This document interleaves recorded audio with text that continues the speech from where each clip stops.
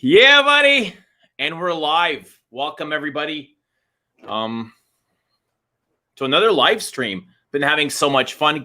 Getting a lot of comments, a lot of messages from people saying they appreciate the live streams, having a lot of fun. So as long as you guys are having fun and you guys are here, we do this because there's people coming and they're interested in what we have to say. As much as you guys appreciate watching us, we appreciate you being here. And Rich Mitch, I appreciate you. Welcome back. I appreciate you too. Thank you for having us. Yeah, how's your day going? Strange old day. Found out after the lockdown one of the sandwich shops that I used to frequent has just reopened. So I'm majorly happy about getting the sandwich I like, just the way I like it.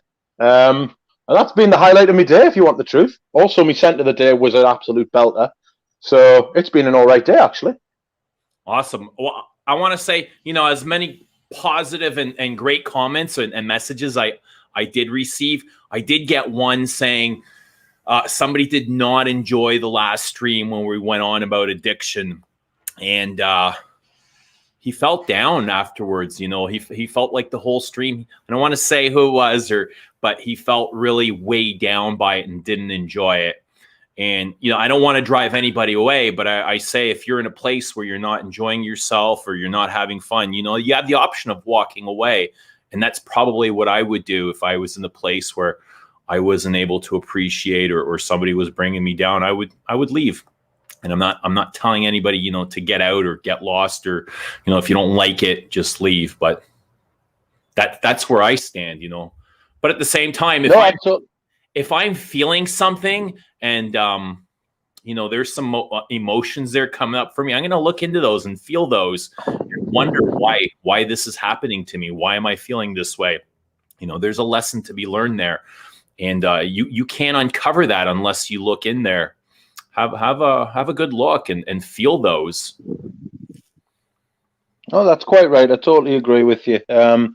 Nobody else reached out and said anything about making them miserable. So I have a feeling that person in particular may have some personal. I don't want to say personal problems, but it was their personal issue rather than the issue that was at hand that we were talking about. I felt it was healthy and a happy stream. Well, not necessarily happy, but I felt it was healthy and it wasn't miserable or morose. Nobody started like wailing or having a bad time. Nobody else said anything. But that's not to say it's not to say his opinion wasn't valid though. No, absolutely. I don't want to discount anybody's feelings or opinions, but it's actually a topic that I really enjoy talking about. So, and probably something that'll come up quite often here. I think it's quite necessary. There's nothing wrong with doing a little bit of introspection. What's up? I see Al Bundy's the one who disliked the stream. Right. And we're all here, we're learning from each other. That's what relationships are. They're mirrors to us. And we learn about each other and ourselves. What's up, Neil? So we're going to discuss the new Hermes H24. And if you are Christine Nigel, I would advise you, we love you, but I would advise you to turn this video off now and here. It's probably not going to be healthy for you. But we do love your work otherwise. So just cut it off right here. You want to give us your scent of the day? So my scent of the day today was L'Ombre dans l'eau by Diptyque, and I haven't worn it for over a year. No, sorry, that's a lie. I haven't worn it for about 9 months, and it's absolutely beautiful. I've worn it too. Yeah, it's a beautiful perfume. It smells, to me, L'Ombre dans l'eau smells like the sap you get out of a stem or a branch when you snap it in half and like the goo comes out. That's what it smells like. I've also had other people say it smells like roses. To me, it's a very bitter rose. Yeah, it's green. Yeah, absolutely, very green perfume.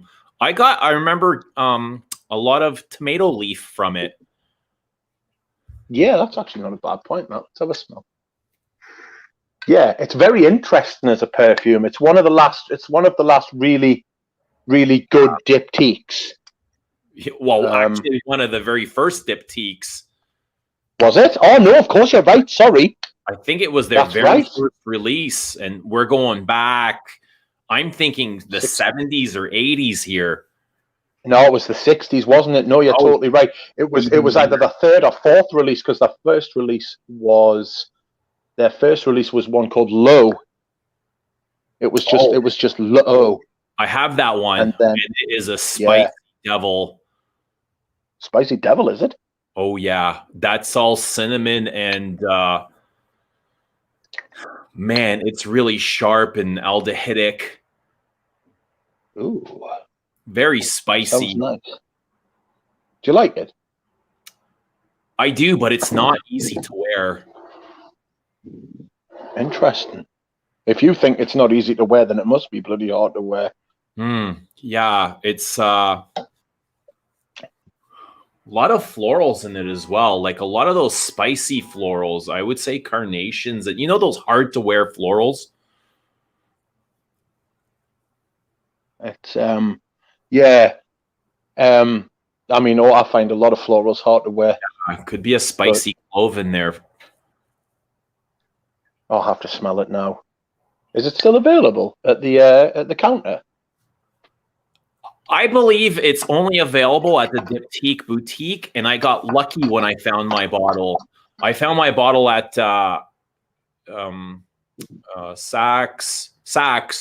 and I was like, "What is this doing here? Like, this should only be at the boutique." And she had no answer for me. Oh, so you just relieved her of it in case you got caught with it. That's right. Do I wear Une Rose? Une Rose was my wedding day scent, so yes, I do wear Une Rose. Really? Yeah. Clove and carnation. So my scent of the day, and somebody else here mentioned number 18, and that was what I wore. And I absolutely love this.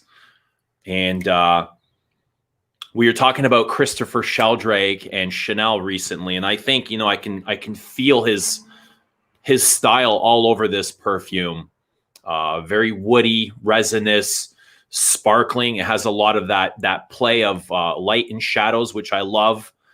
Geranium, rose patchouli, cumin. So very spicy, very woody, resinous, syrupy. It's got that plum.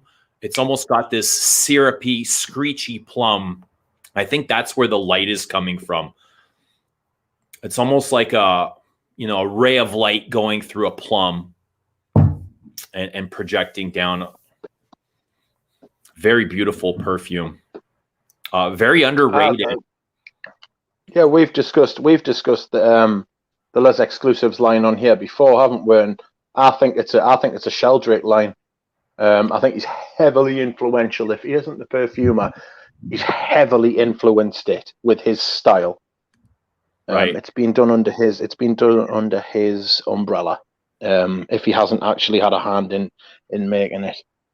Right. So here's something that I didn't wear this, but I did spray it yesterday. And this is Santal 33.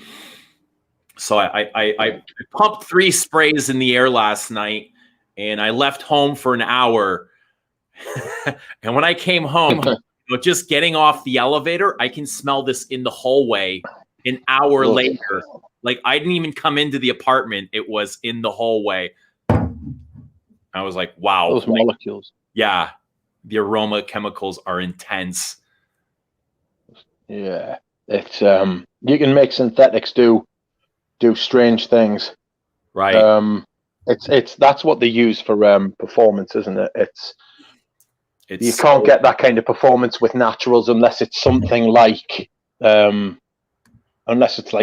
like an oud. And even then oud doesn't project very much, does it? So weird. The Frederick Mull Zoom is in 20 minutes?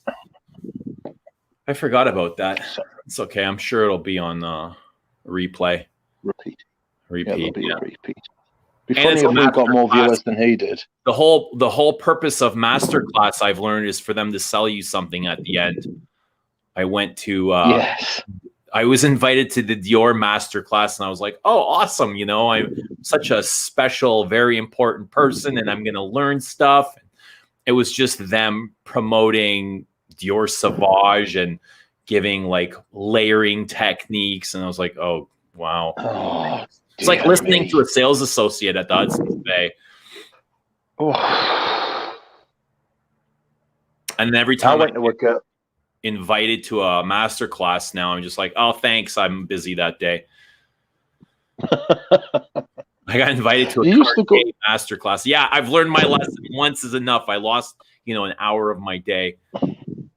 Yeah, I went to a girl on one. It wasn't a master class. It was just like an event, and they told you the history of the brand, and like it was the first time I ever smelled Cologne Royale, and it was early on. It was about 7 or 8 years ago, which was relatively early on in like when it became like a major habit. And I remember sitting there listening to them, and I was like, even then I got, you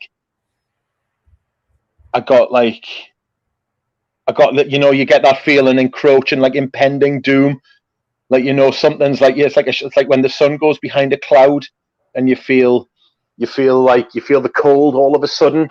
That's what I got at this event. I was like, oh God, this is what this is, isn't it? I've been roped into a sales event. Yeah, because they think I'm a mark. So I purposely didn't buy anything, and they basically looked at us like I had two heads. And I went back like a few times, and you could tell they weren't like, like when they've got you down as somebody that can take the piss with, and then they finally can't. That's about where I was at. Those things are just a nightmare. It's two very, very different perfumes. Which one? One Mysterio and Frederick Knight. They may both oud base, but they don't smell anything alike to me. Is Bois Mysterio oud based? I think it was when it was Songe, they had oud listed in the notes. I think Terry Watser had always classified it as a leather because as he was creating it, queer was its working name, and then as it was being developed, marketing team took over and attached a name to it. But it's gone from Songe d'un Bois de Thé, which is the translation for something like dream wood, and now it's Bois Mysterio, so mysterious wood. And oud is a form of wood, so I guess it is smoked oud chips more than anything. To me, it's a massive cumin bomb. Yeah. Lots of patchouli. For every day, I would go with Bois Mysterio, but for something special, I would take the night. Yeah. I as soon as I discovered how prominent the cumin was in Bois Mysterio, I was all set to buy it until I put it on my skin, and then I thought, nah, it's just too sweaty. Oh, you don't like that style? Oh, the cumin, I just can't hack it. It turns to evil sweat on my skin. How many? Okay, I actually like that a lot. And I get a little of that from 18's got that cumin. I actually taken a bath lap. See what happens when I don't stream, how much time I have. Like last night I was able to cook. I went for a run. I had a bath. I read a book. I meditated. I just had so much free time on my hands. But when I stream for 4 hours, all that's out the window. I end up eating like a peanut butter sandwich or something, But I had a bath, and I read it. I read somewhere somebody was talking about spray some perfume in the hot tub, and I was like, I'm gonna try that. And I took this, and I was like, wow, like I loved it instantly. And I was like, I gotta wear this tomorrow again. It's been a while since I've worn it, so that's what inspired my choice to wear it today. But I was gonna ask, for those of you that are familiar with both Songe d'un Bois de Thé and Bois Mysterio, how much different do you find them, or how similar do you think they are? I've never tried Songe. I never tried any of other. Was that the art and materials? Songe? Line? No, it comes in the Absolutes d'Orient bottle. Yeah, I know. Yeah. There was two versions. That's right. In the Arts and Materials, similar 75 ml bottle. Yeah. So is that the same one that's got Lupin Dandy in and Lupin Voyeux? Well, no, because that's the Parisian collection in the wooden frame bottle. Right, got you. Yeah, that's the Parisian. Yes, that's right. So does the collection you're talking about, the other one, not have the wood around the wooden frame? No. Hang on, I'll grab it. Okay. Up we'll go. Let's see what the chat's saying. Do you think Eugene's trying to tell us something when he says that when he doesn't stream, he gets to do loads of things? I think he's trying to get rid of us. Al Bundy might be right. Oh no. That's not what I'm trying to say at all. I didn't think you could hear it.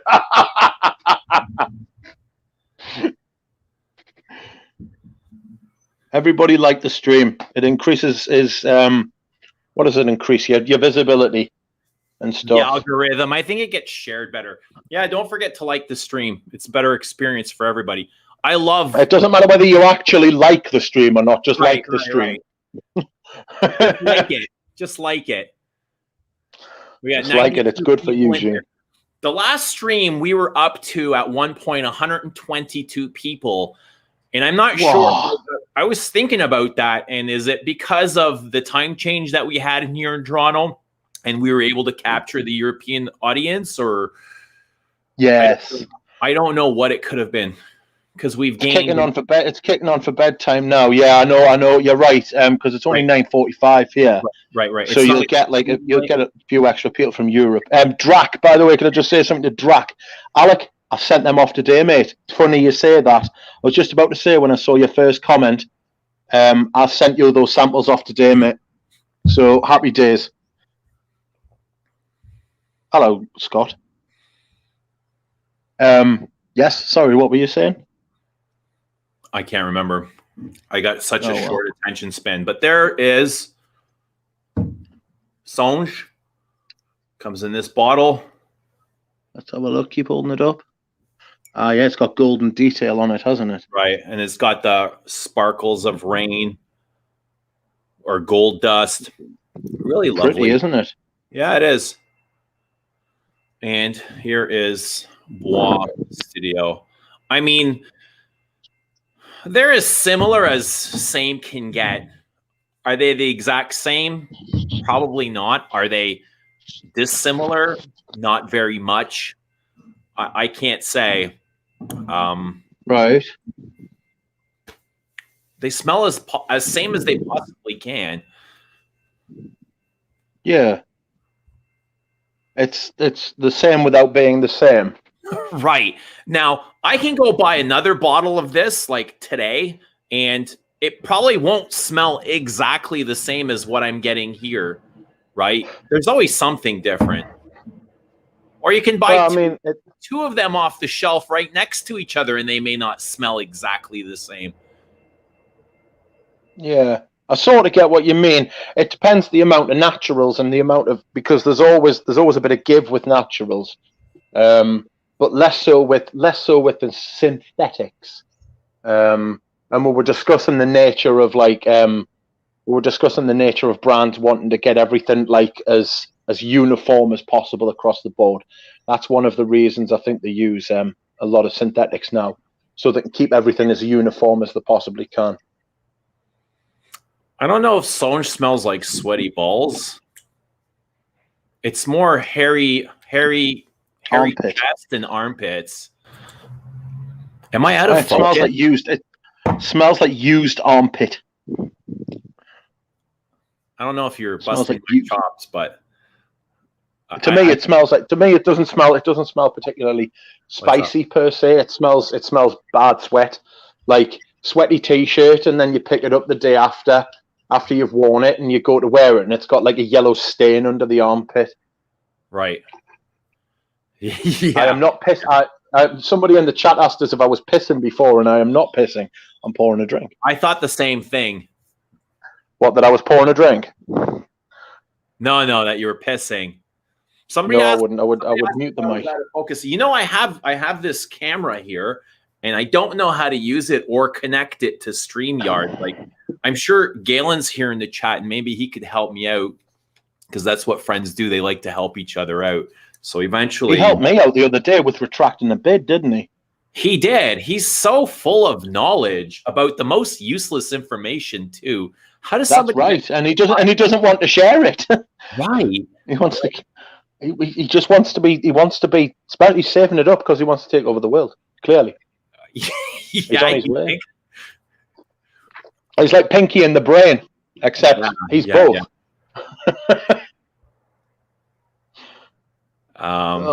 This is better timing for us. Yeah, I think it is the time change.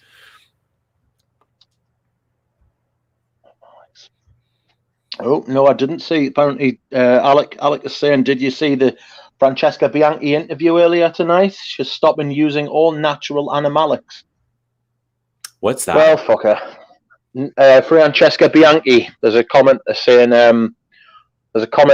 that Francesca Bianchi is stopping using all natural animalics. Why is that? Is it because she wants to go like vegan or like cruelty free or some bollocks like that? I don't know. Okay.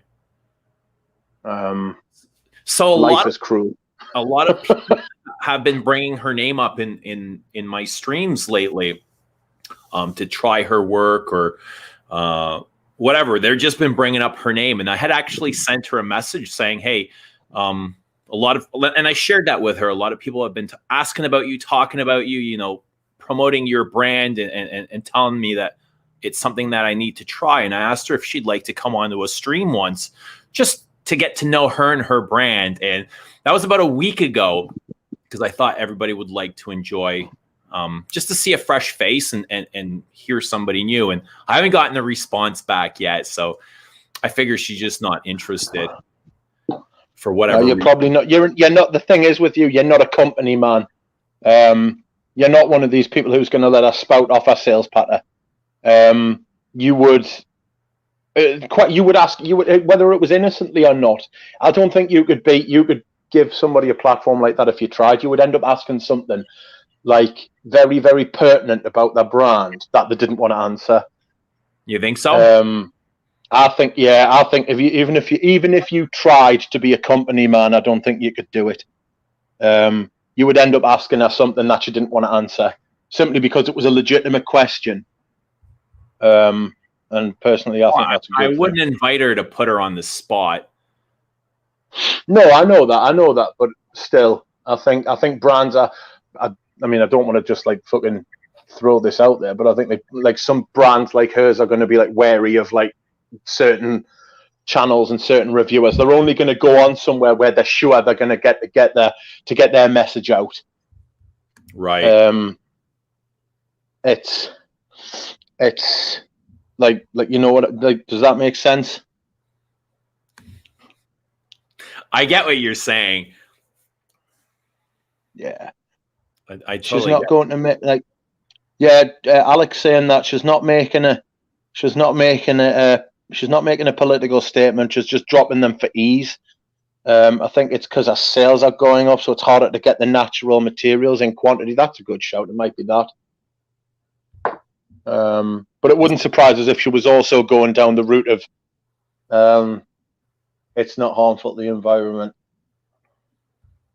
There's not enough stank about anymore. She gets a lot. She's usually pissed on live stream. She's usually pissed on live streams, apparently. Yeah, see, she did a stream with Dana a few months back. Yeah, I've got to be honest, Alfonso. I don't see where the hype on Bianchi comes from either. I've tried a few of them and they're nice, but I just don't see it. I'm like that with a lot of niche brands. I got my samples off Greggy today, Al Bundy, shut up.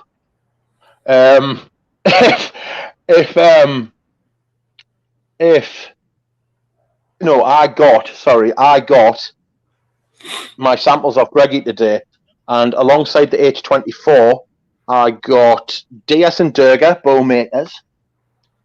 I got Tower Vet of a Dance, and I got DS and Durga's Birmingham Barbershop. Now, these are three highly touted, like niche indie brands. Have you tried them? I've got to be so far. I've tried all four of them, and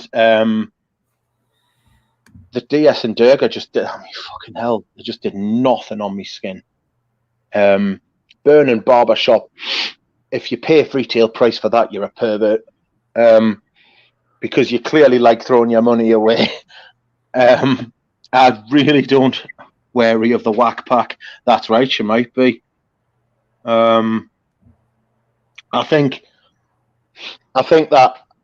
DS and Durga, from some of the stuff that I've smelled, like the two perfumes I've smelled, like Bowmakers.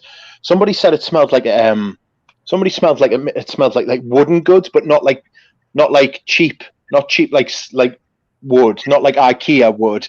Like it smelled like fancy. And I sprayed it on, and like the first 10 minutes is like pleasant, but it's not groundbreaking. It's not like, it's like I would love. I'm looking for a wooden scent. But this just smells like something you'd smell on the Tom Ford counter, and it's not. You want something completely woody? I want something, and I'm not buying a Le Labo. I'm not like that. You and Galen had actually unfriended me yesterday because I told you I supposedly wore a Le Labo. I didn't actually wear it. I did spray it in the air. Yes, we walked off. I'm sure Thomas would have if he was there. Yeah, and I wouldn't blame you guys. Somebody asked about this, the Chanel Paris Edinburgh, and that was supposed to come out last year, I believe, but because of the shutdown, they had extended it. What's that? Sorry, the Paris Edinburgh, the Les Eaux. All right, I've got you. I am looking for something. Something wooden. This is woody. Though I'm looking for something like woody. What's that? Woody. Bois Mysterio. It's not. It's sweaty. I'm looking for something that does smell like what this is. I mean, it's nice, but I mean, it's like a frappant. It smells really nice for an hour, and then it's gone. Like it disappears after like an hour on me, and it's really disappointing. I thought it was going to develop. When I first sprayed it on, for the first 10 minutes, I was like, "Oh, this is interesting. I wonder where it's going to go." And then it didn't go anywhere. And then it changed a little bit. And then after it changed a little bit, it just sort of fucked off. It just sloped. It just sloped off. You know, like it just trapped out on us. I just turned around and it was gone. And I was shook. And then on the other hand, I tried Towers Vet of a Dance. Is it cliche? And Vet of a Dance. Is Vet of a Dance cliche? No, it's not cliche, but it's not very good either. It's not very good. Scented Moments, which I was wanting to know, have I tried Perfume and Rumor also? I believe I have tried. I believe I have tried also, but I can't remember it. I think Ricardo sent me a sample of that, but I didn't buy it. I tried to ask Ricardo if he would send me a sample of Pure Distance M, but he didn't, and I don't blame him when I saw the price.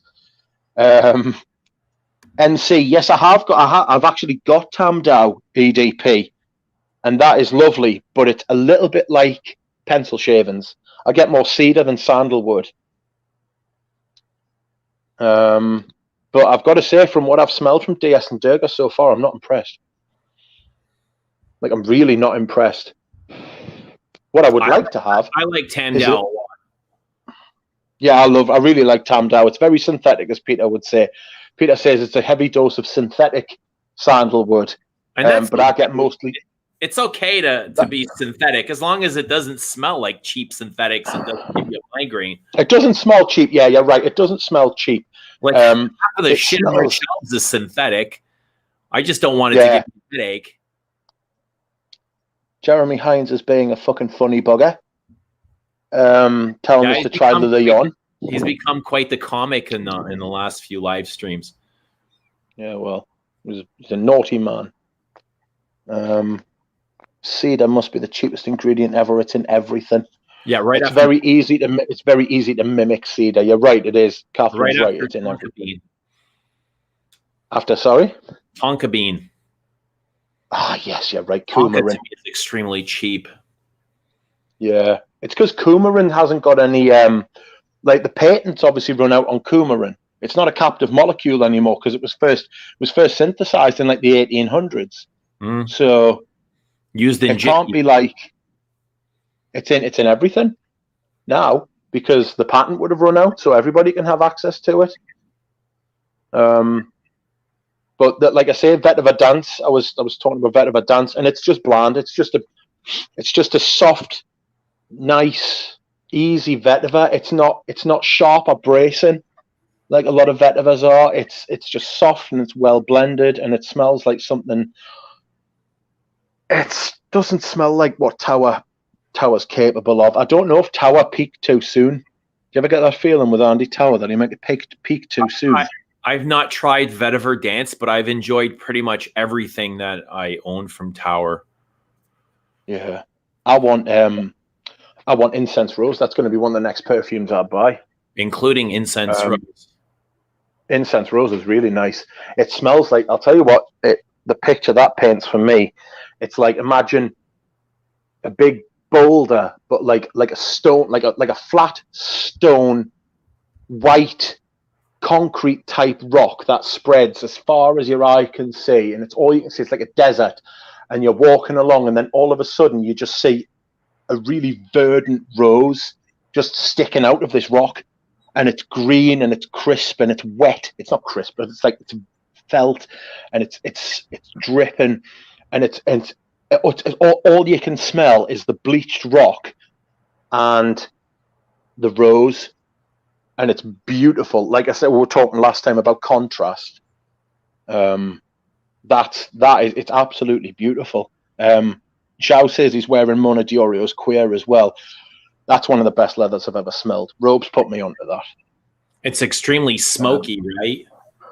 Yeah, it's a smoky green, salty leather. All that I remember from it. I think you should go back and try it again. Try and live with it. I only smelled it. With get a chance to wear it. Blind buy it and give it a chance. Wear it like you do with the Lalabos, and you'll love it. You'll come round to it. It's absolutely, it's a stunning. It's not that I disliked it at all. I just remember it being full of smoke, like tarry black thick smoke. Yeah. What was the other one I got? I got Burning Barbershop as well.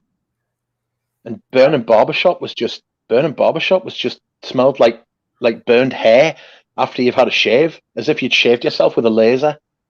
Like you'd put shaving cream on, and then you'd use like a laser beam to like shave your skin, and you'd accidentally burnt the hair in the skin. And that's what Burning Barbershop smelled like. I don't feel like it was well done. Really? Sorry? Like burnt hair. Yeah, it smelled like what he'd done is he'd built this. He hadn't painstakingly built a Rive Gauche type smell, but he's basically taken Rive Gauche and just gone smoke, and then he's just like squirted some smoke in it and gone masterpiece. And that's what it smells like. It smells like it smells like he's just. It doesn't smell very, very skillful. I like the smell of burnt hair, burnt skin, burnt fingernails. What is wrong with you?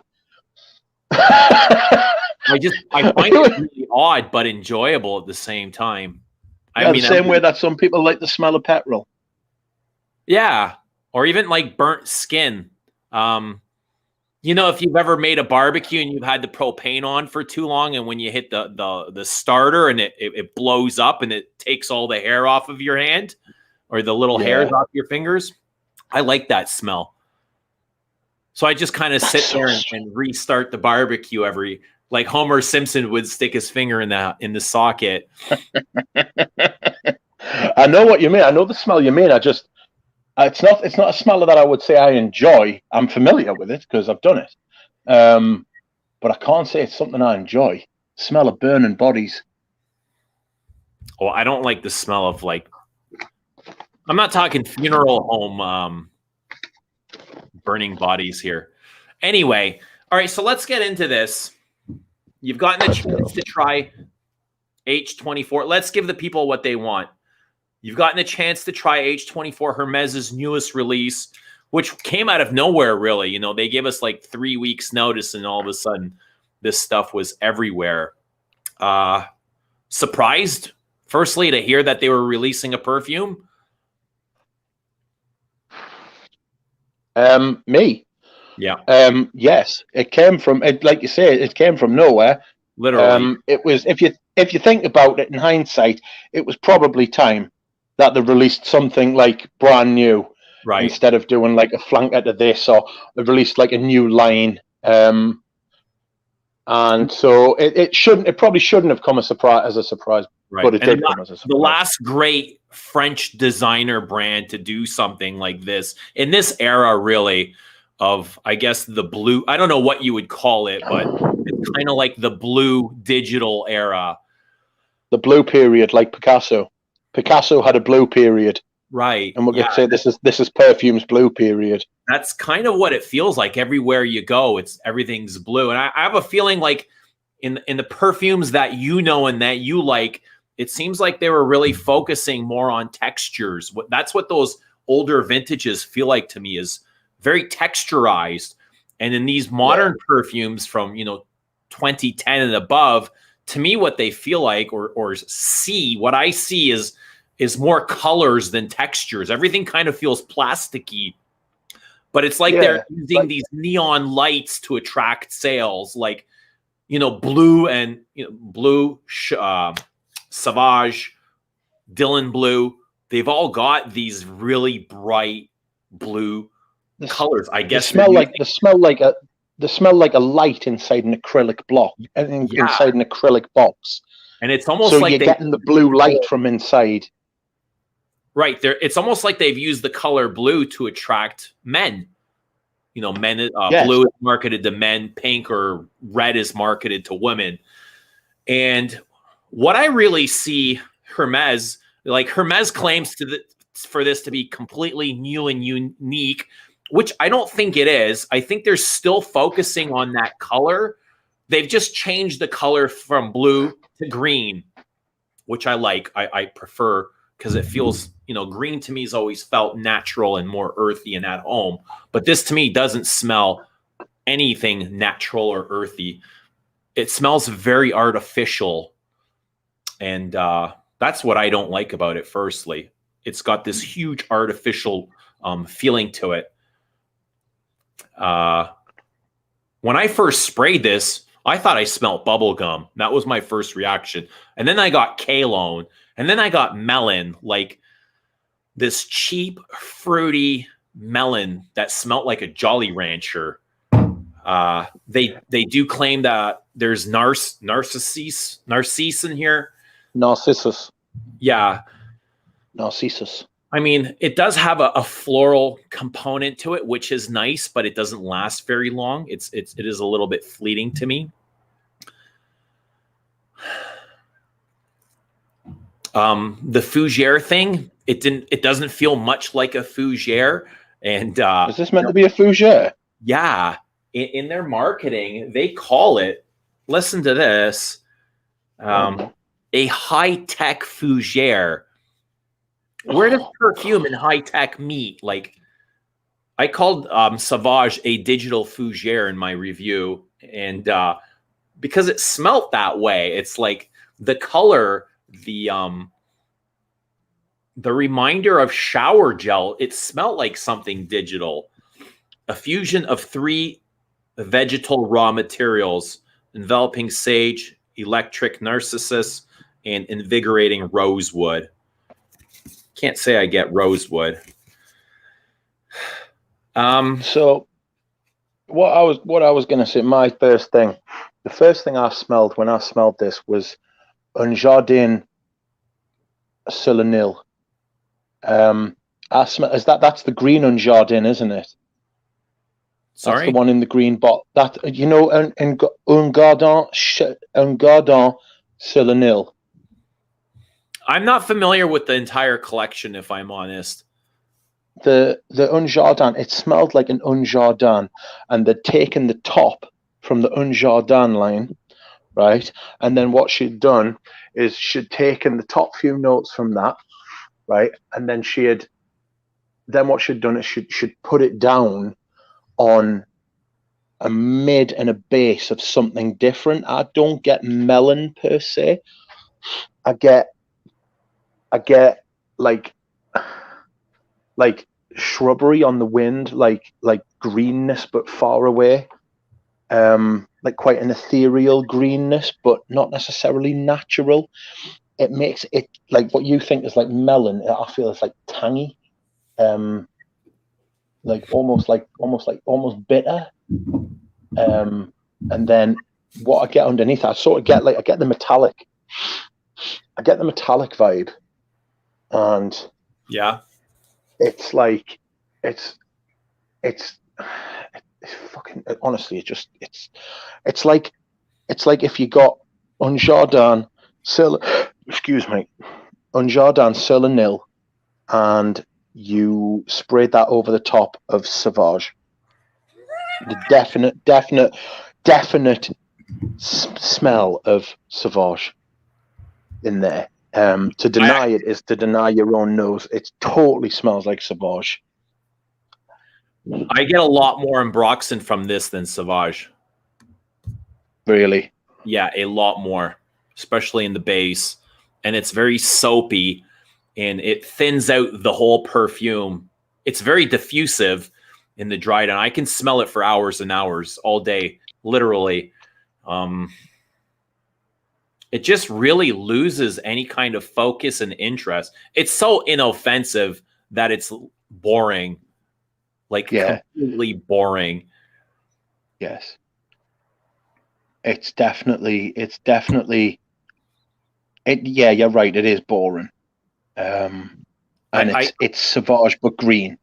It's green Sauvage. It's like a flanker of Sauvage. It is like a flanker of Sauvage. And it's like you said earlier, it's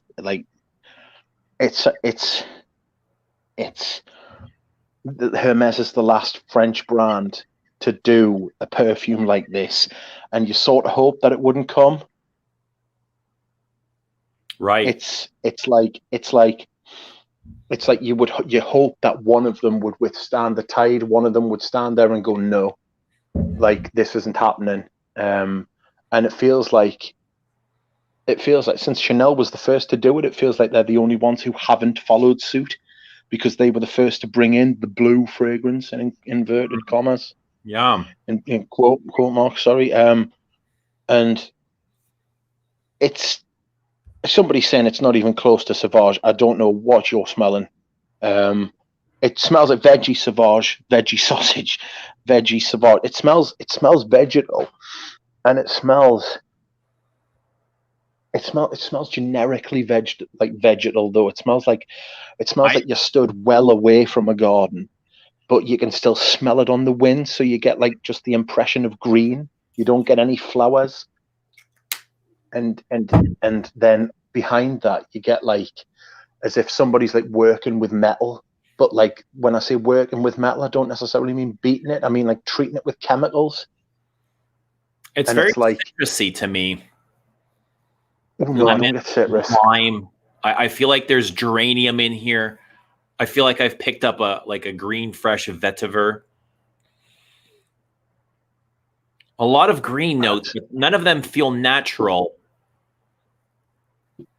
No, you're right. It definitely doesn't smell like a natural perfume. It sort of defies like the Hermes aesthetic of smelling natural.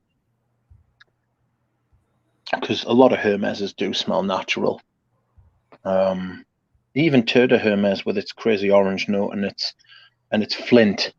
You know, like if she'd used that flint that was used in Tour de Hermes, she's gone for the structure of Tour de Hermes, but she's literally just taken out the orange for You get green. that as well? Yeah, she's definitely used the structure of Tour de Hermes, but I she's feel taken that. out the orange from the top for green notes. She's taken out the flint for metallic notes, and she's taken out the base for fuck knows. There's a lot of vanilla in the base, maybe even some coumarin, but I don't get the patchouli necessary. I don't get the lavender necessary for a fougere. You know, there's elements of warm shaving foam for a minute, 2 minutes. You know, it doesn't last very long. A little bit underwhelming, but it's mostly a soapy green melon drop to me. I don't get soap.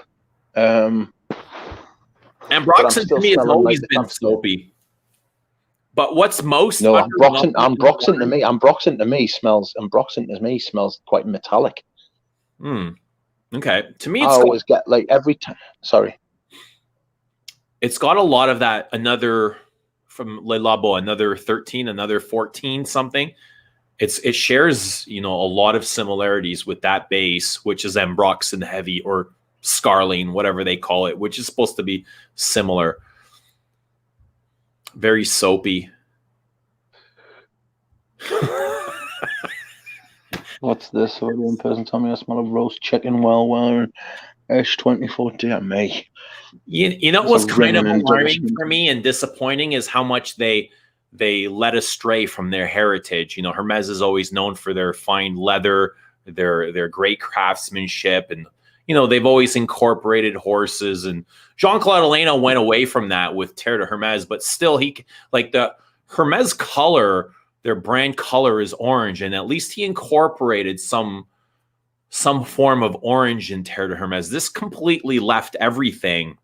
It's completely void of anything resembling Hermes heritage, and that was very surprising to me. Very different. I think the warning signs were there with Un Jardin Le Lagoon, because she did the Le Lagoon, didn't she? And I felt that was very. How do I want to put it? Humid as a perfume. It smelled dank. It smelled like it didn't particularly smell nice. It wasn't like something you like looked forward to wearing, even in like a weird way. You know, like sometimes you smell something and you think that smells horrible. I can't wait to wear it. Like Leather Rude. It smelled like the Lagoon smelled like something was rotten. And there's something about this that smells like chemical death, like disposing of a body in like a vat of like acid. It's got that wrongness about it. It's got that sort of like, it smells like you've put a battery on your tongue.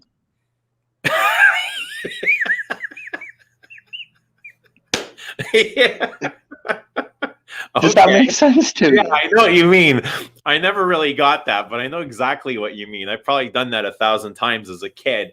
Yeah. The artificialness, I mean, it's there. And I think I'd be able to live with it if it was somewhat interesting, if it was somewhat exciting, but it's neither nor or there, right? It's just like, meh. Boring. Like I go through the day and at the end of the day, I'm like, all right, that was so boring. And I wore it like 6 days in a row, trying and hoping and wanting to. I was like, I hope I change my mind. I really want to like this. I love Hermes, but yeah, I'm not feeling this at all. It's true. We know this. You're not putting it on. You do love Hermes. You've always loved Hermes. Yeah, I I don't want. remember your old videos when you used to get the new Hermeses in and you would line them up on your table and talk about them. So it's not as if like you're not a fly-by-night. You're not just someone who's saying that they love Hermes. But this is not a good release. Not for Hermes. This is a right. What brand would you say you could expect releasing this perfume if it wasn't Hermes? Yeah, I would say. Do you know what I was going to say? I was going to say Versace. Yeah, it smells like a Versace. Yeah. It smells like it smells like a fading Italian brand. It smells like, I'll tell you what it smells like. It smells like a brand. Rate Versace ahead of Dolce & Gabbana. Yeah, it smells like a perfume coming from a brand that is in trouble because it needs money quickly, and it knows this will sell, so they're releasing it, and it feels horrible. It feels unfinished. It feels like the people at Hermes have said, "Well, look, we need a perfume. Make one tomorrow." Right. I don't know. We need a perfume. Well blended and well made. Not really the materials that I would have used. It is very rounded. I mean, it smells like it's a legit perfume, like created by a legit perfumer. I didn't have any issues with that. To me, it was more it's the storyline. Style. Yeah. Yeah, it was just like, it's so banal. Here's the box, a recyclable box. You can see there, I don't know what they're trying to do with this neon green. Is this the green that you get from this perfume? No. No, it's the green I get. It's got less yellow in it. The green I get from it is more. Actually, it smells like somebody. Narcissist. The green, right? The green in it smells like somebody who's like just started gardening, and they've just like overfed their plants, and the plants stink of like feed. And like, you know, in plant feed, you get very small amounts, very trace amounts of like metals. That's what it smells like. The metals coming through a plant. It's got a touch of Chernobyl about it. It's got a touch of Chernobyl about it. Yeah, like metal and green. You know how the forest around Chernobyl's just like grown because nobody goes there anymore. And like it's like encroached upon like the site, like the forest is like reclaiming the whole place of like Pripyat and that. But then you've got this raging nuclear disaster in the middle of it. That's what this perfume sort of smells like. And I said in the live stream, to me, it smells like a household cleanser, something you'd scrub the toilet with, Lysol, hand wipes, sanitizer. Yeah, that's a good. Yeah, that's a good point. I don't know. It doesn't smell like a perfume from a high-end French designer brand that sells for, what is it, $140? Oh, don't. No, it's too much. So yeah, it does. Yeah, Alex, right.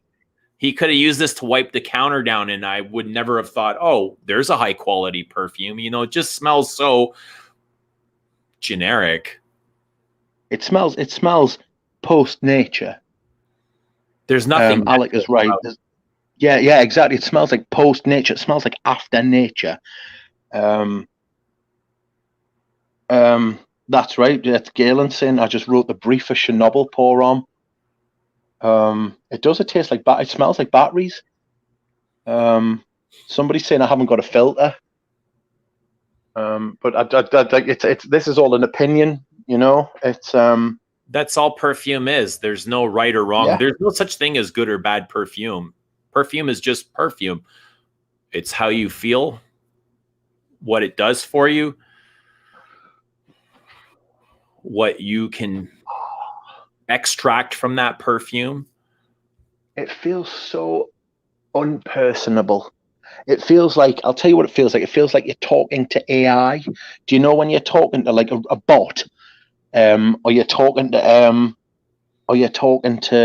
like you're on the phone and the phone says, choose one of the following 4 options, or it says like Ambroxan, it says ISO, yeah, amber. Yeah, exactly. It feels like the bottom's like, did you say ISO?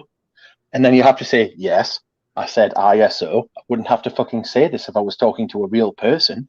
Right. That's what this smells like. This smells like a bot that has been trained to be a perfume.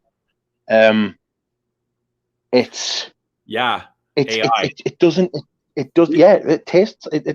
smells like AI. We were discussing this afternoon, and I said something like it feels like Hermes is terrified of cancel culture and is repenting for something it did at 16 years old. It doesn't want to get canceled for releasing Kalesh and Bellamy, and this is its apology. I'm sorry, here you go. Don't cancel us. I'm sorry for interest. Yeah, I'm sorry for it releasing interest and stuff. It smells like some shite. Please forgive us. It smells like cryptocurrency and Tinder, right? Yes. Yeah. That's a really good way of putting it. It smells like 2020. Like data storage, right? Yes. Like StreamYard. Oh no. Yeah, it smells like StreamYard. I can see this smelling great on a robot. That's right. This is, yeah. Those dolls that you have sex with, or if you're having sex with a robot, this is something you'd spray on one of those. Yes, to make it smell nice. Well, this is something you'd spray on yourself to try and get the robot into bed. Yeah. It's like Jeremy walking around in his briefs going, "Hey, robot, do you like this perfume? We have the sex now." And even if the robot says no, he'd still shag it. So there you go. I'm going to drop the link. If you've tried H24 and you want to come on and give your opinion for a few moments, you're welcome to. New people only. Well, if somebody has an opinion and they want to share it, that's fine. Take over for a moment. I'll be back. Take over for a moment. Oh shit. Oh, okay. I will. Unlucky kids, you're stuck with me. Eugene's gone for a shit. So what do you want to talk about? Somebody say something interesting in the chat. I don't think Hermes would have put this kind of perfume out if we didn't have COVID and a bunch of lockdowns. They're bleeding cash. Sean, it's a good point. It smells like a desperate release. It smells like something that they think they've had to do because everyone else is doing it. It feels like they've been peer pressured into doing it. Does that make sense to you? As though like everybody else has released a blue fragrance, why haven't we released a blue fragrance? Like marketing or like data analysis being up to the boardroom and said, everyone else has got a blue perfume. We haven't released one. Why not? Everybody else is getting loads of money, and the boardroom have gone, yeah, let's get into that market and get some of that money and some of that pie. Fuck out of here. Hermes is a great house. But it just smells like one of those scrap yards, one of those, like, them where they export trash to in Africa, where like there's like mobile phones everywhere. And they've got to they go out there and they try and like sift through them to try and get like all the hard boards out and stuff like that. It smells like that. But on a nice day. So if you're in the duty free, how would you feel about picking this up compared to the others? Because I think if I was selecting something, this would be amongst. I don't totally hate it, but I think this would be something that I would choose ahead of a lot of the others. Others what? Like what others? I would choose this over Sauvage. Right. I think pretty much over most things. I would save me money. I go by the. You were feeling sad and you wanted to pick yourself up and you wanted to create some happiness and somebody offered. Yeah, but I wouldn't buy this if I wanted to avoid despair. I wouldn't buy this. I don't know. It smells like It does smell like duty free. I know what you mean. It does smell like something else that's the way of putting it. It smells like something else. It smells of something that everybody else has done. And I was just saying, when you were away there, I don't know if you could hear, but it smells like everything else. It smells like they've been peer pressured into making this perfume. It's like the herd mentality. Let's just do what everyone else is doing. You know, we won't get criticized because Chanel's done it, Guerlain's done it, Dior's done it, and it's just that feeling of protection, right? Why do they keep all herd?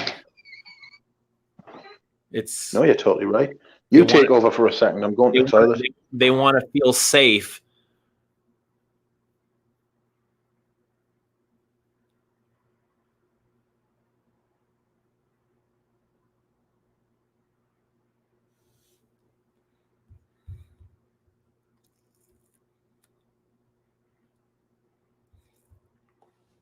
But now I'm kind of curious what they're going to do with the flanker, and I imagine it'll be here within 2 years. And I'm hoping with the Parfum they'll make up for it, and it'll be more sophisticated and more interesting to enthusiasts.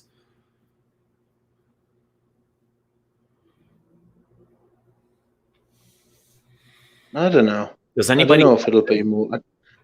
Sorry? Does anybody actually love this? I dropped the link. If somebody wants to come on and share their feelings, they're more than welcome to. I'll drop it again. Get Zhao to come on. Who? Zhao, do you not fancy coming on? Zhao, Scented Moments. Yeah, anybody. I got a couple of private messages asking if they can come on, and I said absolutely. Let me see. I don't know if they'll do a pure parfum for this. They don't usually release pure parfums for men.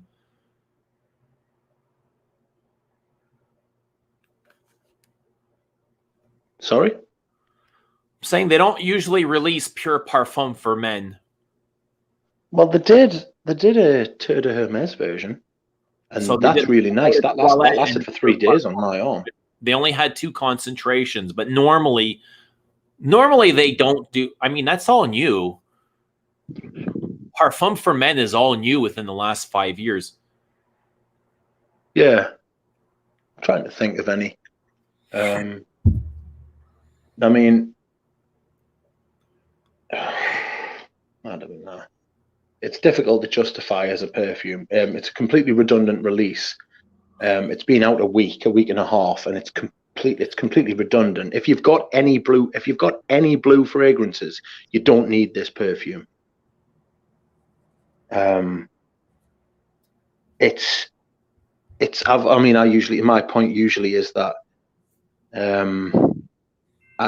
my point usually is if you've got a blue perfume, then you only need one. You don't need more than one blue perfume because they're all essentially the same thing. What kind of reaction has this been getting? What kind of reaction has this been getting from other reviewers? I'm not sure, because if anybody had reviewed it, I probably wouldn't watch because I already know what it smells like.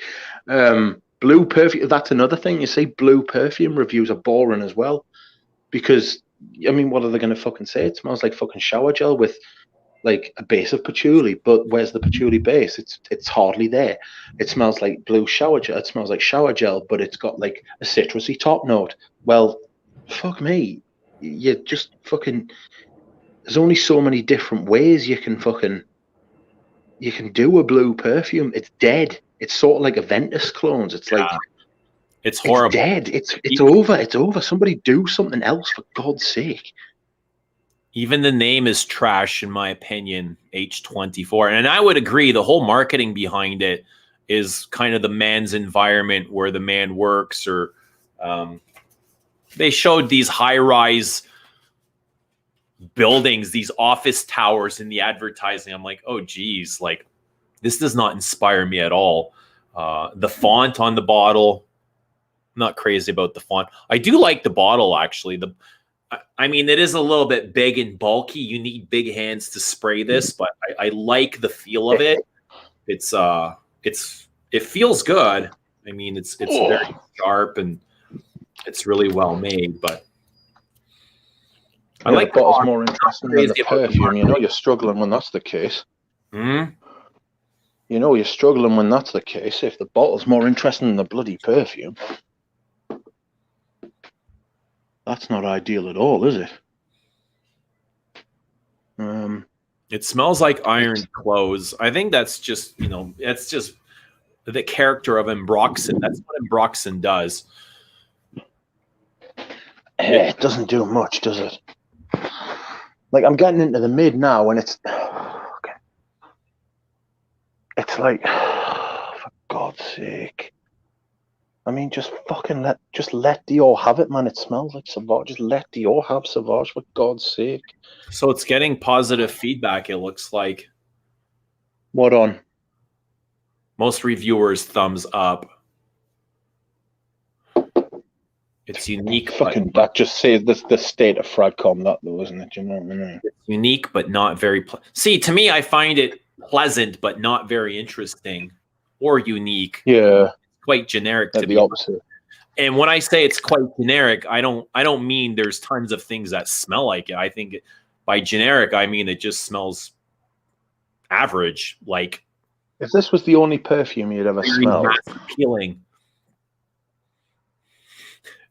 Yeah, it's much in the vein of Dior Homme 2020. That's how interesting it is. Oh, Jesus God, I forgot about that perfume. It's just come hurtling back to us. It's just honestly just the worst perfume ever, named after the worst year ever. Yeah, like, right. See the association. Yeah, the association is absolutely spot on. I bet you Francois is the one that named that. Oh God, I hope so. Just absolutely, just the worst thing, just the worst perfume ever. Just fucking woeful. I've got it. I bought it by mistake. Did I tell you? I have a bottle as well. Yeah. I bought it by mistake. It's so dull. By midday, by lunch, I wanted to go home from work, take a shower, and reapply something else. And that's never happened to me. It was so uneventful. Yeah, it just bored you. No, just bored you home from work. I would take H24 go to work and just be like 2020 any day. That's not even the competition. Dior Homme is just like the lowest of the low.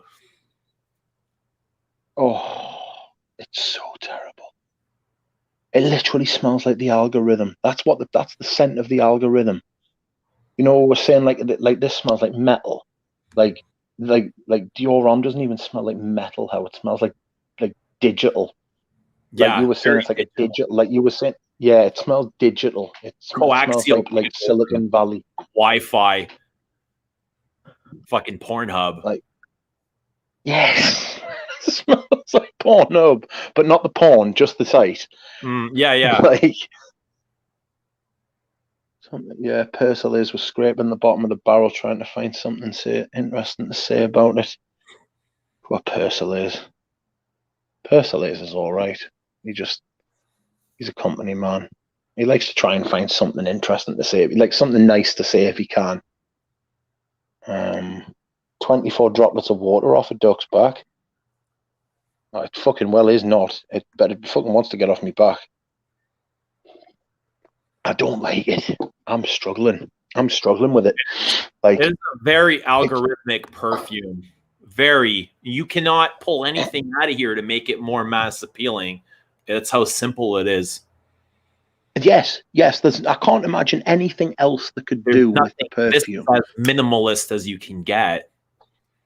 Yeah, it's as dialed in. That's what it is. It's dialed in. Yeah, it's perfect. It's like they've called in a perfume. Right. I don't find it masculine either. This is very androgynous. Anybody could wear this. Yeah, it's manly. It's not manly compared to like I'm sitting here looking at bottles of like vintage Jules and Van Cleef and Arpels Pour Homme and Pour Monsieur EDP and Beau de Jour and Balenciaga Pour Homme and like Creed Himalaya, which I think is very masculine, Green Irish Tweed, which is very masculine. And then I'm smelling this and it's like, how do we get to this point? Like, how did we get to this point? Like, what happened? The path of least resistance. Yes, that's a very good shout, actually. You're spot on. That was that question. Well, I'm glad you answered that question so quickly. So how do we get to this point, the path of least resistance? It's a very profound statement you've just made there. That's all it is. This is you're absolutely spot on as well. From Axe body spray. It's not any more interesting than Axe body spray. No, you're absolutely spot on. It's the path of least resistance. You've absolutely nailed it. Just that $100 more the price. Yeah, you've paid. You've. It's like you've played yourself. This like, is what feels like the market on demand. This is on demand perfume. You know, you want rent a movie on demand. You want to. This is what it feels like on demand, fast, dirty, and cheap. Yeah, it's like the McDonald's of of perfume. It's like it's like the mass production, it's mass market. I mean, it obviously is mass market. Everything's fucking mass market. Now I realize why Francesca Bianchi never wanted to come on. Right? Reading these comments like, yeah, that's why you'll not get unless people know you're already a huge fan and you're fanboying over the brand, then they're not going to come on. Nobody's going to know, but none of the big perfumers or big houses or even little houses are going to come on, and unless they know they're going to be able to get their message out, because that's why they go on these channels, so that they can sell. They're not going on so they can talk perfume and have a laugh, and they're not one of you. They are trying to sell. Who are you talking about specifically? Just channels. When perfumers of brands go on a certain channel, they already know the content of the video, because they know the person interviewing them. It's like the say in politics, you should never ask a question unless you already know the answer. And the perfumers who go on these channels already know what they're going to get. They're going to get a space where they can push their product. It's advertising. That's what reviewers in quote marks are doing. They're advertisers. The fact that nobody includes paid promotion in their videos when blatantly it is paid promotion. Somebody should report them. I'd like to see that happen. Next time you see a video where you think it's not a genuine review, which is basically all of them, then you should report the fucking video, because it includes a paid promotion. If somebody gives you a bottle of perfume and you provide a review from that bottle of perfume, right? That is payment in kind, as Galen said. Like Galen's video about Cajal Pour Homme was absolutely spot on. I think the trade-off is much better for the brand than it is for the reviewer. You know, it is. It's like us. They get hundreds of views, tens of thousands of views, depending on the channel, and sales and profit from that. What is a bottle of perfume worth to you? What is this? $150? Exactly. You know, everybody's got $150 to go buy a bottle of perfume. It's do you know what it is, right? It's like I said to you on one of the streams I was on, or maybe it was Nigel's stream. I mean, is a bottle of perfume all you're worth for your word, to compromise your word? Right. Is that all you feel like you're worth? A bottle of perfume that you would sit there and cross your legs and smile and say, yes, this smells great, even when you think this doesn't smell great. And you would sit there and say, oh, that's interesting, when you know it's not interesting. And And then these people will fuck off after giving you their bottle of perfume, and you will not speak to them again. They're not your friends. They're taking the piss out of you, and you did it for a bottle of perfume which would have cost them about £3 to produce. Right. That you don't actually even give a fuck about. Yeah, exactly. Because I mean, how many bottles can you really give a fuck about when you've got 1,000, or you've got 2,000, or 3,000? Or and how many? It's like I said in one of those streams as well. Everybody, if people want to review perfumes, right, and if their opinions are all the same, let's see how their opinions differ when they're only given samples or decants to review from, right? Would they still give the same reviews then? No. Right. No. It's not. It's the game's completely fucked. By people trying to do it for money, people doing reviews for reasons other than the fact that they want to review perfumes, and you can tell, you know who they are.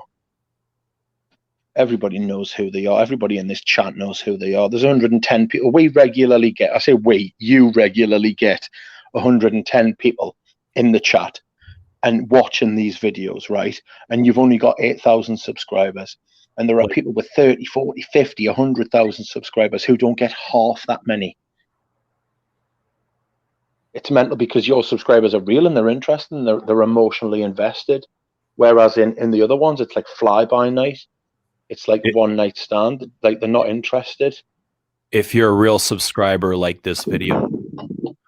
That's anyway, right. Like this video. More than 100 likes. If you're real, like this video. Anyway, you know what this reminds me of? Like this whole style of perfume and how inspiring it is. When I run out of dish soap and I need to go buy new dish soap and I'm walking up and down the aisle,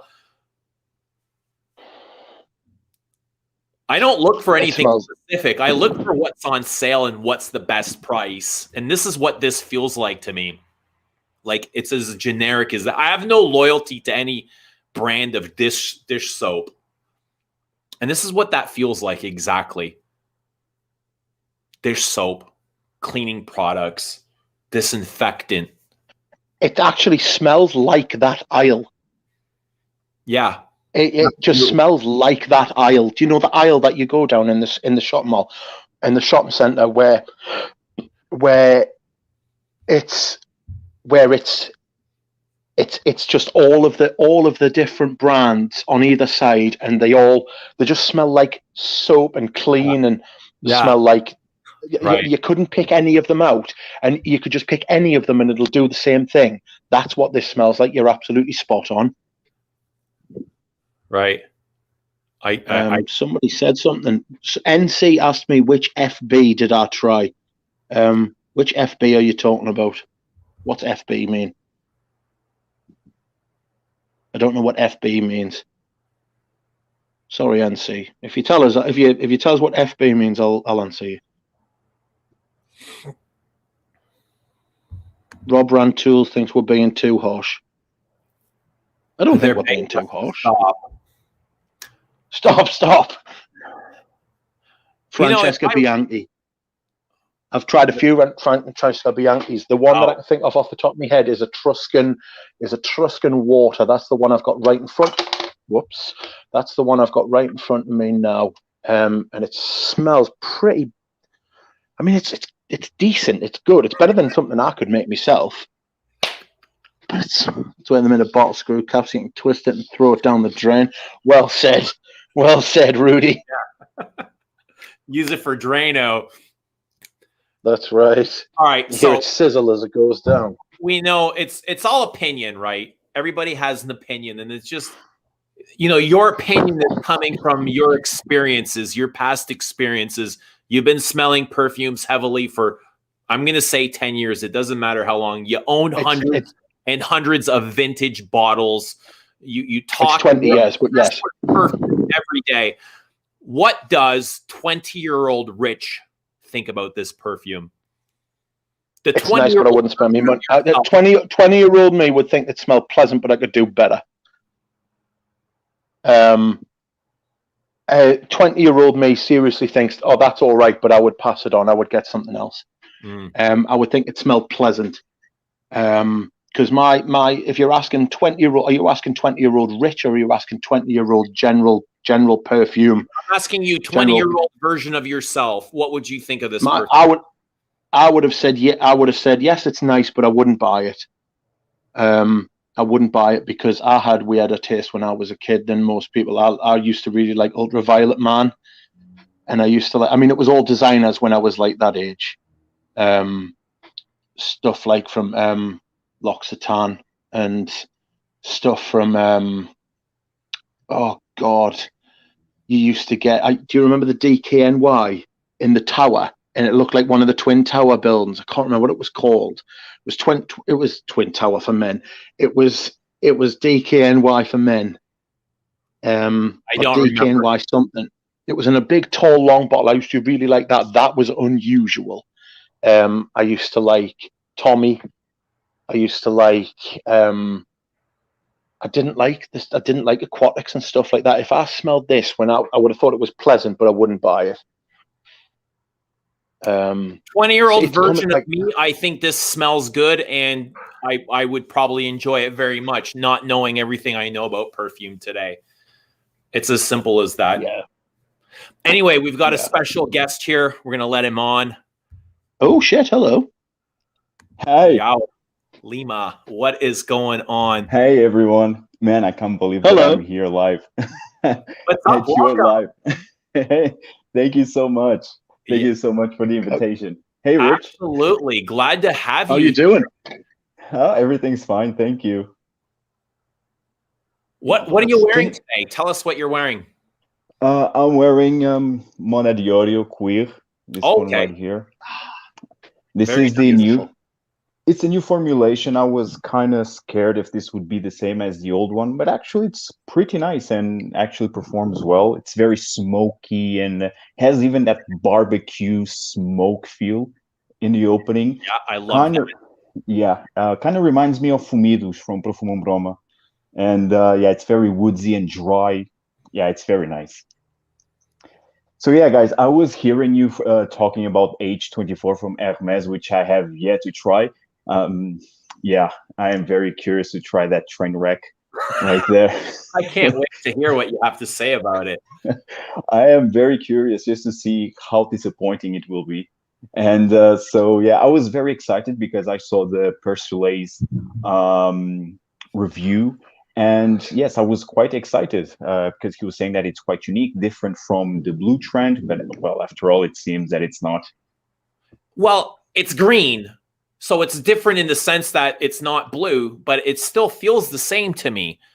And I get like, Hermes that's something that they're trying to portray as well. It's completely new and unique and fresh and different from everything else. But is it really? Yeah. No, it looks different, but it feels and it's still got that plasticky feel to it. I see. But people are allowed to like it. Oh, of course. I mean, tastes are different, right? I know you're a big fan of Hermes. Watching. Oh yeah, like this year, it's quite big on Hermes for me. I already bought not the entire Eau de Merveille, but I have 3 already from the Eau de Merveille, which I'm really surprised by that line. Because for me, because I think they are marketed towards women, if I'm not mistaken. Right. And yeah, I was always a big turn off with that. But well, as time goes by, I think you kind of pass that phase. And I absolutely love that line. I think it's strictly unisex. And yes, I have Eau d'Hermes, thanks to you, because I was very curious to try that. And I love that sweaty, armpity fragrance. That's this. Yes, I love that as well. I love that. I have to ask Thomas.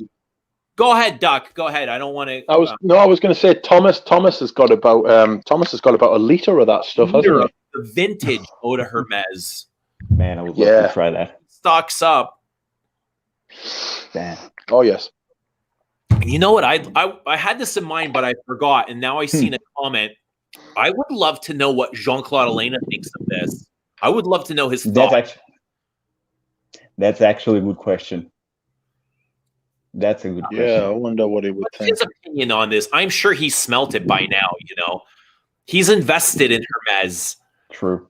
Like, But is Jean-Claude Elna still connected with Hermes, or? I don't know. But I think that H24 is cheaper than Hermes, Terre Hermes, in terms of price point. I think you're right. Yeah. So I think, yeah, that says a lot. I think I saw you talk about Cartier's Pasha Parfum. Oh yeah, fantastic scent. You like it? Loved it. Really? It's a great combination of fougère with the more sweeter notes, like honey. It has a honeyed, boozy feel that I really do love. And I think it's very well blended. I think they really modernized the original Pasha di Cartier. Do you get the sweaty cumin body odor in Pasha Parfum? Pasha Parfum, not really, but Déclaration Parfum, yes. No, we're talking about Pasha Parfum here, right? Oh, Pasha Parfum? No. I definitely don't get any type of spices. Really? Because that's all I got. I went and I tried it because I remember you were talking about it in the video. So when I saw it, like right away, I remembered your video and I wanted to try it. And I remember getting that cuminy BO vibe, but the top had turned me off because I was getting what I thought was bubble gum, like I can see. Yeah, it's sweet. Yes, it's sweet. Right. But for me, gives the honey. It's like a honeyed feel. It's warm and cozy, creamy, boozy. Although it doesn't have any type of booze listed, but it has that type of sensation in the opening, and has still the fougère in the background. But I don't get any type of cumin. That really stood out to me was the cumin. So you get lavender, patchouli. Oh yes, definitely. Coumarin so a typical barbershop fragrance. Yeah, but it's like a sweeter take in a barbershop fragrance. Okay. Yeah, I think it's really well done. Awesome. Yeah. I love Cartier. Cartier actually is quite underrated. Yeah. I'm kind of curious now. Their last franchise has been what's it called? In the strange spaceship looking bottle, their last masculine release. Rich, do you remember what it's called? Oh God help us. No. What was it called? Cartier have usually had really good. It's called L'Envol. Oh yes, that's right. Yes, L'Envol. Yes. Oh, and look who shows up, the master of useless information to the rescue. So I'm curious to see how they're going to respond to all of this, because L'Envol to me was quite well done. And Cartier's always had this reputation of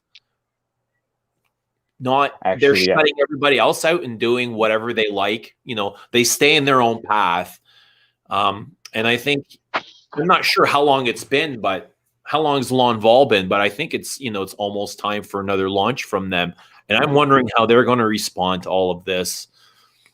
I think they, I don't know, maybe 2016 something.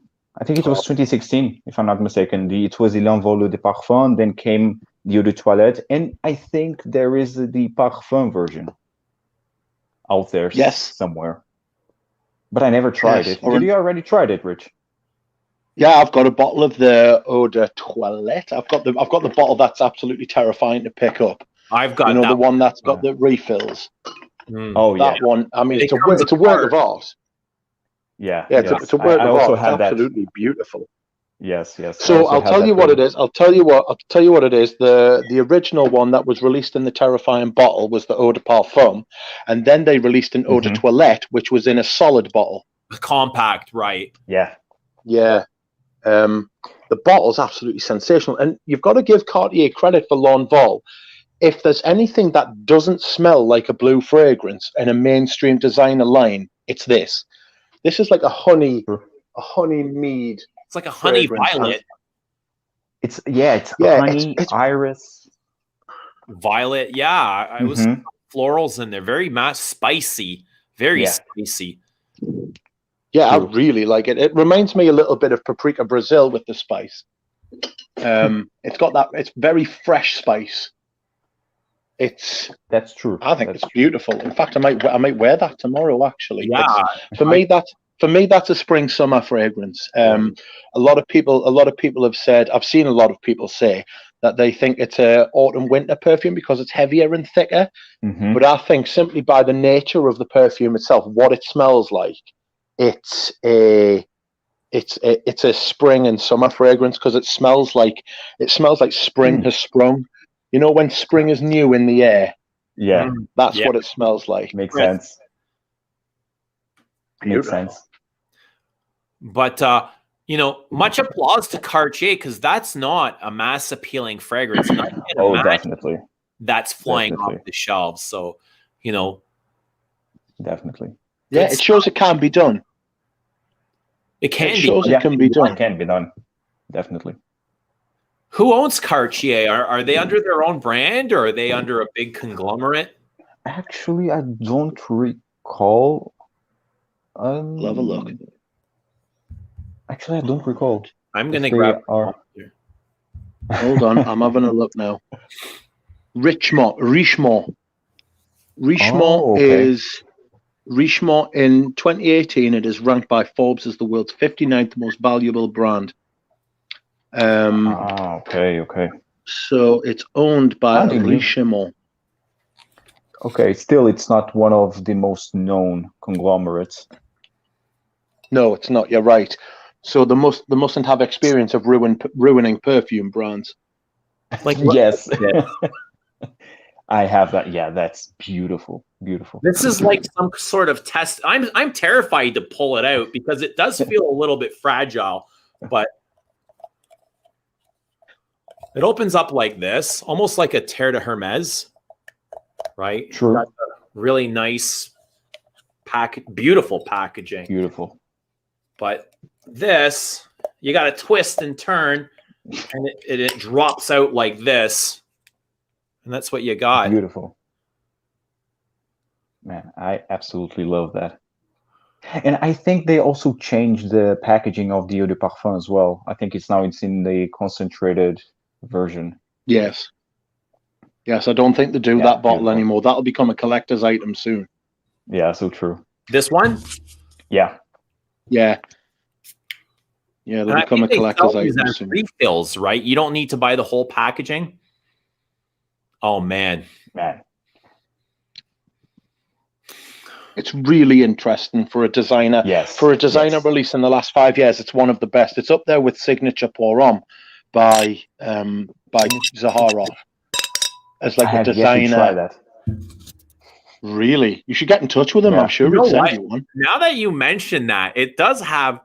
It feels like it has like the depth, almost like the same way Zaharoff feels, like the texture of the Zaharoff. It's got that. Oh, interesting. Okay. Very interesting. So it's definitely got that. Zaharoff smells 3D. I think Zaharoff smells like when you spray it, you can step inside it. It's got that. It's got that. It's got that sort of. It's got that. For me, it smells like elevator shafts when the doors open, but the elevator's not there, and you step inside and you just fall. It's like a 3D. It's like a 3D place separated by a 2D. The duck going into separated by dimension. The duck.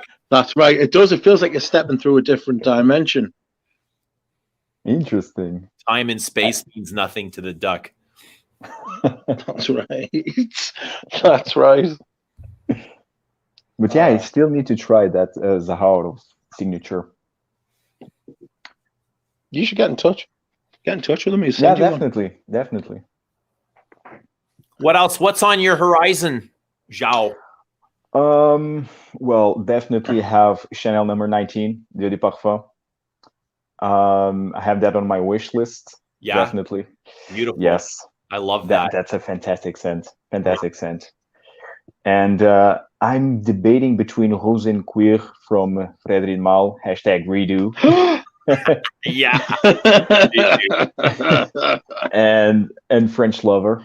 I'm still between those two, but yeah, definitely these are mostly on my radar. Okay. Also, I know the Duck is very opinionated about Rose and Queer. We have two very differing opinions. I love it. It's very simple and minimalist, as Jean-Claude is known for. Yeah, typical. The Duck thinks it's dog shit. I don't think it's dog shit, but I sort of do think it's dog shit at the same time. It's when I smell Rose and Queer, right? It just smells. It's got the same structure as it's got the same structure as Vetiver Tonka. It's Vetiver Tonka, but with different ingredients. It's two ingredients. Okay. He's got Vetiver and Tonka and slapped them together like that, and he's just got perfume. And then with Rose and Queer, he's literally, if he just said Rose Queer instead of Rose and Queer, it would have been the same perfume with different. I mean, it's very linear as well, and I'm sure I've smelled that leather note in something else. Excuse me. I'm sure I've smelled that leather note somewhere else. I've got the hiccups. That's the only thing that for me was disappointing when I tried Rose and Queer for the first time. Is I was expecting like the leather from Cuir d'Ange, and it's very, very tamed, very light, and if it's even there. But actually, yes, on Rose and Queer. For me, the leather, the depth comes in the saltiness. It has this brininess to it. It is just the base of most leather perfumes without all the added birch tars, patchoulis, the smoke notes. It's totally devoid of all those.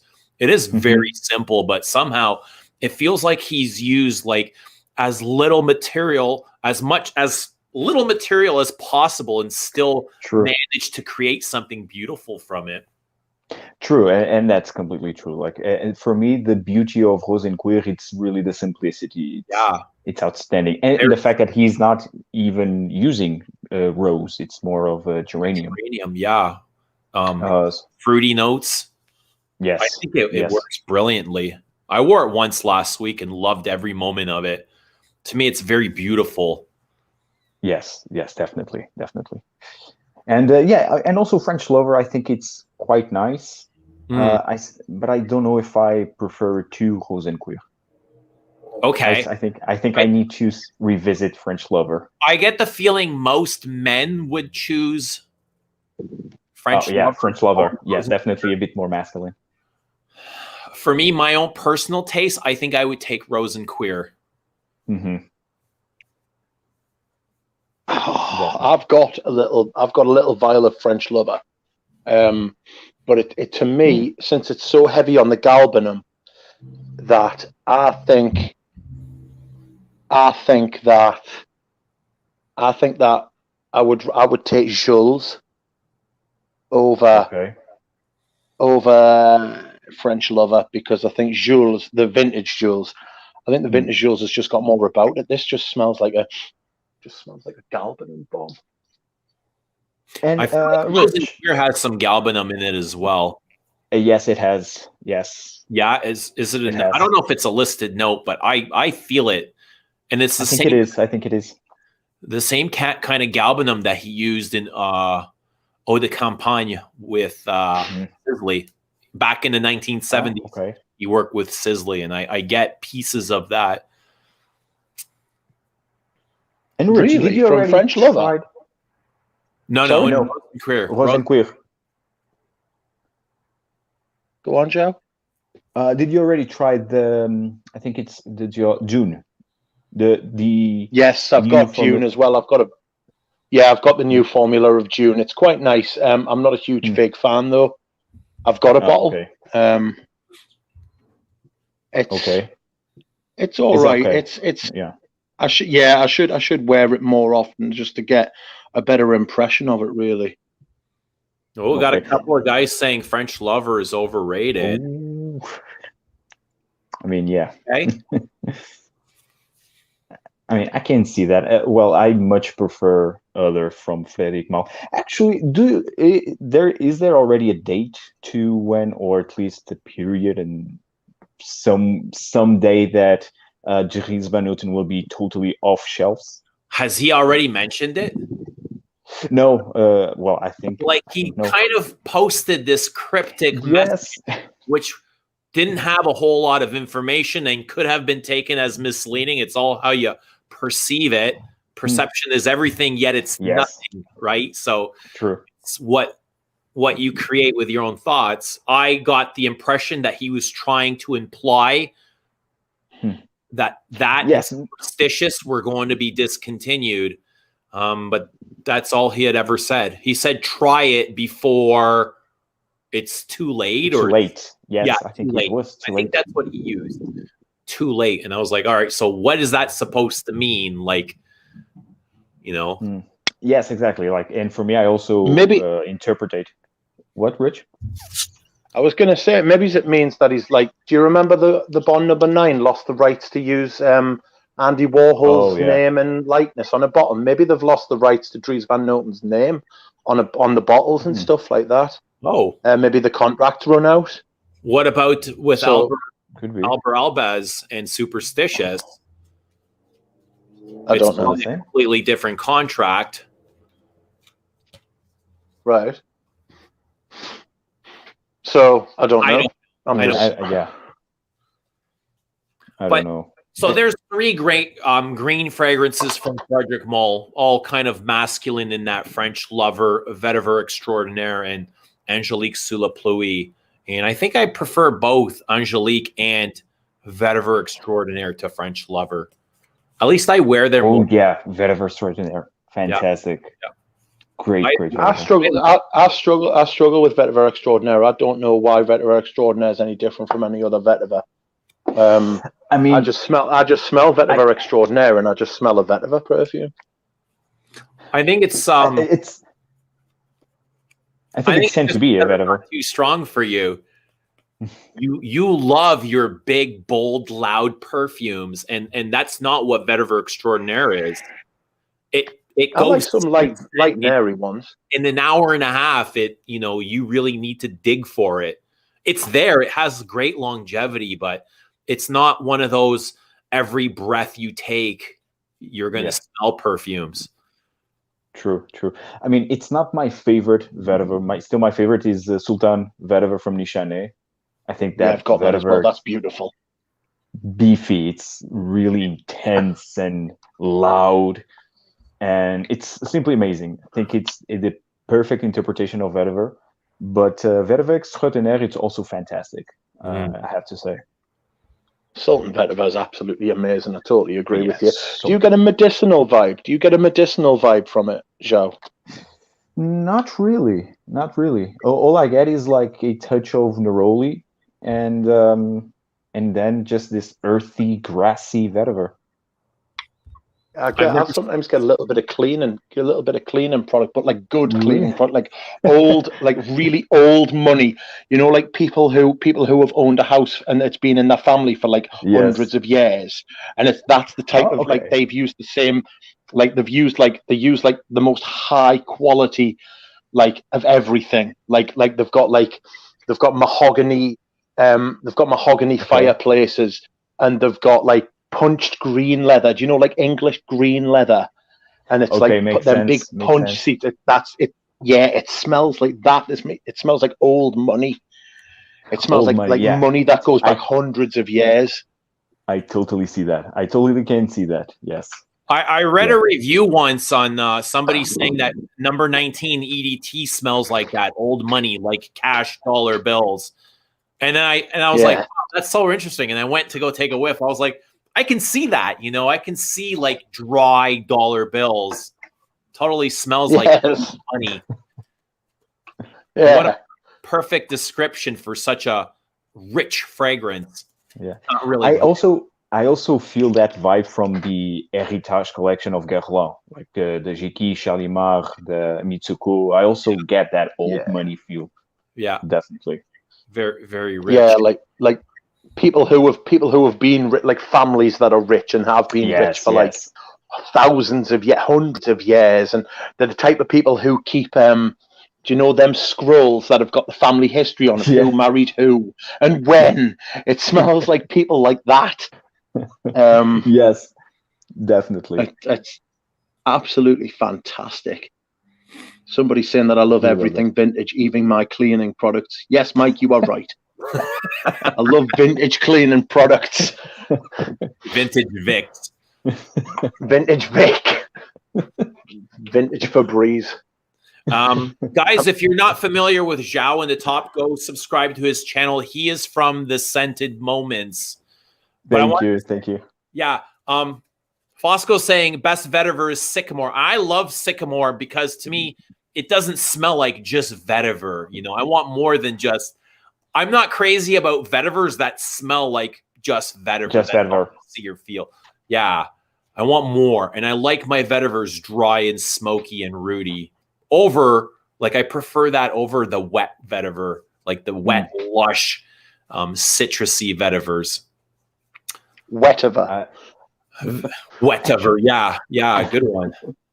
Actually, I have to recognize one thing because I already did a comparison video between Sycamore and the Encre Noire line. And I have to say that more and more I'm appreciating Sycamore because for me, Sycamore was too similar to Encre Noire. So I immediately was thinking like, okay, what's the point of having this when I can buy another similar and great quality vetiver for, I mean, more than half of the price. But now I can see the magic. There's a sparkliness in the Sycamore that Encre Noire doesn't have. There's some kind of nuttiness that I still can't put my finger on.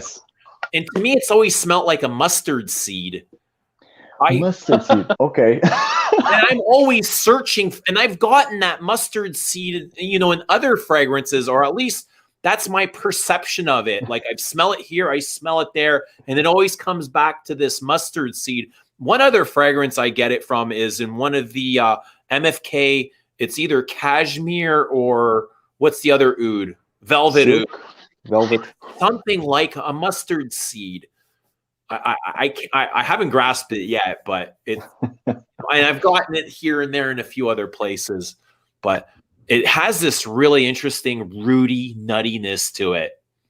Definitely has.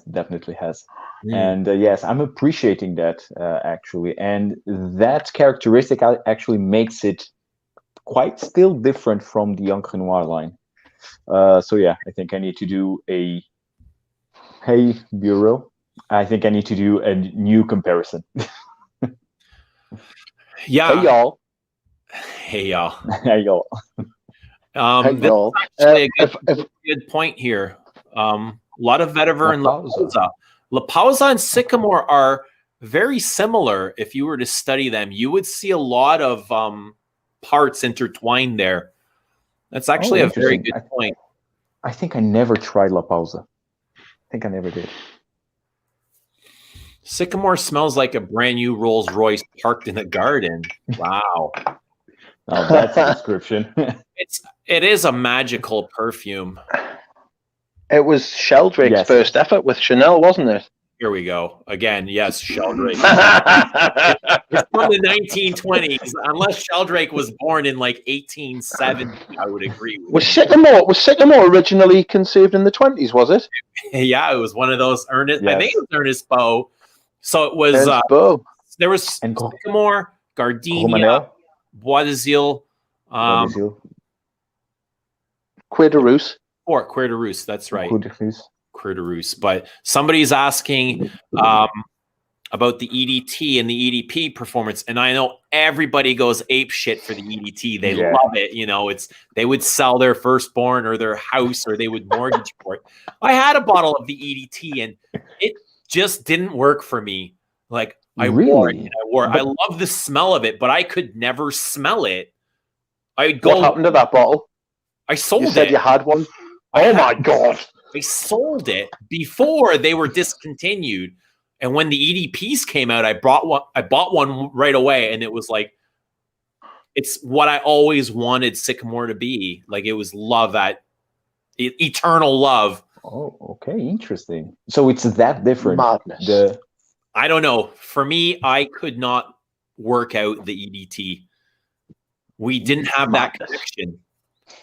Do you know I was on a web. If you're in England, if you're in England, there is a site called Loop Generation, and they sell like used pre-loved. Is what they call it, pre-loved, but it's used high-end beauty product, like beauty and and designer stuff like Chanel's and Dior bags, and every once in a while they get a perfume. And they had a bottle of EDT Sycamore for £195, and I missed it by about 5 minutes, and I am gutted. I'm still gutted to this day. Are me and Joe going to get any of that money that Hillary sent you there, Eugene? Yeah, no, not at all. Coffees. When you guys come over, I'll buy you coffee. You know I don't like airplanes. There was a joke.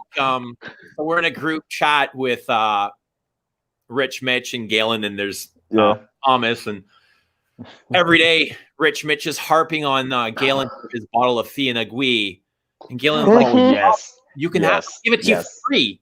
It's just local pickup only, right? It's easy for free." Galen's he's a mean man. He's so horrible. Mean. Horrible. He's nasty. That's right. I'm loving his new the way that he's editing his videos. Unreal. Man. I felt so connected to that last video. I watched it. You know, if he's got 500 views on those, 20% of them are mine. Yes. Man, that review of Ambre Eternel, amazing, mesmerizing. Oh yes, it's one of don't tell him I said this. It's one of the best reviews, and it was only 3 minutes. It just goes to show you don't like. I really like longer reviews and longer videos, but that just goes to show that you don't need to do like it's so like a 10, 15, 25-minute video to get it perfect. That was a brilliant review, but so don't tell him I said for God's sake. I loved it. I'm a big fan of Galen's. Yeah, great. I think Chanel's take time to get to know. They don't pump them out. Yeah, I get the feeling that they really take their time, and when they're happy, they sit on them and they go back and they rework them and just totally tweak them until they're absolutely perfect, absolutely perfect. I wonder what trend they will set. Because you know what the latest trend's going to be Le Lion, isn't it? Le Lion, they've tried to do something with Le Lion. And I don't know what they were trying to do with Le Lion, but they've tried to do something with it. And I didn't get the smoke. It smells totally different. I was saying to Eugene the other day, you don't get smoke from Le Lion. I didn't get smoke from Le Lion on my skin, and then I smelled it out of the bottle. Out of the little sample that I've got, and it's all I could smell. And I was like, what is my skin doing to this poor perfume? And I was, it's bonkers. I don't know if I'm going to end up, in fact, I'm almost certain I'm not going to buy it because I don't like the goo. It's too gooey. But it smells slightly medicinal to me as well. It smells like Calpol. What do you think? Okay, interesting. I have yet to try Le Lion because here in Portugal we are still in lockdown and the perfume shops are still closed. So and they're not shipping or anything. Like here, we still have local pickup when they're locked down. We can pull curbside. You're not allowed out the house. Maximum here, you can pick up like coffee. You're not allowed out the house in Europe. You're allowed to go out for food. Wow! And if you leave the house for anything, else, you get in serious trouble. It's the same in the UK. You're only allowed to leave the house at the minute to go. I mean, people are dossing around and going for walks and stuff like that, but you're not allowed. Yeah, you're not allowed to do anything apart from if you get caught in the car and you're not going to a shop, then the police are like, yeah, or to work, yeah. Then they're like, what the hell are you doing? Yeah, go home. We had a Starbucks just down the street closed down because of this lockdown. Mm. You know it's bad when it's hitting Starbucks. Yeah, absolutely. Yeah. So true. Now, Clear to Receive versus number 19. Completely different from each other, in my opinion. That's like asking my firstborn and my secondborn. Which one? Actually, I don't know. For me, it's Queer to Receive. Just because I think I would say as well. And in the end, I think it's more versatile. I think Chanel number 19, the Queer de Russie. I think Chanel number 19, you need to be in the mood. Yeah. To wear the greenness, the iris. I think you need to be in a specific mood to wear Chanel number 19. Queer de Russie, I think it's amazing. I think you can wear it anytime. 124 viewers like this video. If you're not a bot. Like this video if you can get him over 100. If you can get him over 100, like he's got like 4 or 5 dislikes. If you can get it to over 100 more than the dislikes. So get like 105. Get 105 likes. How many dislikes are there? 5. There's like 5. Okay. That's all. So if you get like 105, hit the like. Hit the like. Like and comment. Duck. Subscribe. You need rehabilitation. You need rehab, crying out loud. You're probably right, but I don't know what for, but you're probably right.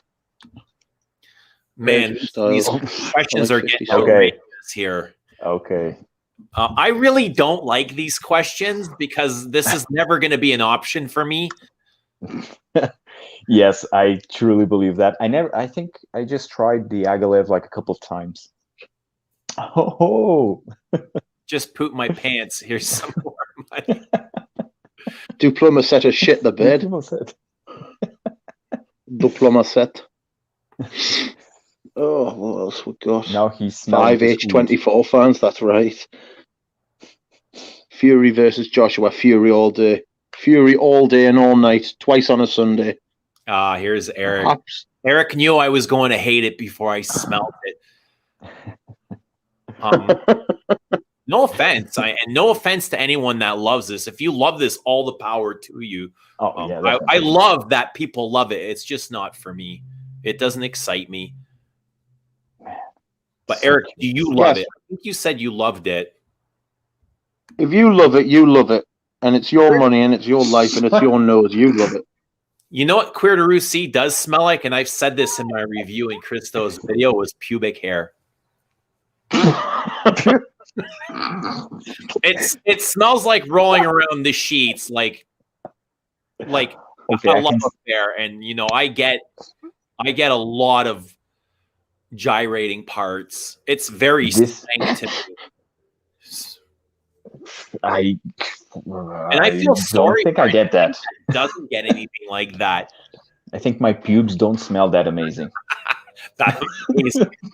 Well, don't picture your pubes. Picture, the partner pubes. But I think still it's amazing. Queer de Russie. Okay, now I'll let both of you guys answer this. Queer d'Ange versus Queer de Russie. Have you all smelt them? Yes, Queer d'Ange. Queer d'Ange or both up. Queer de Russie for me. Okay. For me, it's I like Queer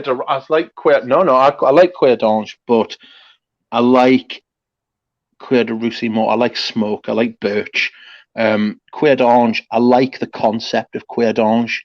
Wearing it as a perfume, difficult. Okay. Difficult for me to pull off. I think it smells like a white handbag. Do you know when leather is like white leather and it's so bright and shiny it hurts your eyes. Mm-hmm. That's what I get from Queer d'Ange. It's like a brilliant white leather. I don't get white leather at all, but I know what you're I get brown leather. Yeah, I get brown. It's very earthy to me. I can almost like I feel the roots from orris or almost like potato. You know, russet potatoes. You pull them out of the earth and they're Yes. dry. I feel russet potatoes from that. I definitely Big see that, and it's potato. very salty. It's very Yes. salty. It has Absolutely salty. I get a lot of orris from it. yes, definitely. Quite tarry, very intense, and that's why I prefer Cuir d'Ange. Yeah. It's Resonant. incredible. Yeah. I still prefer, of those two, I still prefer Cuir Intense from Guerlain. Oh, really? From You're the Les really? Absolus. Yeah. Oh man, it's so good. So good. It's For me, it's not even in the league. For so me, good. Cuir de Russie is my favorite So good. leather perfume ever, and they're actually both 1 and 2. If I make a list, Cuir de Russie 1, Cuir d'Ange number 2. Cuir d'Ange, That's an it's idea. my That's number an 2. idea for video. That's an idea for live streams. We should do like live lists Yeah. where we go through like our definitely. favorite, where we go through our favorite leathers, like from 10. Now I to just gave 1. it away. Nobody would dare to watch. Well, you No, I could do think it with that's a good different. idea. You could do it with different styles, and then compare them as you go along. Absolutely. Yeah, true. But I love both of Totally. them. We'll save it for a video. Yes. Hopefully soon. Actually, Okay, smells let's like see what else potatoes. here. Maybe Zhao can even join us for a top 10 list. Top 10 leathers.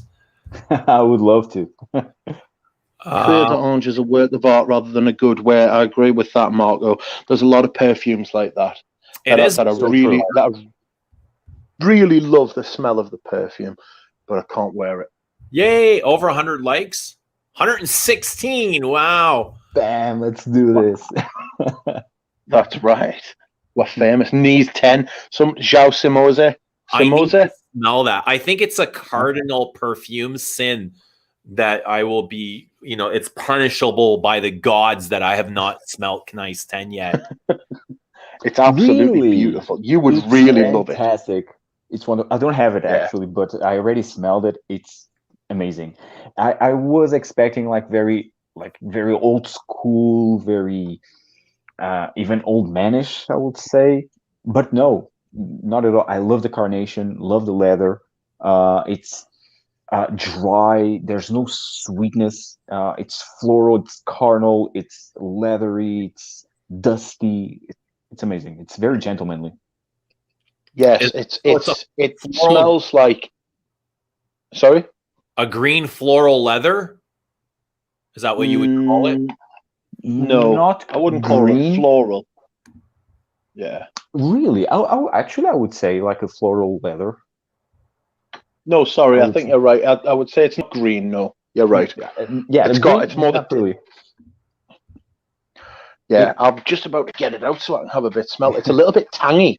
It's got like a slightly metallic note about it as well, but like in a good way. I don't in the best way. No, I don't like it either. But actually, in the Knits 10, actually, it's very well done, and it's very tamed. You don't really detect the metallic feel. It's all about the carnation, the leathers, and it has.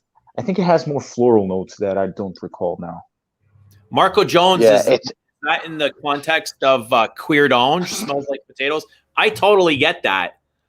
Is powdery, earthy, dry potato root. Spicy floral leather, yeah. It's not metallic per se. It's got that sort of.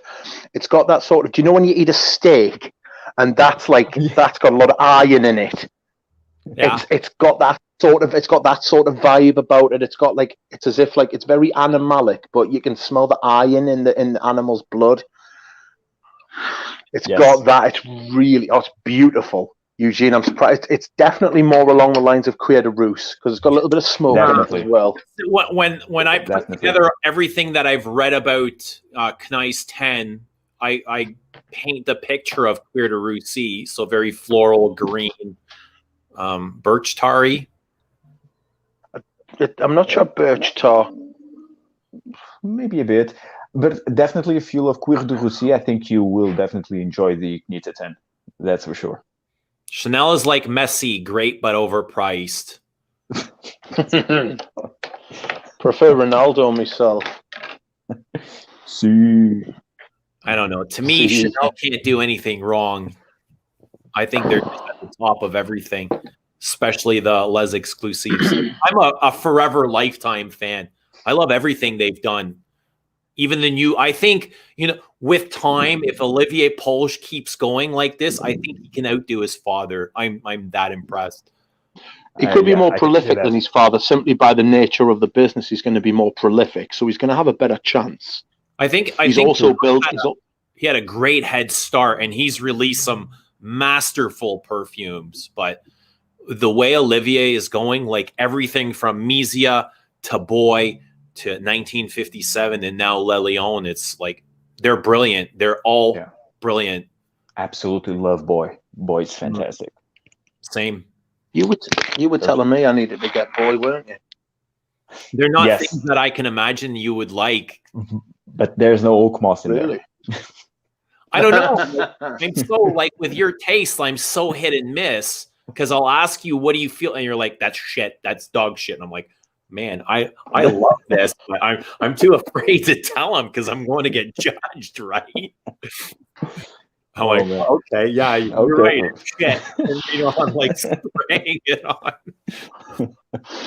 Oh no, but I'm just smelling. Sorry, what are you smelling? I'm just smelling my Yves Saint Laurent Pour Homme, and that reminds me a little bit of is it Boy? It's got that sort of. Which one's the Fougère? Boy. Yeah. Boy, yes. Yeah, it's got that lavendery sort of like citrus. The citrusy at the top of the citrus at the top of Boy, isn't there? Yeah, lemon. Yeah, exactly. Yeah, that it does. That's the one I'm thinking of. Yves Saint Laurent Pour Homme reminds me of Boy. I'm coming round to Pour Homme. I got a really cheap bottle of the red cap. I got the vintage red cap one, which is like the one from the 70s or the 80s. And it's I'm coming round to it, put it like that. I'm not a massive lemon fan, if I'm honest. Yeah, I'm not crazy about citruses either, unless it's a citrus-based perfume. But for top notes, I'm like, get rid of them. Just be done with them. But like, you can't. But still, you can't say no to this line of citruses. Yeah, those are exceptional. Man, this is amazing. All the Mandarin Ambre, fantastic. Patrick Bateman. What is the weakest Chanel exclusive? Weakest in terms of performance or not performance. Let's say in quality, likability. Let's say least favorite, or something that the least good inspire you as much as others, or even if you find it dull. Actually, I would say 1957.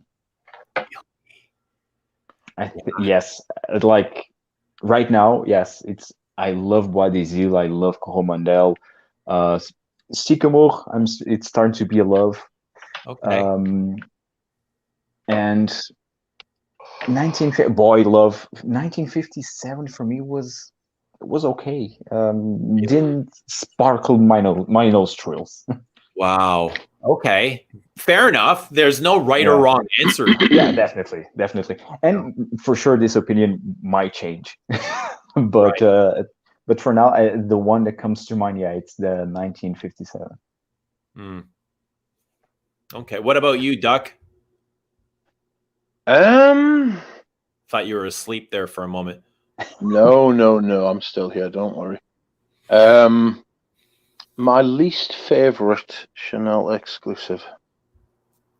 I'm not sure I'm qualified to say because I don't have extensive like experience with them, all of them. I've smelled all of them multiple times, but the only ones that ever really stuck out were Sycamore, Coromandel, Cuir de Russie. The heavy hitters. Yeah. And what was the other one? What was the last one? Bois I bought it. I've got Bois it. d'Azil. Bois d'Azil, thank you. Yes. The rest of them, yeah, it's a very nice sandalwood. I'll tell you, Zhao, have you ever smelled any GOF Trumper? No, actually. There's a couple there. There's one called Sandalwood Cologne. Yes, and there's another one called Eucharist. I think I saw a review of Mr. Smelly. I think he reviewed. I think this is the most underrated Les Exclusive. Which one's that? Number 19. Number 18. Number 18. If you were to take Coco and Egoist, and split them down the middle, this is something like that. And let's say, the dry fruits in Arabi, Serge Luton's Arabi. Yes, very sweet. Dry, sticky fruits, and that's what you get here. This is brilliant. This is a rose patchouli with a spicy cumin top. And it's revisited. It's got this sticky, starchy plum accord. Oh, nice. I need to revisit it. I don't remember how it smells. Whoa. I'm not massive into plum. I've got The Longing by House of Matriarch.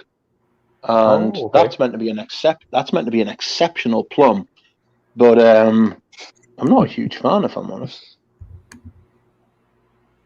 An exceptional plum. I just want to give a shout out to the Portuguese Fracom. I mean, I already saw Sergio Teixeira in here. Yeah. And, I definitely already saw Bernard from another fragrance reviewer. Yeah. I had him on the other night, and he said he was in his pajamas. There's João Simosa as well. Shimon. Yeah. Sorry, I'm completely butchering his last name. I believe he's Portuguese as well. Yes, he is. Simões, that's right. He's Portuguese, I believe. Yes, he is. Shimões. I'll have to learn how to pronounce that properly. It's nice. So what's this about a new Frederick Mall? There's a new Frederick Is there Mall a new coming? I wonder if he did anything tonight, because he did have that master class. Interesting. I wonder if Catherine still here, because she was watching the going back and forth, or she just went to the mall and never came back. Maybe. Yes, that's right. But actually, I'm very curious to try the new Frederick Mall. Let's see what it will be. I think there's going to be. I don't know about a pickle juice, Daniel, but it definitely has a gin and tonic, sparkling soda to it. I don't get green pickles. I get pickles in this, though. Pickles and dill. Okay. Dill is such an unusual note. And Central 33. There's a brand that doesn't do nothing for me. Yeah. I mean, yes. I struggle to love it, but somehow I keep going back to it. And you know what it is? Like, after looking at all this garbage, I'm like, it's La Bol is almost like a relief, a relief for the senses. It's like on the complete opposite end of the spectrum. It's like, to your standards have fallen so far that you learn to appreciate Le Labo. Exactly. Yeah, like, what would I actually thought about this. What would I actually wear? Some of these dull designers or these horribly created Le Labos, and it's just, it's a struggle. They're not good thoughts. I'm in shock. Dude, that's how bad this stuff is getting. Damn. It's just like, it's for like my 16-year-old kids. It's not bad fragrance, but it's not for us. It's not for us lovers of art. We're beyond that. Definitely see that. Smell good. Let's just a dumb reach. I got a fucking million dumb reaches. What do I need another one from Hermes? Hermes making dumb reaches now? Come on.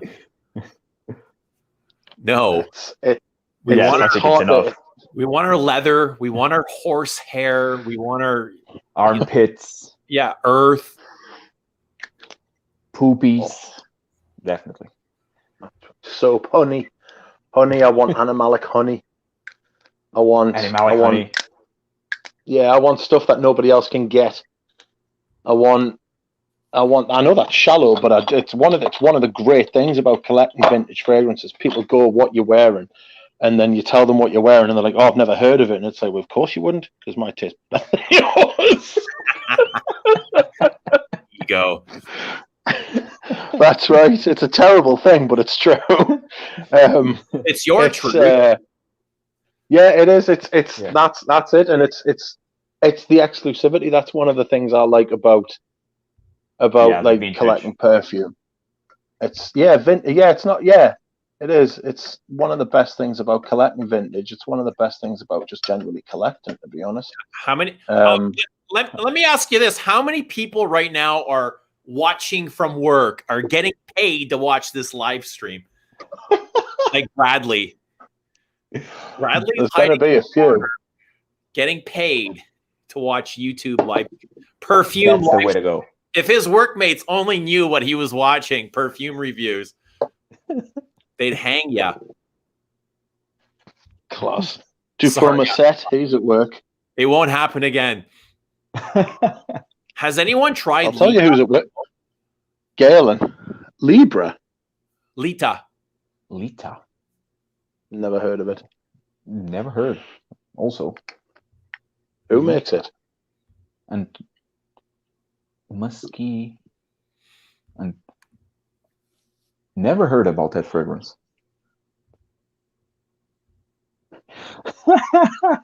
Sent out that it reads the goat. Santal 33, the goat. Imagine. Bad. Bad times. That's hard times, baby. We got another at work, Duplo. Where's Galen? I want to know what Galen's doing. Galen's definitely at work. We know this for a fact. Watching this. Galen. 5:44 a.m. Who's at 5:44 a.m.? Ashfaq. Wow. I finally caught up with comments. Someone is saying Papillon Bengal Rouge. We like Papillon, but not the brand, just Liz Moores. You'd love to get Liz Moores on here, wouldn't you? Oh, yes. Please. We like Liz Moores. Yes. Dogs. Man, she's fine. Better than Cecile Varokian? Oh, better. I think so. Get Cecile on here. Yes. Really? It depends if you wanted to talk perfume with her, or just not talk about something else. Anything else. Just stare at her. Yeah, we can start with perfume and then just go and venture to other more interesting conversations. Yes, that's right. So where are you? Oh dear, send dudes.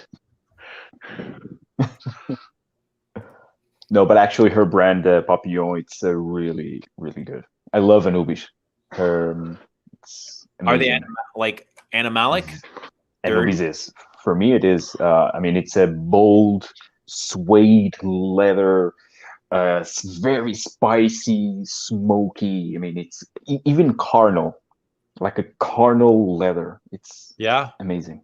Yes, very bold and intense. It's good to hear people are still doing stuff like that. So true. It's a lot of jasmine in her brand.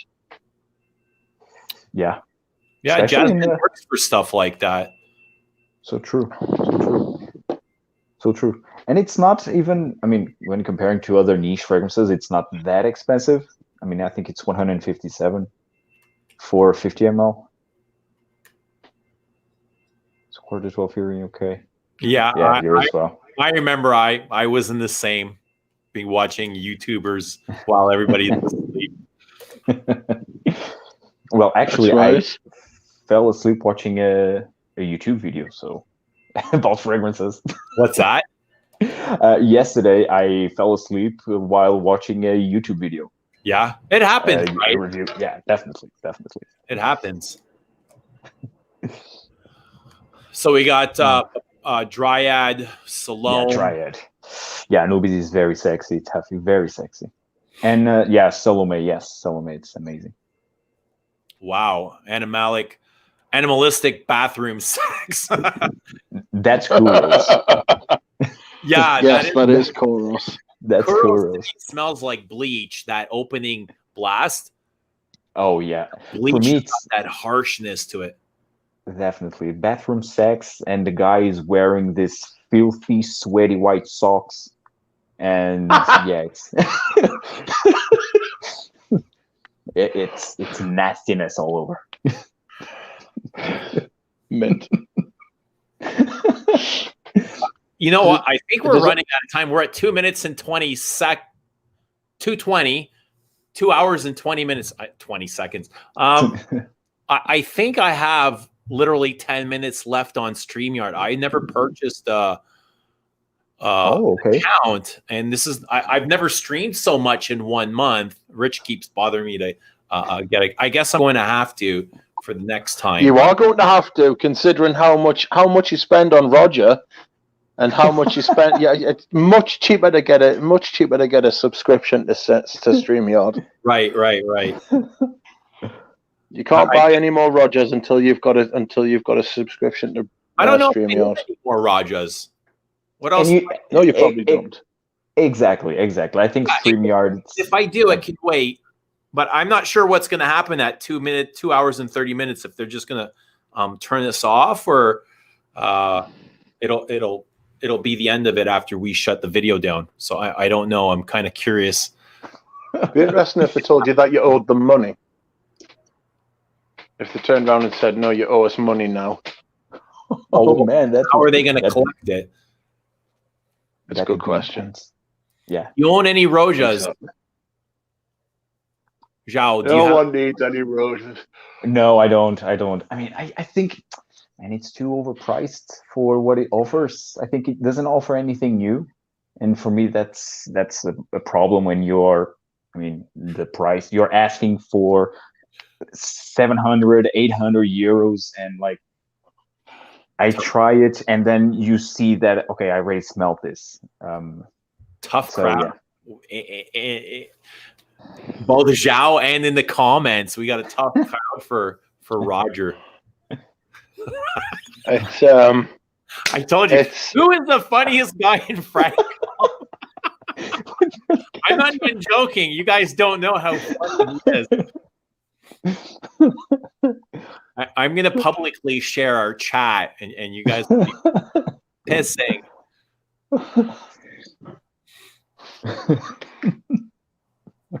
Oh, hilarious. All right. Yeah. Got a lot of Roja fans in comments. Tax on fools, man. That's good. You had me at pissing. All right, yeah. So answer this for all the Roja haters: who has better ingredients than Roja? Oh, man. Okay. Not Chanel.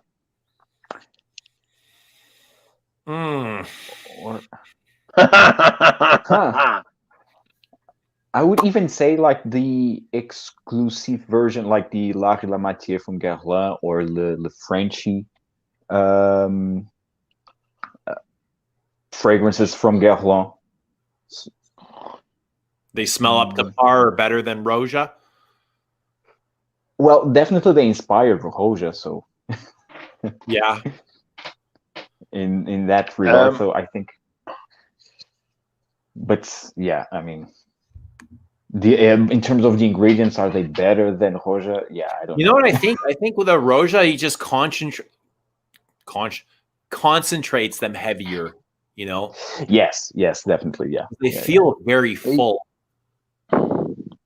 He uses good perfumers as well. Like he uses like Pierre Bourdon and like all the quality perfumers. He doesn't Not like Sheldrake though. That's where most of his money goes. Most of his money goes on bottles, presentation. It goes on getting the best perfumers, and some of it goes on ingredients. What perfumers do you think he's using? I don't know. I can't remember which company it was. It wasn't IFF. I don't think it was Givaudan either. He was using give it a rest. I will not, Sean. His pants. Ashfaq, why do you think that? Oh, Chris. Oh, interesting. Actually, I really don't know. But, I mean, yeah, the inspiration is all there of the Guerlain heritage. Yeah, he's run off with that cookbook, hasn't he? He's run off with just stuff. Yeah, and I don't understand the direction that Rogerov is going with this Parfum Colognes concentrations. I mean, it seems that he's turning into a more mass appealing type brand. Which, I mean, if he wants to promote a luxurious brand, I think that's not the right way. But that's just me. Yeah, he wants to. George, the Fragrance Apprentice, said that he thinks Roger Dove is going to be the new Creed. Like, he's going for like the Creed market, upscale, accessible, expensive perfume. But basically, all the people who want people to think they've got money will wear. Okay, well, yeah, makes sense. I mean, according to their latest releases, like the Parfum Colognes concentration. So yeah, makes sense. Yeah, I've got a couple of those. I bought them cheap off a friend, and I'm just thoroughly unimpressed. I think they're a bit. I think they're a bit soft. They don't seem to develop much. They don't do much. They just smell like you might as well just buy the original thing for 1/10 of the price. True. True. Actually, I tried the Parfum Colognes, and but it was like a couple of years ago, and I don't really remember exactly how they specifically smell like Danger and Vetiver. I think it's Vetiver also, and the other ones. But I do know that I wasn't impressed at all, and I think for that price tag, I think you can have much better. Yeah, it's the same thing with Roger. You could spend a lot less money and get a lot better perfume, or the same quality perfume. You don't need to spend thousands of dollars to have an interesting, great smelling, well-made perfume. You can find stuff below 100. Oh yeah. Do you think, Eugene, that Roger uses better ingredients than Hermes? I can't answer that. I don't know. I think they both use very high quality ingredients. I think Roja just amplifies them more. Hermes isn't known for that loud, boisterous, butch type of fragrance, especially looking at the Hermescence collection. But if you take Diaghilev and you take Bellamy Vetiver, Bellamy Vetiver is every bit as complex and maybe even more, has more depth than Diaghilev. Yeah. Being so those shades. So why would you pay the money for Diaghilev then? $100 less of a fragrance than Diaghilev is. Yeah. For the money, my money's on Bellamy Vetiver all day. For the money. Yes. Dollar for dollar, pound for pound. Oh, smells amazing. I get you. I'm just interested to see what happens in like a minute and a half. It's like I'm just waiting. Oh man. No. Hey. Goodbye.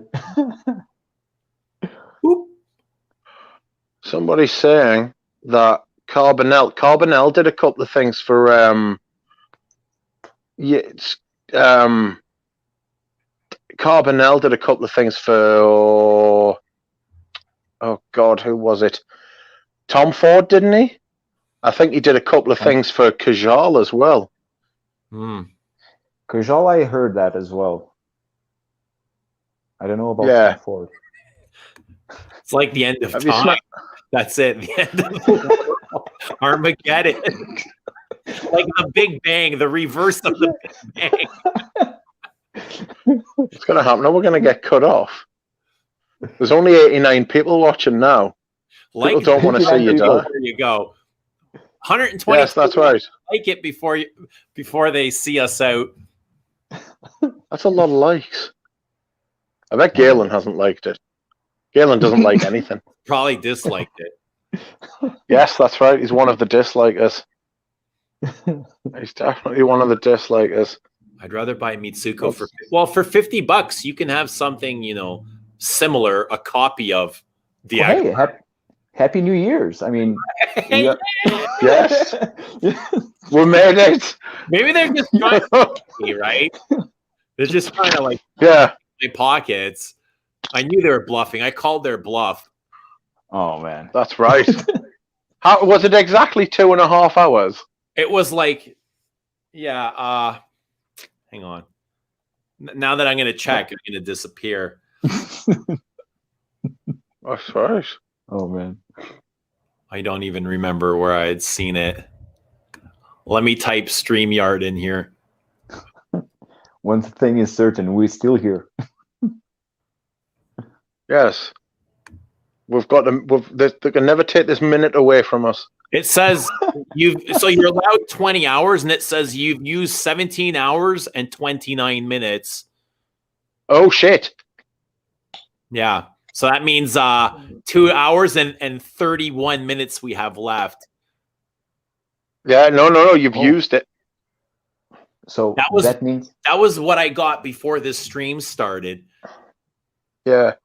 So that means that now you have to pay? So you could be cut off at any moment. Possibly. Oh no, man. All right, so before we go, Jared saw the title. I don't hate it, but I don't care for it. It's so uninteresting. It's bland. Yeah, it's boring. It smells like Sauvage. It's like coming home on a Friday night from work and having pate for dinner. Pate? Yeah. Duck pate? Are you taking the piss? Duck pate? And yeah, I haven't had pate since I was like 8. Oh, Sport and Rich Mitch probably gets a cut. I should get a cut. I'll give you a cut. I'll give you a cut. That's right. Somebody's saying, Rudy is saying that StreamYard is also a duck, and they're saying that I get a cut. You're keeping us alive, Mitch. That's right. That's StreamYard versus Rich Mitch duck. Definitely this duck. You guys are hilarious. Oh man, hilarious. I would have just let the stream because of the duck, but because of Joe. No. This is the battle of the ducks. Fight. Nish is moving to what designer should be. Designer is moving to X. The cut. Al Bundy. I'm tired now. Oh, here you go, Al Bundy. Is he from Portugal? Al Bundy, no, he's just a dick. I don't...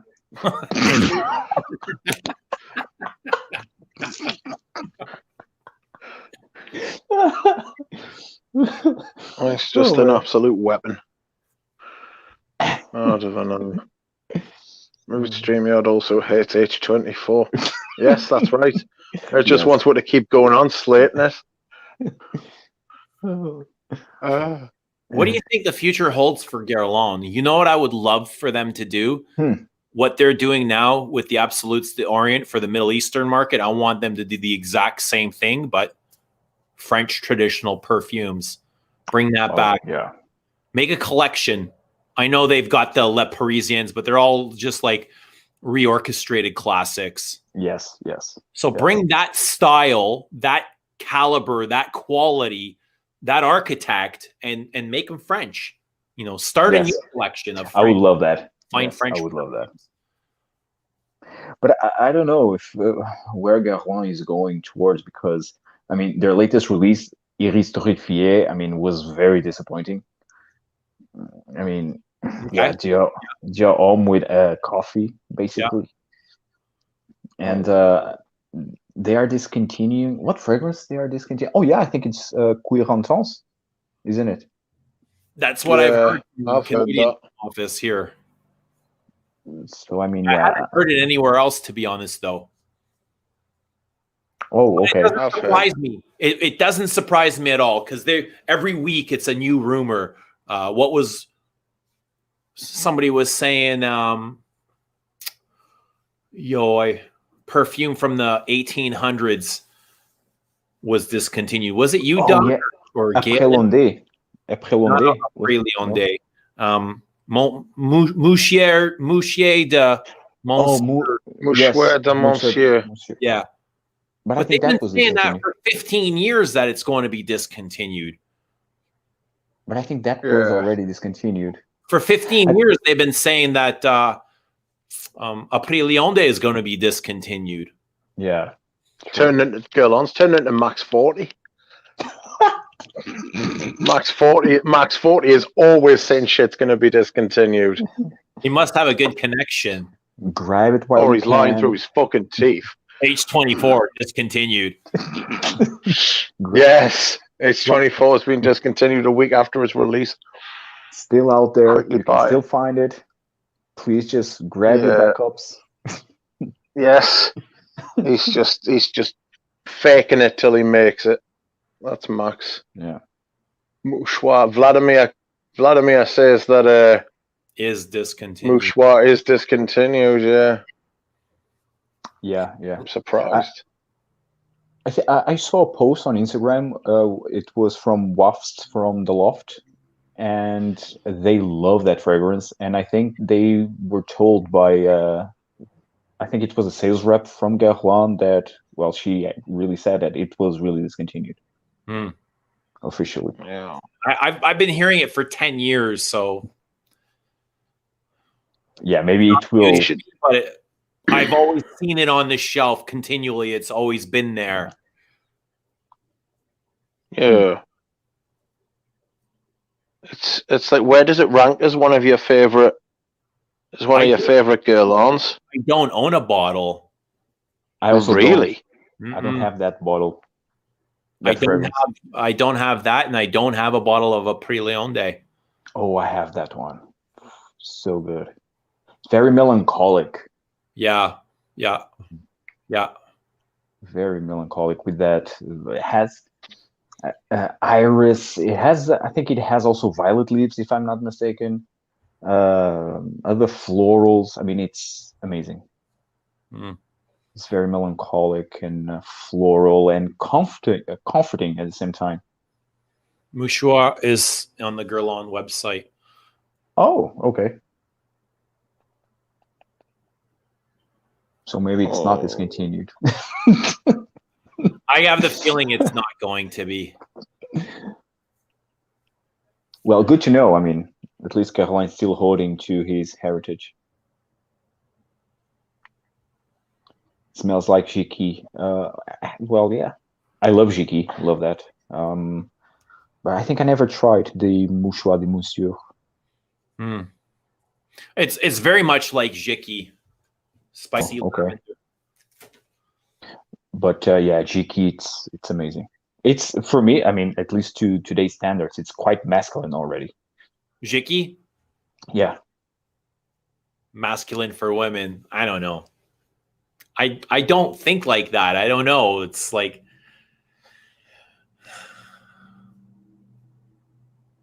it's just perfume. I don't know. Exactly.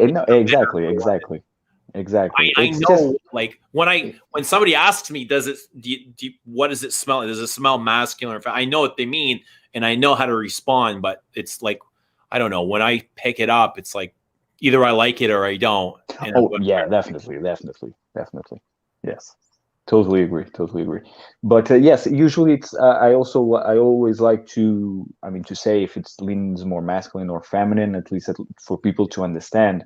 I mean, if it's more woody and spicy, or maybe it's a bit more floral and delicate. But yes, in the end, it's like you said. Well said. It's a perfume, either you like it or not. Guess what their next release will be in this? It's something with tobacco. Yes, tobacco. Man, I'm very curious to try that. Very curious. So it seems like tobacco is trending very much. Yeah, you have tobacco color. Oh, did you already try tobacco? I haven't. No, I haven't. I can't wait. I'm dying to smell it. I hope it's more interesting than H24. Because I'm seeing very mixed reviews. Either people hate it or love it. Yeah. I think if anything, it'll be the sweetness that gets to me. Oh, yeah. I think that it's has sweet or even more sweet than Fève Délicieuse. So I don't know. I'm very curious to try it also. But yeah, I'm very eager to see what Guerlain will do with a tobacco note in the Les Absolus d'Orient. Let's see. Rich loved the Patchouli Ardente. I thought it was nice. Actually, I learned to appreciate it. Actually, it wasn't. Yeah, it wasn't love at first sniff. Like initially, I thought, okay, this is nice. But it's not like, for me, it's not like Santal Royal or Bois de Mysterio or Encens Mythique. It was just, maybe I just got to get more. You hated Santal Royal when you first smelled it, though, didn't you?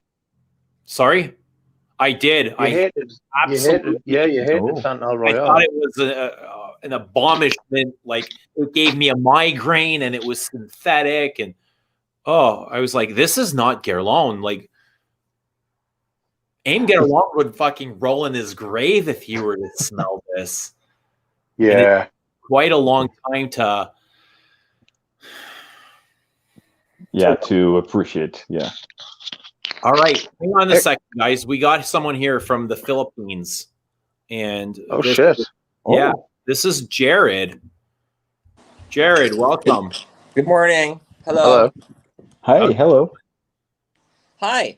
Hi, Eugene. Hi. Thanks for bringing me in your show. Yeah, no problem. Thanks for coming. How you doing? Eugene and I have been Instagram messaging for quite some time. I've been a fan of his program since I think 4 or 5 years ago. Wow. And I think 3/4 of my collection is basically due to Eugene's influence. Your wife must hate me. No. In fact, she appreciates the Francophilia in me. But the problem was when I smelled the last one, which is basically the ranges of Vanille Havane, Iris Pearl. That was a little bit of an end game for me. So I'm not sure what's next that I will purchase. Okay. Interesting. And I feel the exact same way. I'm kind of at a standstill myself. Yeah. So Eugene, do you know what I'm collecting now instead of fragrance? Bordeaux wines. There you go. See, I told you the addiction, unless it's taken care of, it just goes to something else, right? Yeah. It's not the behavior; it's the driving force behind it. Well, it's a good thing to collect. It's also it's very almost like an investment. You're not losing your money. It is. Unfortunately, because of the rise of COVID cases in the Philippines, especially in Manila, my city has enacted a alcohol ban, so that got me pissed. Yeah, that wouldn't affect me much. I don't drink a whole lot.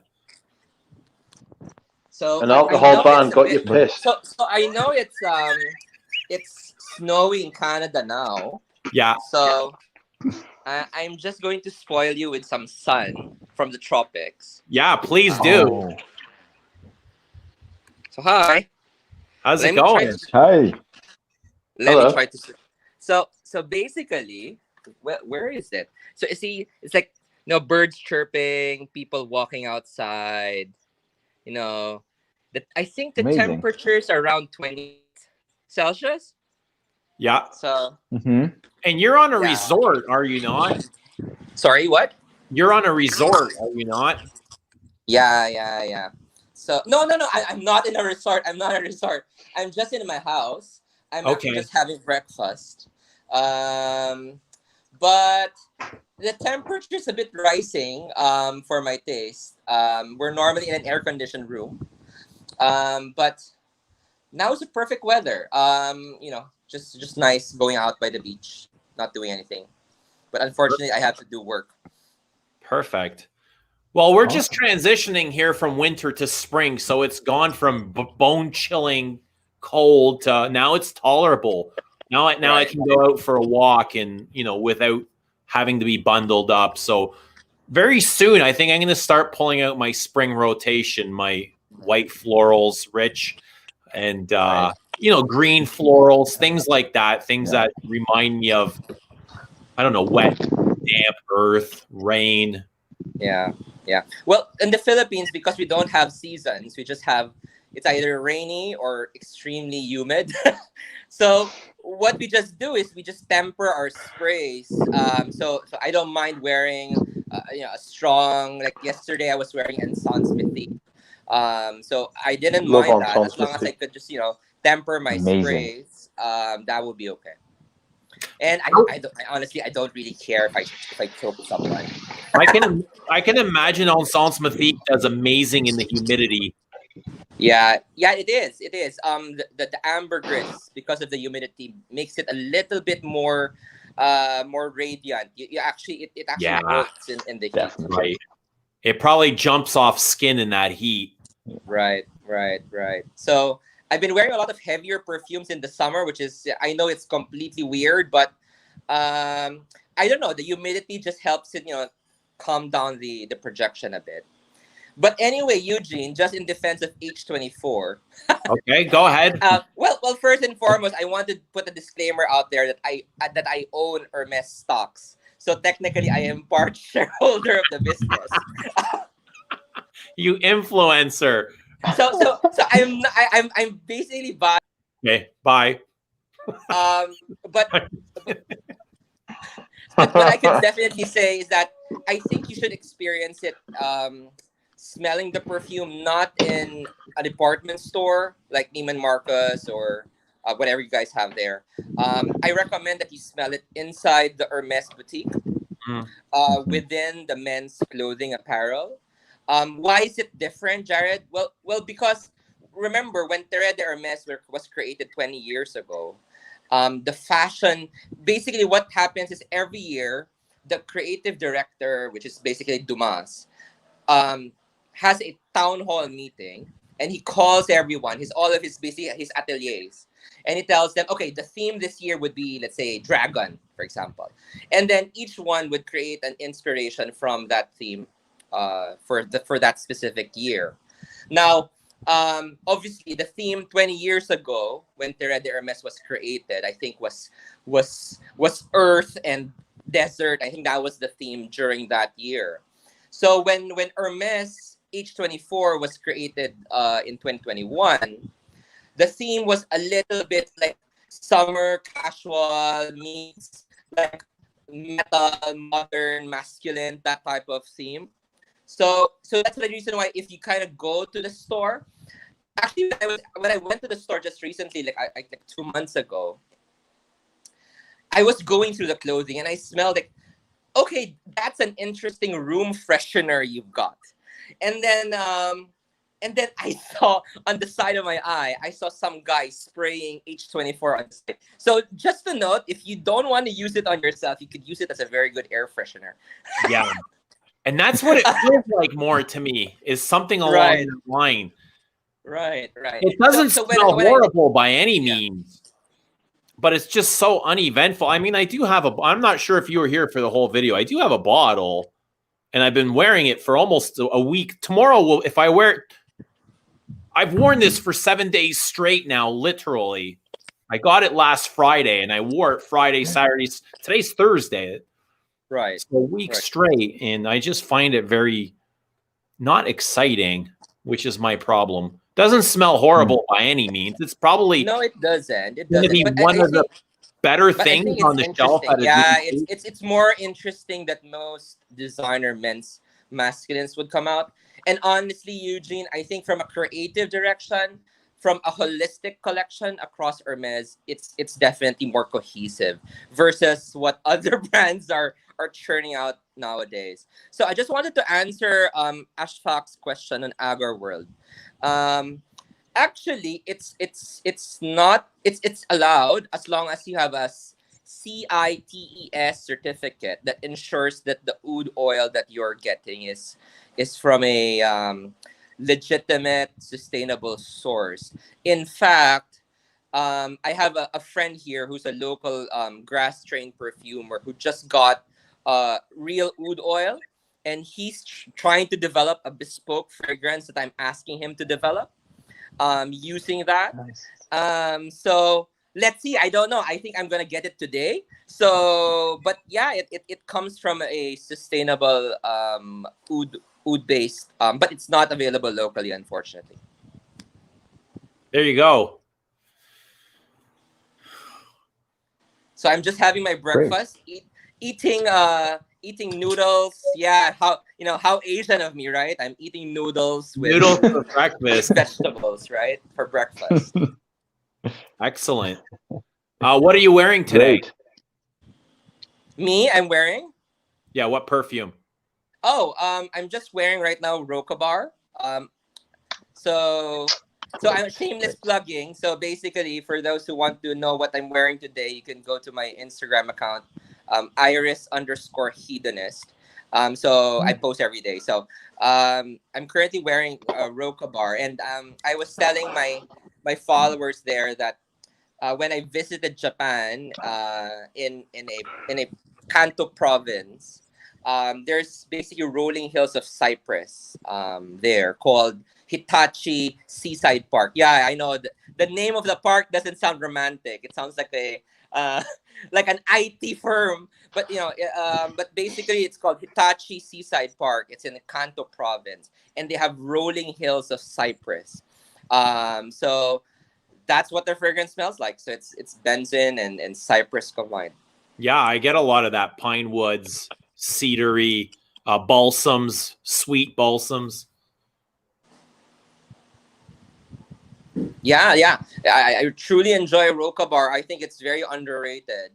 Yes, Obviously absolutely, I agree. the perfume. I think the perfumer, didn't really publish a lot of work, Mr. Romy. But I mean, from his take on the Rokabar, meaning the red uniform that people would wear and the seat of the horse. Yeah, it's a good take. It's a good, but to me, it's more cypress rather than leather. Yeah, I definitely get some of that leather, though. I mean, leather is a traditional note that Hermes uses that I get in a lot of their things, even in the women's perfumes. Like, it shows up in Kalesh and Equipage, Rokabar, Bellamy, obviously. So, I mean, they were on a good roll. I think this kind of it stops here for Hermes, but yeah. I think the collection now, Eugene, I would say would be more on.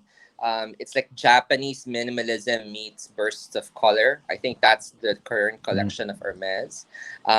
So if you're not into that aesthetic of Japanese Zen-like, meaning very linear, very straightforward type of collection, then the current Hermes, I think, right, not now, but in the future, would definitely not be for you. But if you'd like a little bit of more linearity, a little bit more, more, I think more edges, yet a little bit more refined, I think that would, right, the current Hermes collection would be right.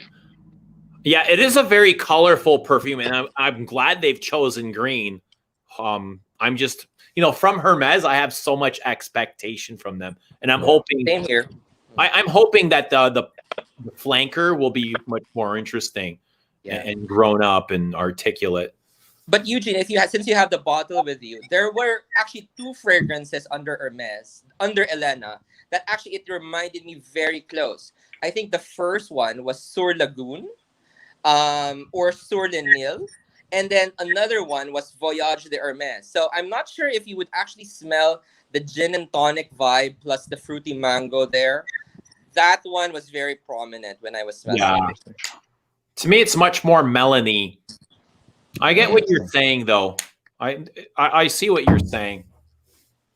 Yeah, I thought it actually was like, how dare Nigel copyright from Elena, but it progressed differently. I think if you smell it, but initially I was like kind of shocked, like, okay, why is there Voyage de Hermes in this one? You get Voyage from this? I find it lacks spiciness. Oh no, there is. I think there's some sort of like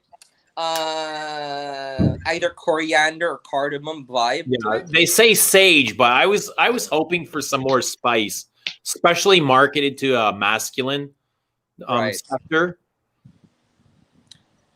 Yeah, the accord. I think Eugene, because the accord that they use, which is the squalene, when I was researching it on a more scientific process, it's the one that's creating the clary sage accord that you guys are smelling, but it also has some floral and spicy aspects to it.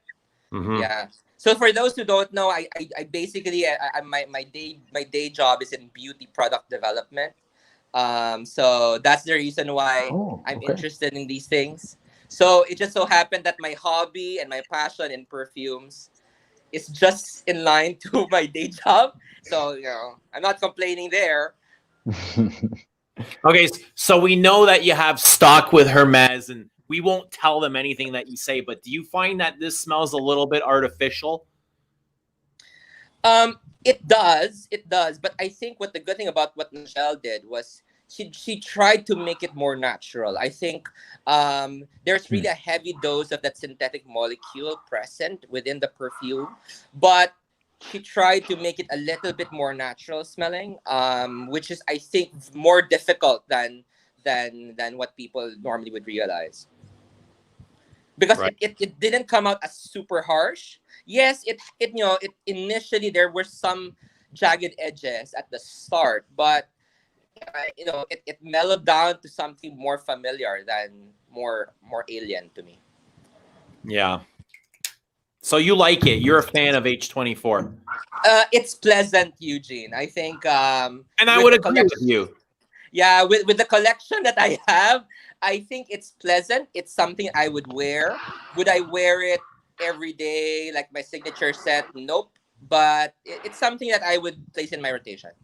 Yeah, and I imagine it would do really good in the humidity there in the Philippines as well. Yeah, but the problem is, to me, it smells like.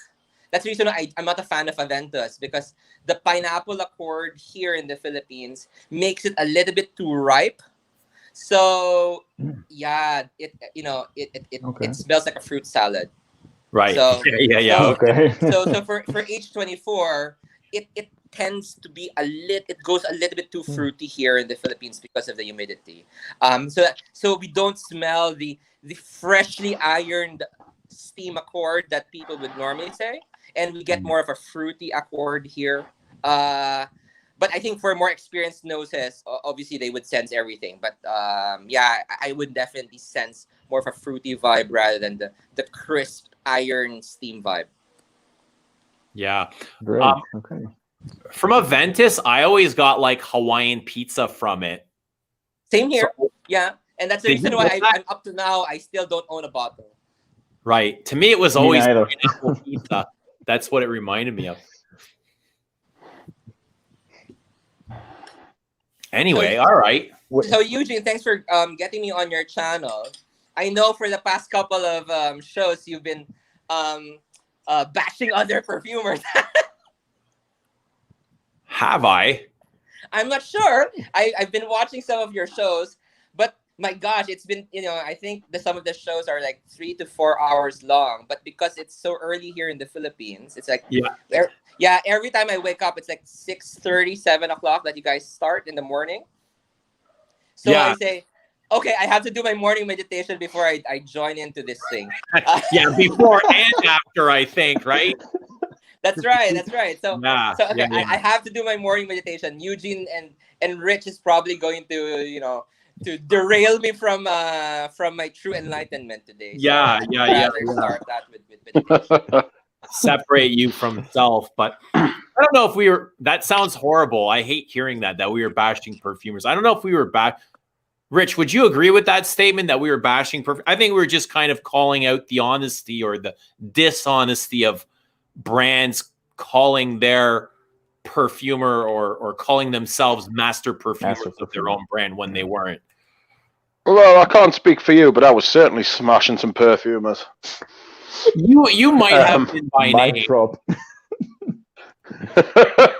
I was if I think I don't know. I'll say what I say and I mean it when I mean it.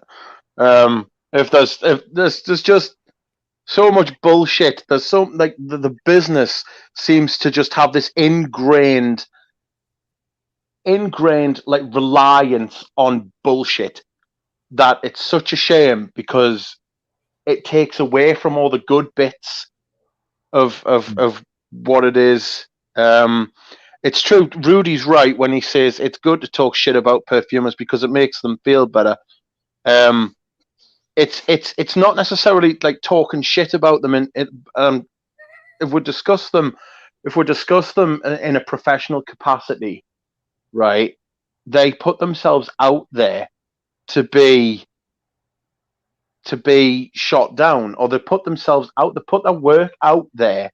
They do what everybody else does, who creates things and puts them out into the world. If it's a matter of taste and people like hear if it's a matter of taste and it's something I'm interested in, I'm going to tell the truth. I am not going to be a happy clapper and somebody who sits there and says positive things all the time just because it might hurt someone's feelings. Sorry, that's just not what I'm about at all. And if people don't like it, they can do one. They know what they can do. I'm not bothered if other people don't like it. If they want to say something, say something. I'm not going to fall out with anyone about it. But at the same time, like these channels who never say anything negative, if you find somebody who always says something positive about everything, I will show you a liar. There is no way. And we've all heard the rumors about certain channels and the way they get their bottles and the way and like the things they do for the bottles, and what they ask for in return, and they do ask for things in return. I think it's okay to be critical, but there's a way of going about it. I'm not saying that you. No, I would agree. I would agree with that as well. I don't necessarily think that I've ever gone into like overly personal stuff. I've never like threatened anybody's mother. Do you know what I mean? I've never gone. I don't ever feel like I've gone too far as I have. I would say. Myself. And this channel has never been about promoting positivity. And even now in my self-reflection or whatever it is that I'm going through, it's got nothing to do with positivity. It's more about talking or speaking my truth or you speaking your truth. If it happens to be positive, that's great. But it doesn't need to be. For me, it's never been about being the most positive person. I don't care about being positive. For me, it's more about understanding the truth and what works and what doesn't. Yeah. I think Eugene, watching you through the years. Hello? Yeah. I think Eugene, watching you through the years.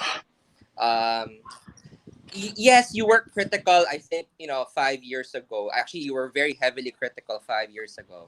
But I think what I sent you, I think a year ago or a couple of months ago and message is that I think your tonality and I think the focus of your critique is now a little bit more objective than before.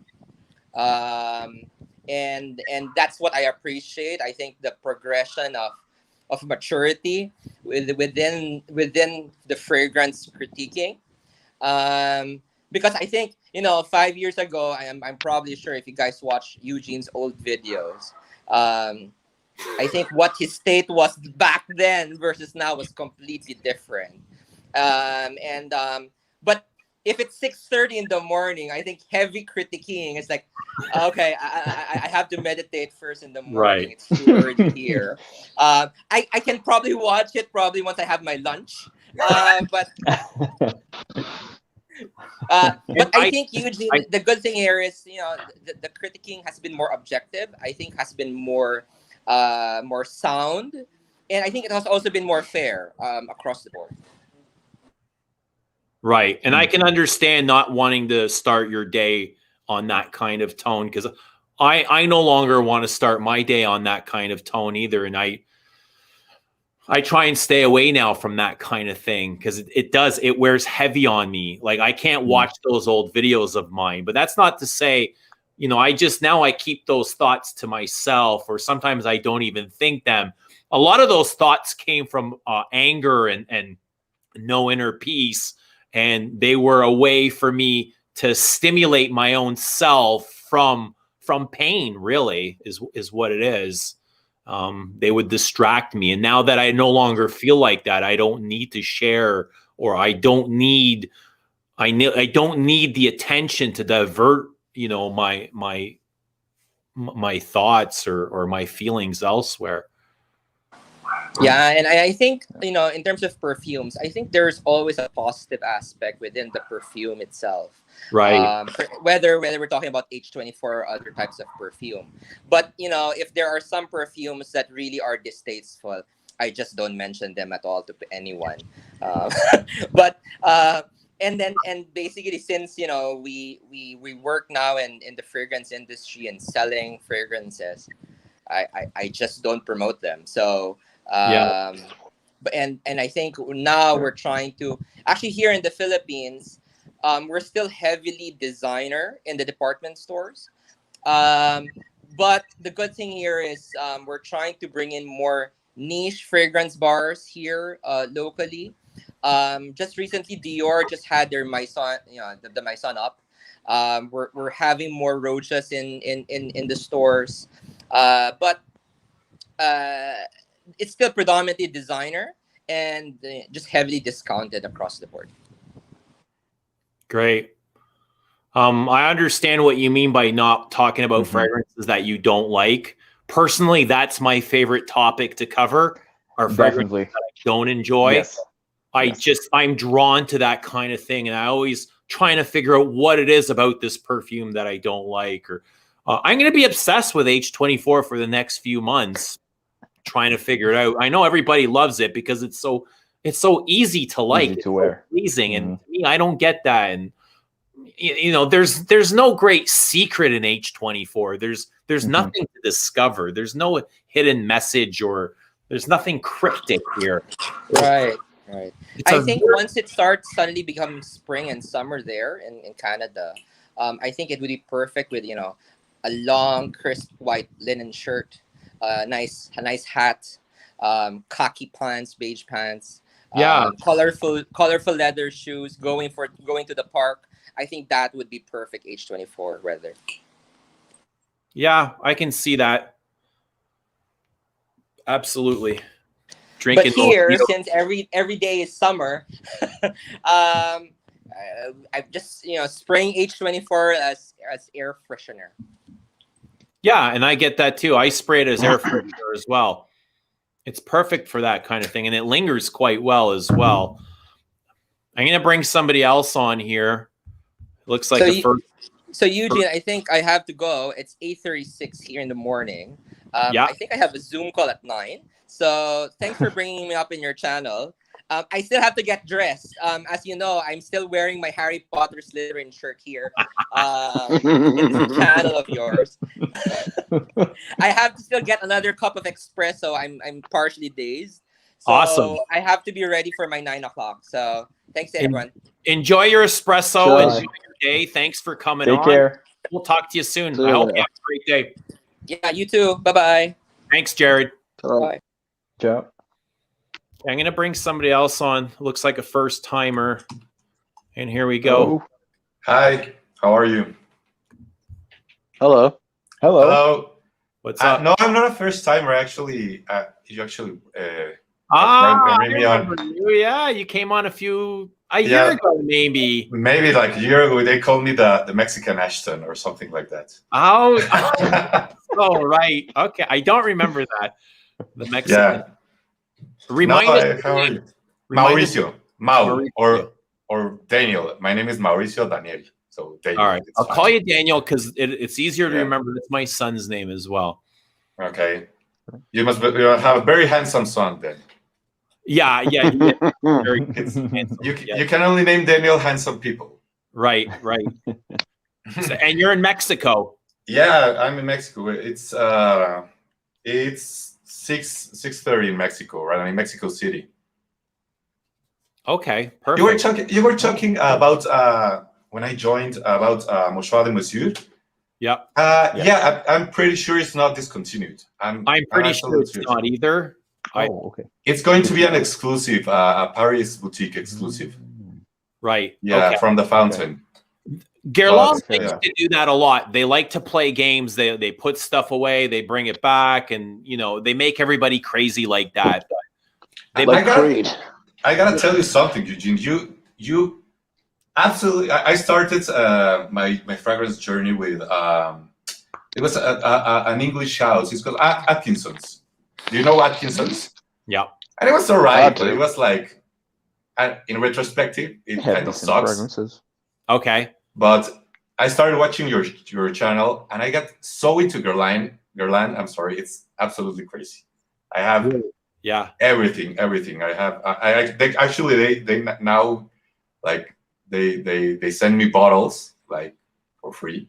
Wow. Because I don't know, because those guys are like, he's going to spend money, so poor Mauricio. Yeah. Let's send him bottles for free, right? Absolutely. But yeah, I think I get where you're coming from about the Thierry Vasser critiques, but I think it's actually doing a pretty decent job, don't you think? In spite of all the reformulations, because I think it's Ifra, or I don't know what you guys think. I love Terry Wasser, but I'm also his biggest critic as well. I just critic every critic. I guess it's because I criticize That's so myself true. my most hardest on me, but I have huge expectations from Terry Wasser, and I'm always wanting something. Like, I want something new. I want something more. Like, he's created this brilliant line of Absolutes d'Orient. They might not be your style, but it is a great collection. Yes. By the time this collection is done, at whatever it'll be, 10, 12, 15 per, I don't know. It could go like their Aqua Allegorias every single year. They're just consistently releasing one or two. It might never end, but Aqua Allegorias are a great collection. And I think, 10, 15 years from now, this Absolutes d'Orient is going to look, the same way. It's going to be considered something amazing. Yeah. Mm-hmm. Baiser de Russie, do you know Baiser de Russie? Like the Russian kiss in French? I don't know French that well. Do you know that one about Guerlain? It's in the Parisiens exclusive. I bring it up because I think it's one of the. It's a feminine one, but as we all know, it's unisex. Everything is unisex. But I think it's one of the most creative, like honestly magical perfumes. And I say magical because, like, there are certain perfumes that I think have that like magic feeling. I don't know how to say. Like, one of those is L'Heure Bleue or Après l'Ondée. I love Jiki, but it doesn't have that sparkling magic stuff. I don't know how to express it, but that's like, it's almost like a color, right? Like, and it's one of those perfumes. I encourage you with all my heart to you guys to smell Baiser de Russie. It's absolutely lovely. It has pine and caramel. What is it called? Baiser de Russie. Oh, yeah, absolutely. I have a bottle of Baiser de Russie. Yeah, do you like it? Absolutely. Russie. Yes, I do like it. I'm I don't sorry, have my it. French sucks. My French sucks. I'm No, sorry. No, I no, thought not at all. like queer to Russie. Yeah, I like Beiser a lot. It has a lot of green, woody notes to me. Yes. Yeah. It's great. I see Beiser to Russie as in the same family as Mont Guerlain. It has that caramel, tonka, lavender, but it opens differently instead of kind of the sweet vanilla accords. It's got green. Pine wood, Okay. right? Piney, yeah. Very definitely. green and piney. Okay. Yeah. But it's a great fragrance, great scent. Yeah, lovely. I saw your video about Joao. I saw your video about I think it was Jiki, Après L'Ondée, and Vol de Nuit. Oh yes. And that made me go out and buy Vol de Nuit. And I'm absolutely in love with it right now, and I'm wearing it almost daily. Oh, very happy to know that. Yeah, I mean, Après L'Ondée and Vol de Nuit are fantastic. Although I think Vol de Nuit it's not what it once was. Okay. But because I feel that at least my bottle of Vol de Nuit, the iris, it's not as intense as I remembered it was. But nonetheless, it's still fantastic. Do you notice that I always when I invite my friends and we make like, I don't know how to say it in English, but like when you smell something or you taste wine, in catas in Spanish. Oh yes.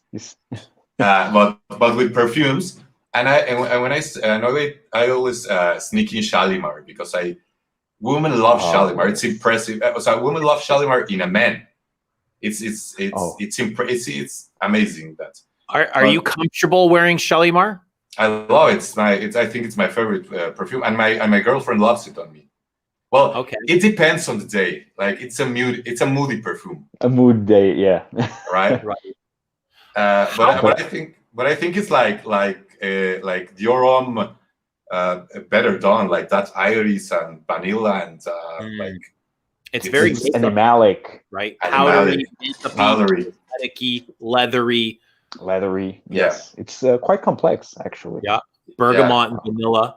And in Après L'Ondée, do you guys get the? I get a rubber note, like a new tire of the bike note. Like honestly, really? Yeah, I don't know. I don't know if I read the story about Saint-Exupéry and the night flight, and I imagined the airplane, or I don't know why. Maybe it's all in my head, but I get that rubber note and I love it. I can't recall the rubber note, but tell me. I don't get that, but for me it's very indolic and very melancholic. Green. Totally melancholic, yeah. Yes. How available is Guerlain in Mexico? We have almost everything. We have an exclusive line boutique. It's the biggest one in all Latin America. Latin America, you remember Mexico is part of North America geographically. So North America is Canada, United States, and Mexico. We're not Central America, we're North America, but Latin America is the Latin-speaking countries, and it divides Mexico from Mexico down. So we have the biggest in Mexico City. We have the biggest boutique of exclusives, and we have we have fountains and everything. Nice. So it's pretty available. Also, Christian Dior and a lot of brands are in Mexico available. You have access to Dior Privé, Maison Christian Dior. Yeah, actually today I'm wearing Udispan. Oh wow! And I love it. I love it. Yeah, we have access to actually a lot of really niche perfumes. In Saks Fifth Avenue, we have Saks Fifth Avenue, so there we have everything. But it's pretty expensive. I actually prefer to order from Fragrance Net. Oh, okay. Yes. Because like an amouage here in Mexico, it's around like $450, right? Okay. Yeah. It's the most expensive line, I think. It's a lot. Right. What are most men wearing in Mexico, or women for that matter? What perfumes are they wearing? Most men wear women. No, I'm just kidding. I don't know. I think freshies. But Yeah. actually, the thing is, I work at LVMH. I work at Moet Hennessy, so all my coworkers are a little bit more into fragrance and into premium lights, and so they all wear like Givenchy gentleman. But it's the same thing. It's not really artistic, you know. Nobody wears Guerlain. That's the truth. Guerlain is pretty rare. Yeah. You need an acquired taste. Yeah. Definitely. It's not mainstream. It's not the most mainstream brand. Yeah, it's not meant to be mainstream, I think. Right? Yes, definitely. Yes. It starts from there. Yeah.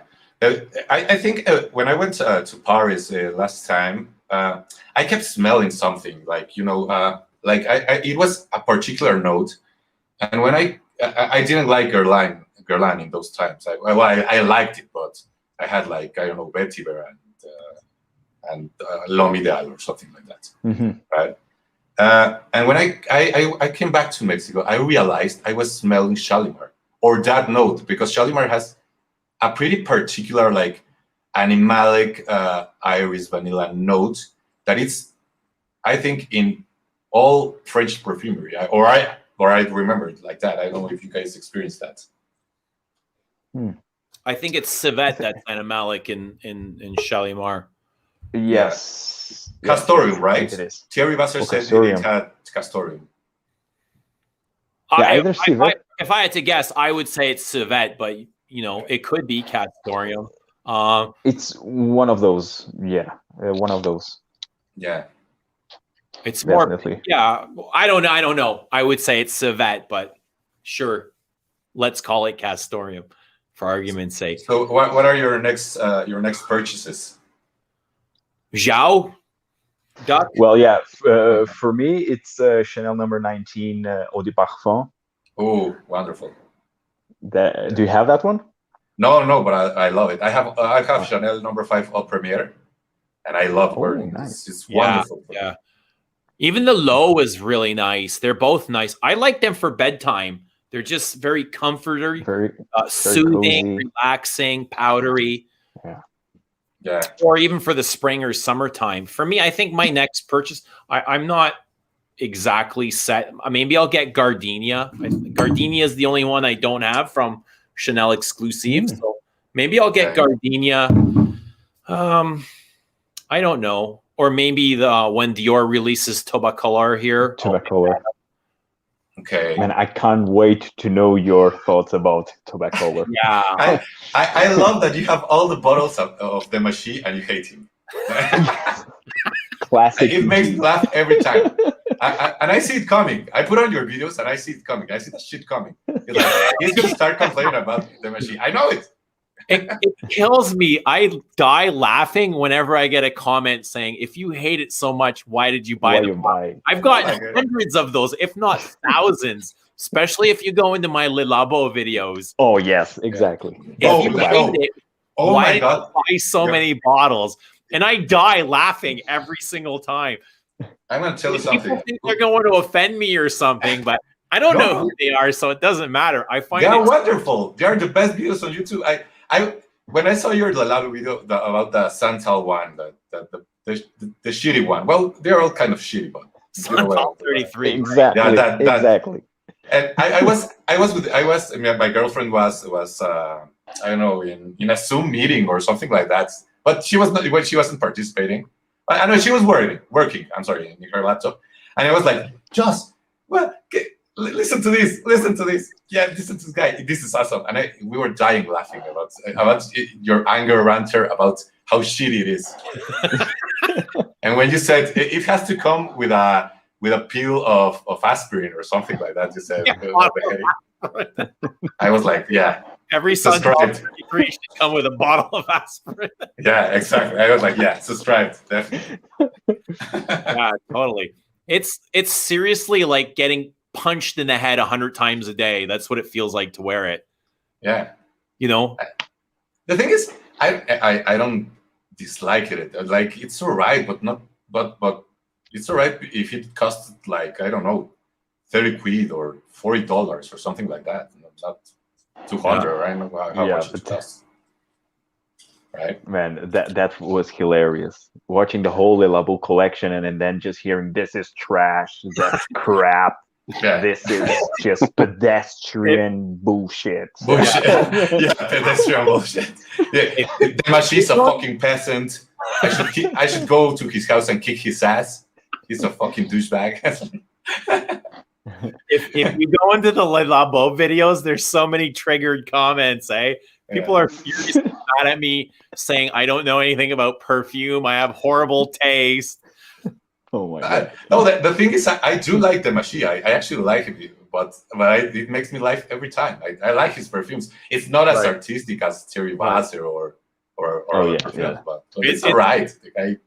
It's almost more fun trashing a perfume and then reading the comments about how much the people hate you than writing a positive review. Yes. Everybody loving something. Please, let's do a video about the toy boy. I haven't smelled it, but I already hate it. The toy boy, the bottle of the bear. Yeah. I already hate it just because. All right, put the bottle aside. I think the fragrance is not bad. I think yes. I also have the same opinion. Actually, I think the toy boy, it's quite unique for a designer. I mean, you don't see a lot of designers, especially the ones that are marketed towards men, with rose hair. So I mean, I think it's. In the end, I think it's quite unique. Perfume. Yes. I only smelt it once or twice, and the stylistically, the closest thing that came to my mind was Voyage de Hermes. I don't know if anyone else gets that. Okay. No, I don't get that because I think it's too sweet. Yeah. Okay. I think Toy Boy, it's too sweet for Voyage. Right. I mean, honestly, for me, this one goes in the line of the Le Male from Jean Paul Gaultier. Because of the sweetness, because of the sweetness. But still, it's quite different from what it's been released nowadays. Because the rose is very prominent. You even have like a faux leather impression, like a plastic leather impression. So yeah, I think in that regard, it's still quite unique. Fine, I'll try it. Stop selling it. No, I'm just kidding. Don't run out and buy it. No. What do you think are some of the tackiest bottles in perfume? It's gotta be that one. That's why I hate it. Yeah, that one it's quite tacky. What about Le Male? Oh my god! But Le Male, I actually read in a book that it was made since it was a floral marketing development. Made the bottle a man because men are too afraid. Yeah, that's absolutely ridiculous, right? But that's the reason of the bottle. I don't know if that's true. They made the bottle. I like the Le Male bottle. Yeah, it's tacky, but it's classic now. Yeah, exactly. Yeah, I consider it more of a classic because I mean I think the torso became more of a classic than gimmicky, but yeah, I mean, nowadays maybe it is. Okay. In my opinion, the worst one has to be the Carolina Herrera one, the Lightning. It's absolutely horrible. What about the high heel shoe? Well, I actually like the shoe better, to be honest, because it's a girly thing. But the Lightning who's that for? You know. But, what's the Lightning? I can't think of the Lightning. What's that? No, look it up. It's Bad Boy. Bad Boy. Yeah. Bad Boy. I don't even know. How do I not know this? But you also have the new, I think, Carolina. The new ones from Carolina Herrera. You have the new flankers of CH Man with the tiger. And yeah. And then there's the Ace of Spades or whatnot. That is something like a narco would have in Mexico City or something. You know, I don't think I've ever paid any interest, or I'm not very familiar with this at all. That's because you're not a peasant. And that's wonderful. That's absolutely wonderful. And you are better off that train ride. Yeah. When was it released? Like a year ago or something like that. Yes, I think it was a year ago. And now you have a flanker. Really? Yeah, okay. There's a flanker of Bad Boy, yeah. Which is the Eau de Parfum. Or the Parfum concentration. Do you know, in my head, it's worse, the trend about this 1 million Bad Boy sweet synthetic trend. It's worse than the blue trend in my mind. I can't stand it. That's close. I yes, don't like sweet. I don't like sugary, syrupy sweet, but blue is so uninteresting. It's torture if I would have to decide. It's a toss-up. Yeah, but the thing is, blue is when you wear a blue perfume, you are wearing perfume because somebody told you have to wear perfume. You don't like perfumery, so you wear it because, like, if you're wearing deodorant, like, right? Yeah, it's very deodorant-ish, shower gel. Yeah, so it has a purpose. The blue fragrance is like white noise. But the thing that bothered me about these Bad Boys and 1 million is that they are so cheesy and so synthetic and so obnoxious and horrible. I just want to punch the guy in the face that's wearing it. I don't know why.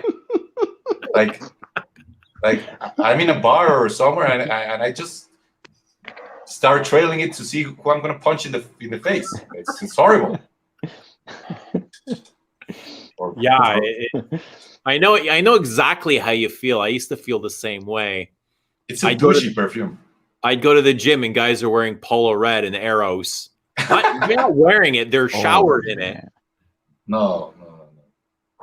They have to be crucified. Okay, so tell me this: yeah, is the price of niche worth the extra money?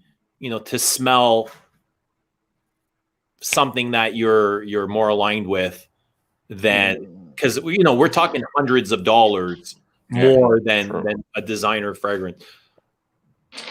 I'm going to tell you, like, it's a really philosophical question, and I to be honest, I haven't I unsubscribed from every channel on YouTube about perfumery because I was getting too much into it, and you were talking about addiction, and you were right. Like, I don't need, 60 bottles. It's ridiculous. Right? I'm like, what am I doing with my life? It's like, and I started donating money, and I prefer to do that. Like, I prefer to save a bloody tiger than buy another bottle of horrible perfume. But it's about being unique. I think, like, a lot of us like art. Like, we like music, and we try to find beauty in some things. I have the watch I'm wearing. It's not an expensive watch, but it's the watch of my grandfather, right? It's an Omega from 1950, something like that, and I love it more than newer watches because it's unique. And I think that's why I love Shalimar, because nobody wears Shalimar that I know. Nobody wears Mouchoir de Mesure, and I love Mouchoir de Mesure. Although my girlfriend says she hates the Animalic, the civet, but I don't care because I love it because it's unique and it makes me feel something. It makes me feel like a dandy, and that has value, and the value it's inside of us, the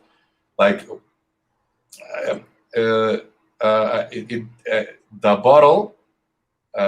It's expensive, but yeah, expensive for me, maybe for you, but it's not expensive for Bill Gates, And so it's a pretty deep question. I don't know. I think that the price discussion is very, it's like you were saying, it's very subjective. It all depends on what you think it's worth having. I mean, for example, for me, I think it's worth having a 300 euros Ramon Monegal, but maybe for Eugene, it's pure trash. So it's not worth it. And it all depends on what are you willing to spend on a fragrance, and also about your taste in the end, and your connection with the perfume itself. Yeah. How many bottles are you up to? Zhao, do you want to share that with us? 310. Shut up. Yeah. Really? Yeah. But 3. okay, tell me something. How the hell do you clean them? Like honestly. Oh yes. Do you clean them? Yes, I do. And I need like 2 weekends because it's mostly during the weekends that I have more time to clean them up. Yeah. Yes. So yeah, it's always every 2 weekends I'm doing that. Okay. I get freaked out when I see a lot of bottles. It's intense. Although I erase, I'm seeing my collection, and like there are a couple of fragrances that I'm not using anymore. So I think it's time to say goodbye to them. But yeah, at least for now, yeah, over 300, definitely. It's ridiculous. The thing is, it starts becoming like a hassle, right? Like, what am I going to wear? There's a lot of choices. Don't you guys? Oh yeah, yes. In that regard, I always, not always, but most of the times, and especially when I know that next day in the morning I need to rush. Yeah, I always choose the night before, and I'm like, so I will be wearing this clothing.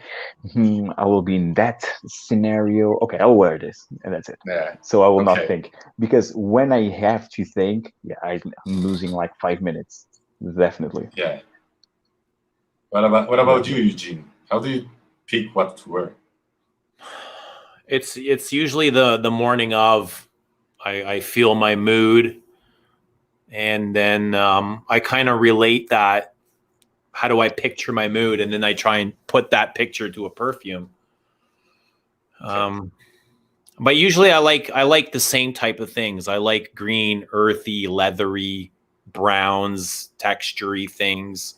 I don't know. It's difficult. Like, some weeks I'll wear just Chanel. Like I'll be in a Chanel mood, and then other weeks it'll be like I just feel like wearing Guerlain. Nothing but, and then kind of studying the collection and how everything fits together. I get in these moods. Like for a week, I've just been wearing H24. As unexciting as it is, it's just like, hoping to figure it out. Or, the more you spend time with something, maybe it'll grow some sympathy with me. But yeah, it's not happened. But yeah, I usually choose the morning of in my shower. I'm taking a shower, and that's what I'm thinking about is what am I going to wear today? Okay. Quack is burping and farting. The only perfume to me that has I am coughing. The only one to me that has a really clear personality in my collection is Vetiver by Guerlain. I only wear it when I'm in sales, so I make negotiations. So when I'm going to make a strong negotiation, I wear it. I don't know why. It gets me in the mood. It's a serious, mature fragrance. I see it for that position as well. I think it's a very grown-up, sophisticated, yes, strong. Yeah. It has a strong character to it. Yeah, like I'm not here to fuck around. And it doesn't hide in the corner. It's very present. Exactly. Yeah, like really assertive, right? I remember smelling it on a businessman once, and I was like, "Wow, the guy smells amazing." That was me. Yeah, that was me selling you bottles. Yeah. Smelled amazing. Yeah. What I have been up to is I just box it. I just put all my perfumes in boxes, and I have left 5 in my counter. It's Louis, Rojadov Elysium, because it's really hot right here in Mexico. So it's a problem. You're gonna get punched in the face if you wear that to a club. Yeah, maybe. But I'm gonna get kissed by my girlfriend, so it's a win-win. So there you go. You win some, you lose some. Yeah. I also have Bol de Nuit, Jiki, and Tonka Imperiale. Very nice. And Under My Skin by Francesca Bianchi. Wonderful. I love it. It's wonderful. So good. So good. How do you like Bol de Nuit? I I mean, it's a classic line. You wear it for yourself. I think it's one of those perfumes you wear it for yourself. Although I got drunk with some of my friends, like I don't know, 3 weeks ago, and I went to a friend and he smelled Shalimar and he was like, yeah, it's right. I get why girls love it because he thought it was a men's perfume. That's really interesting. Right. Did he try to kiss you? No, thank God, but no. Maybe, but I didn't realize it, right? And he thought it was for men, had no clue it was for women. Yeah, it had no clue. And then I showed him the bottle of Bold and Me, and he was absolutely in love with it. He said it's the best perfume he's ever smelled in his life, and he also thought it was for men. And that's he's a guy that's pretty like, I don't wear anything that's pink, you know. So I find it quite interesting. Okay, like he thought of that, right? Like, you know. Yeah, I would say, you know, Vol de Nuit, it's very green and earthy and floral. I find it masculine, honestly. I know it doesn't have gender, but you know what I mean? It has that iris. Yeah, like powdery iris. Yeah. And it has some citrus on the top. Yeah, right? Yeah. Let me hold on a second. Here we go. I'm going to sleep. Are you still here? Oh, let's see.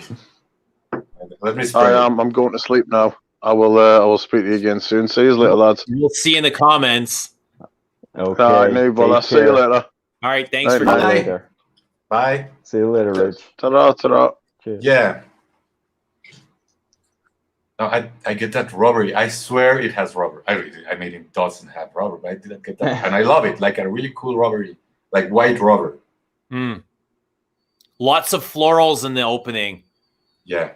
Lots of green, sharp, citrusy florals. Yeah. It has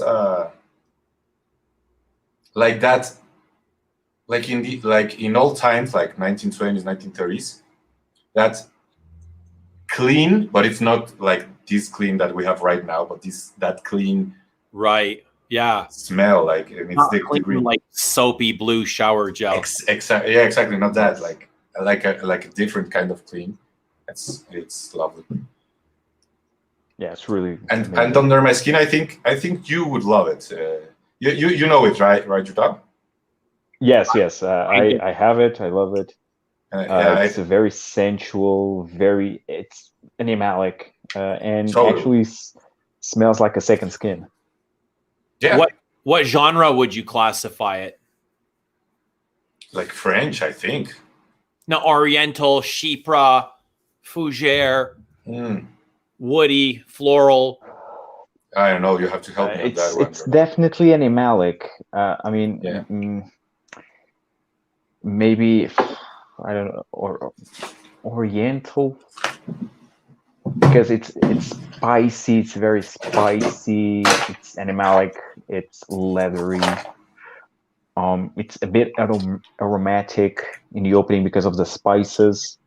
It's floral. It has some carnation.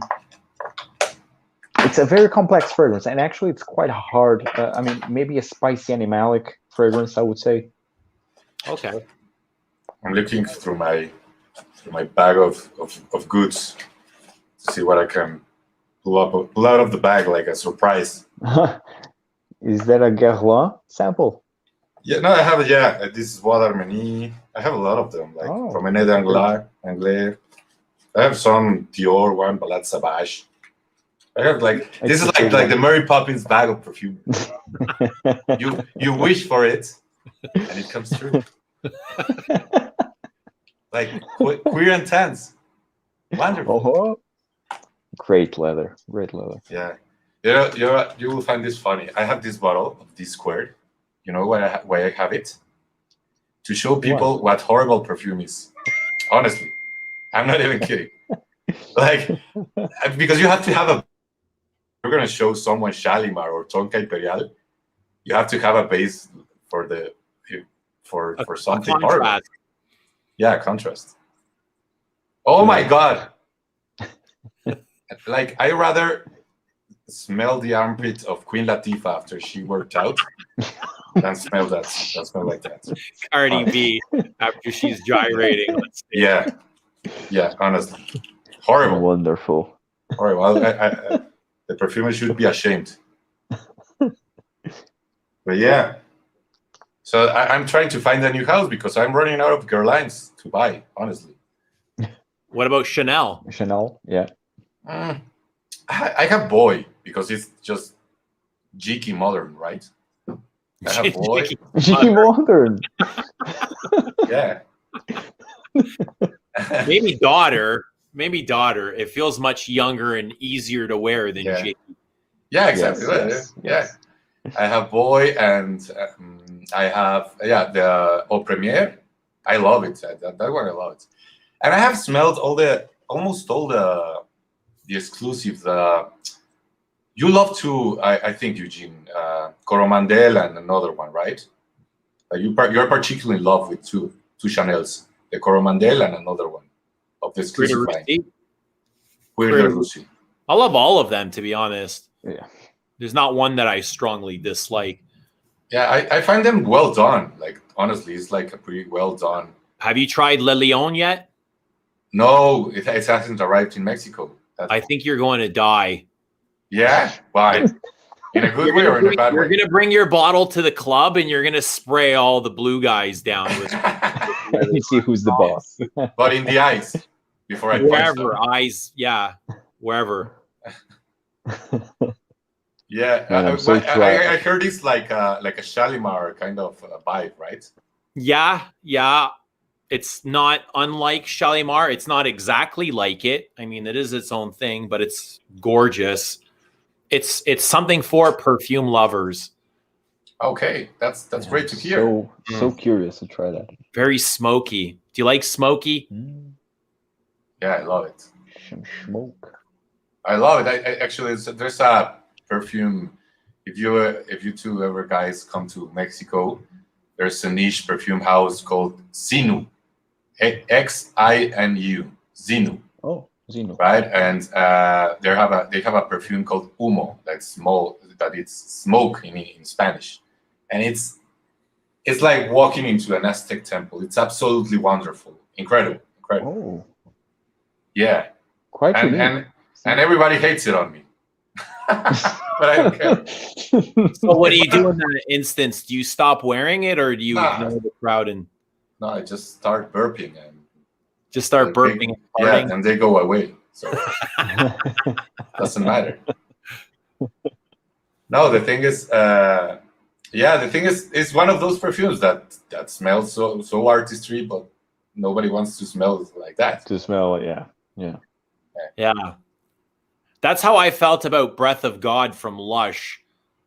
The first time I had picked it up, I thought it was the most disgusting thing I've ever. I was like, why would anybody want to wear this? Yeah. And then I think I bought a bottle and then I wore it. And I was like, oh my God, this is so beautiful. I think I may have sprayed it. I went to Lush and I was like, every time I went to Lush, I ran towards that perfume because it turned me off so much. And I sprayed some on me and I went home and I was like, this is really nice. Like, I like this. And I went back a few days and bought a bottle. That's what happened. Okay. Let me ask you guys something. What is the worst smelling perfume you own? You don't like you say, what the hell why the hell do I own that? Like, I'm gonna give you an example. Or maybe you once owned, maybe not anymore. But there was one that got pretty fashionable. That's people say it smelled like a Ventus. Cedrat Boisé. Hell, oh my God, is the worst thing I have ever smelled in my life. I actually lost a client because of that perfume. Like, honestly, I'm not even kidding.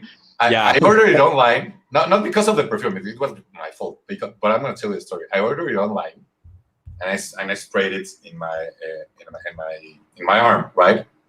And I was driving, right? I was driving to my appointment with the clients, and I was like, this is horrible. I can't stand this. And I turned around, I canceled the appointment with my clients. I didn't care. Like I was like, it's shit. Fuck this. I can't stand it anymore. I turned around to my house, 40 minutes back because it was a pretty far client, and I showered and I sold it to the client. I'm sorry, but I put on a perfume and it smells horrible. Yeah, I would agree. It's absolute horrible perfume. It's not even perfume to me. It's vinegar. It's like that sour wine vinegar. Yeah, it made me sick, honestly. Yeah, I feel Also the not same one of way. my favorites. I did not enjoy that at all. I thought it was horrible. Okay. It was one of the very rare perfumes that I sold. I was just happy to get like any part of my money back.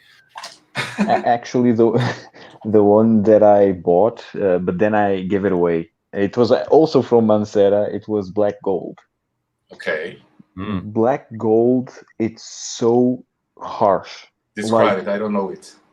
It's this overdose of white florals and very piercing, sweet white florals, and it's all about that. And it's quite musky in the base, almost like a suede-y, musky feel. And it's just like a punch in your nose. And it's loud. It's very loud. It's whoa! It is too much, way too much. And and again, it doesn't have. Yeah, a bit.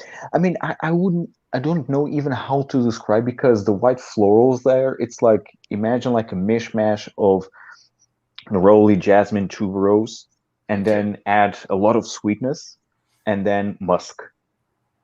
Okay. Oh. And then it's very scratchy, loud, very, very synthetic. Whew. It was quite bad. Okay. I think I'd actually done a video on Cedrat Boise, and in the title I wrote like worst fragrance I own or something like that. Yeah. I didn't enjoy it either. Maybe YouTube banned it. No, it's still there. It's called the worst fragrance in my collection and something like that. And Cedrat Boise. I thought it was vile. The two fragrances that I least enjoy wearing in my collection are Memo African Paris. Yeah, I don't see you wearing that at all. African leather. African leather. The what did I say? With a tiger or something. Leopard or something. Yeah, leopard. And Santal 33. Those are the two that I really struggle with. If I ever run to you on the street, I would have you rather wear Santal 33 because I would start laughing. Yeah. I know there's history behind. Right. But Memo is just, I think, so on you. Like, I don't know you very much, but the way you describe perfumes, like, so true. Right? They're both very heavy. Like Santal to me smells unfinished. Like it's very choppy. Like it's missing half of its perfume, and it jumps instead of like a nice transition, it goes like this. It jumps into progression. Okay. Right. Nothing smooth at all. Yeah, I remember watching a video of you and Christo talking about Mimo, and it was hilarious. Yeah. Which one? Was it Shamzood? Shamzood. Yes, exactly. Yeah. Shamzood. Yeah. That one smells very fishy. Yes. Guys, can you hold on? I'm gonna go get a beer if I can. Absolutely. Go ahead. Yes, go. Go ahead. So Zhao, you good? You having fun or? Oh yes, definitely. Yeah. You live stream quite often, don't you? Like I see you on Saturday nights, I think, if ever. That's when Yes, sometimes. I mean, last time actually it was like a couple of weeks ago. Yeah. That I was live on the Saturday. It wasn't too long, but yes, I usually do some live streams here and there. I remember you did a live. Man, it was probably about a year ago, and I was in your comments, and I said we should stream. Oh yes, I remember. Yeah, that. Here we are. Funny, eh? Yeah, so true. Finally. But why don't you? Where is Christo? I haven't seen you guys do a video in a while. Christo's moved away, so he used to live like I don't know, 30, 40, 50 minutes from here. Mhm. Let's say 45 minutes from here. And he's moved over to 3 provinces. So he's 3 time zones away. Okay. Oh, okay. Yeah. I haven't seen him since he's left. And how's the weather right now in Canada? Because Here it's getting nicer, but it was cold for, the past few months. you guys have extreme weather. Like I went to Canada twice, and it was like, oh my God, the cold is absolutely insane. Yeah, it is. It's mental. And the summers are humid, like extreme humidity. Like you can't breathe. You need to be indoors in controlled climate. I went to an island called Alberta, I think. They called it that's where Cristo is, yeah. Okay, yeah, they call it the island of the nearly wed or nearly dead, right? Yeah. Yeah. And I remember, like Mexico City is one of the biggest cities in the world, and I was with my I think it was like the brother of my grandfather, something like that, right? And we pulled to a stop, and there was 2 cars in front of us, and the guy was like, "Oh my God, the traffic!" And I was like, "What are you talking about?" And then, like 6 months later, he came to Mexico City. He was flipping out. He was flipping out. 2 cars, right? Yeah. The perception is everything and nothing. Oh, completely.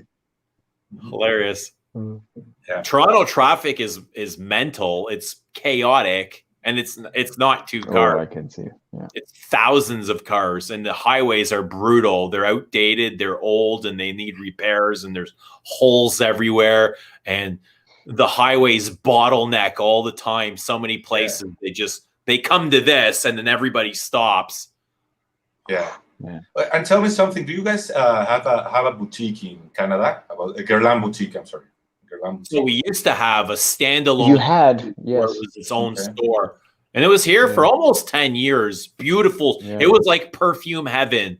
It's where I learned everything about Guerlain there. Yeah. And you recorded a lot of videos there. Yeah, I have a lot of videos from that boutique on my channel.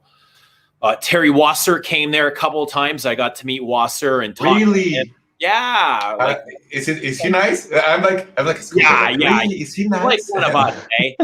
He swears and he smokes and he drinks and he talks exactly like a dude. And okay. Yeah. He loves perfume, and he talks about creating flankers and the 500th version of Petit Robe Noir. Petit Noir, yeah. Yeah, awesome guy. It's good listening to him and learning from him and just hearing like a completely different perspective from. Oh yes, definitely. That's the most interesting part. Yeah. To hear the perfumer's experience and opinion about his work. Yeah, totally. What about you, Jordao? You live in Portugal, right? Yes, in Lisbon. And here actually we have quite a few niche perfume stores. We don't have the only boutique, let's say, that we have, it's from Joe Malone actually.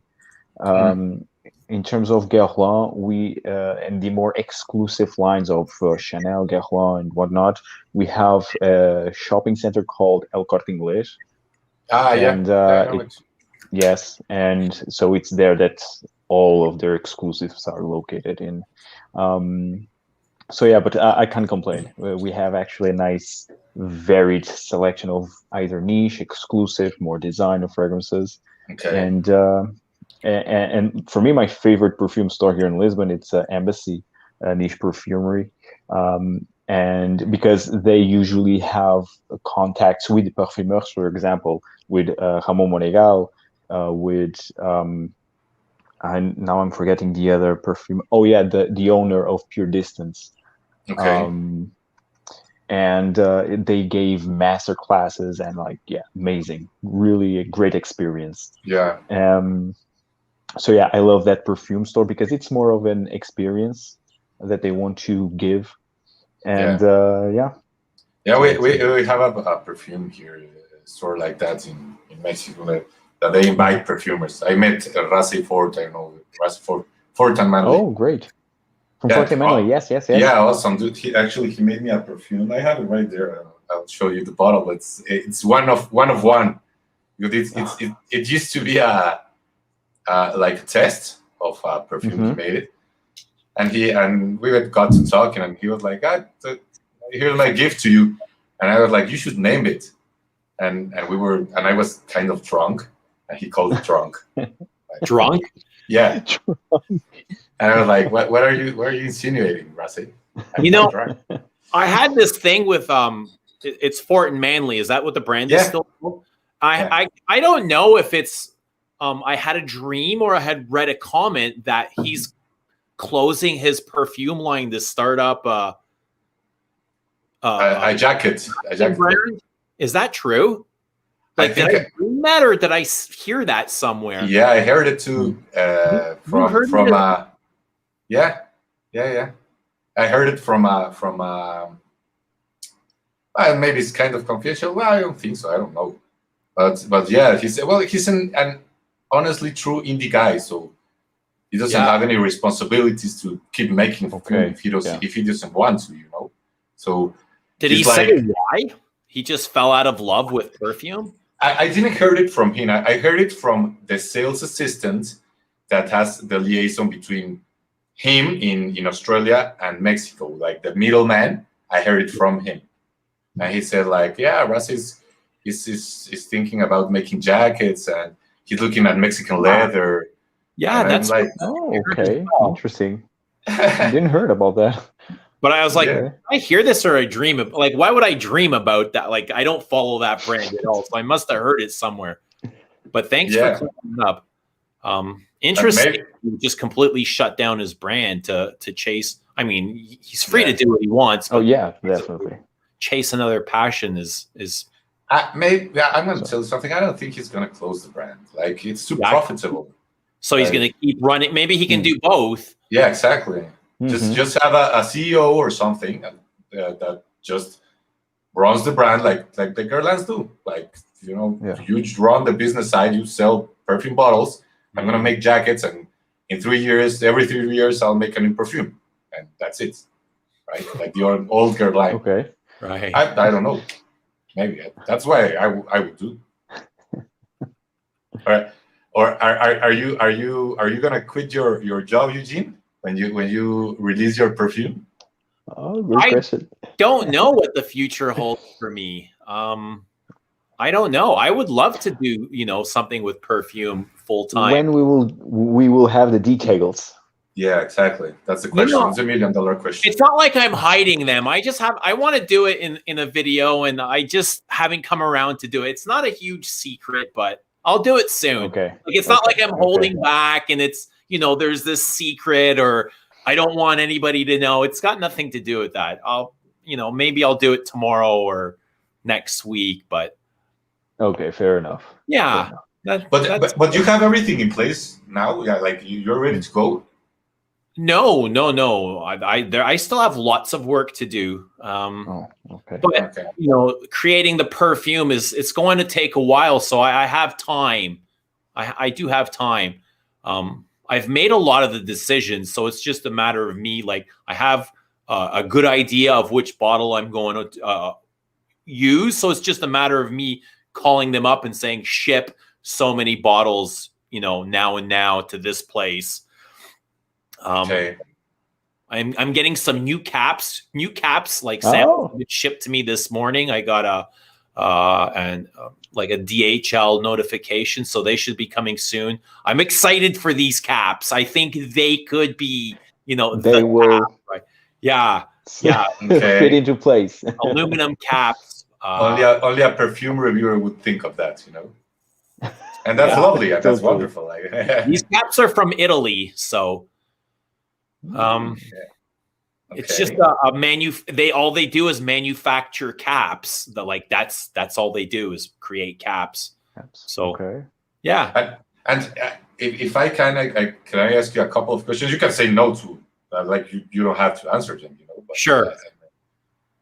Tell me something like, do you thought about the pricing before or after? Like you said, it's going to cost this, so the formula has to cost this, or was it the other way around? No. Pricing hasn't been set yet. That's something I'm going to do with the perfumer.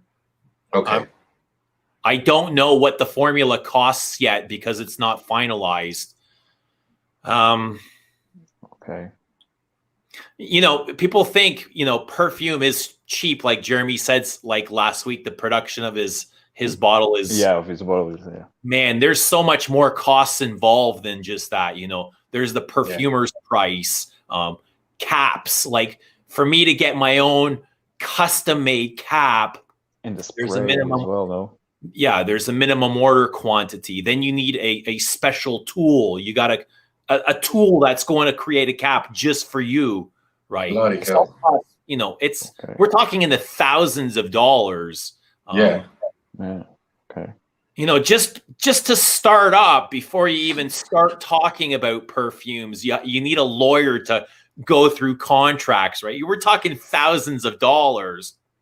And you know how lawyers like to push stuff. Oh, yes. You know, their job is to protect you. So they want to make sure every word is perfect. Yes. And they say one small word in the contract can totally change everything. So before you even start, like, you're already invested thousands of dollars. Yeah, and you gotta be really careful with your money because it could go fast, right? It could get lost. I hired a designer to design. I paid her. I don't like the work. I'm going to scrap it and redo it all over again. You know? Yeah. Oh, man, intense. Yeah. Okay. There's a lot that goes on.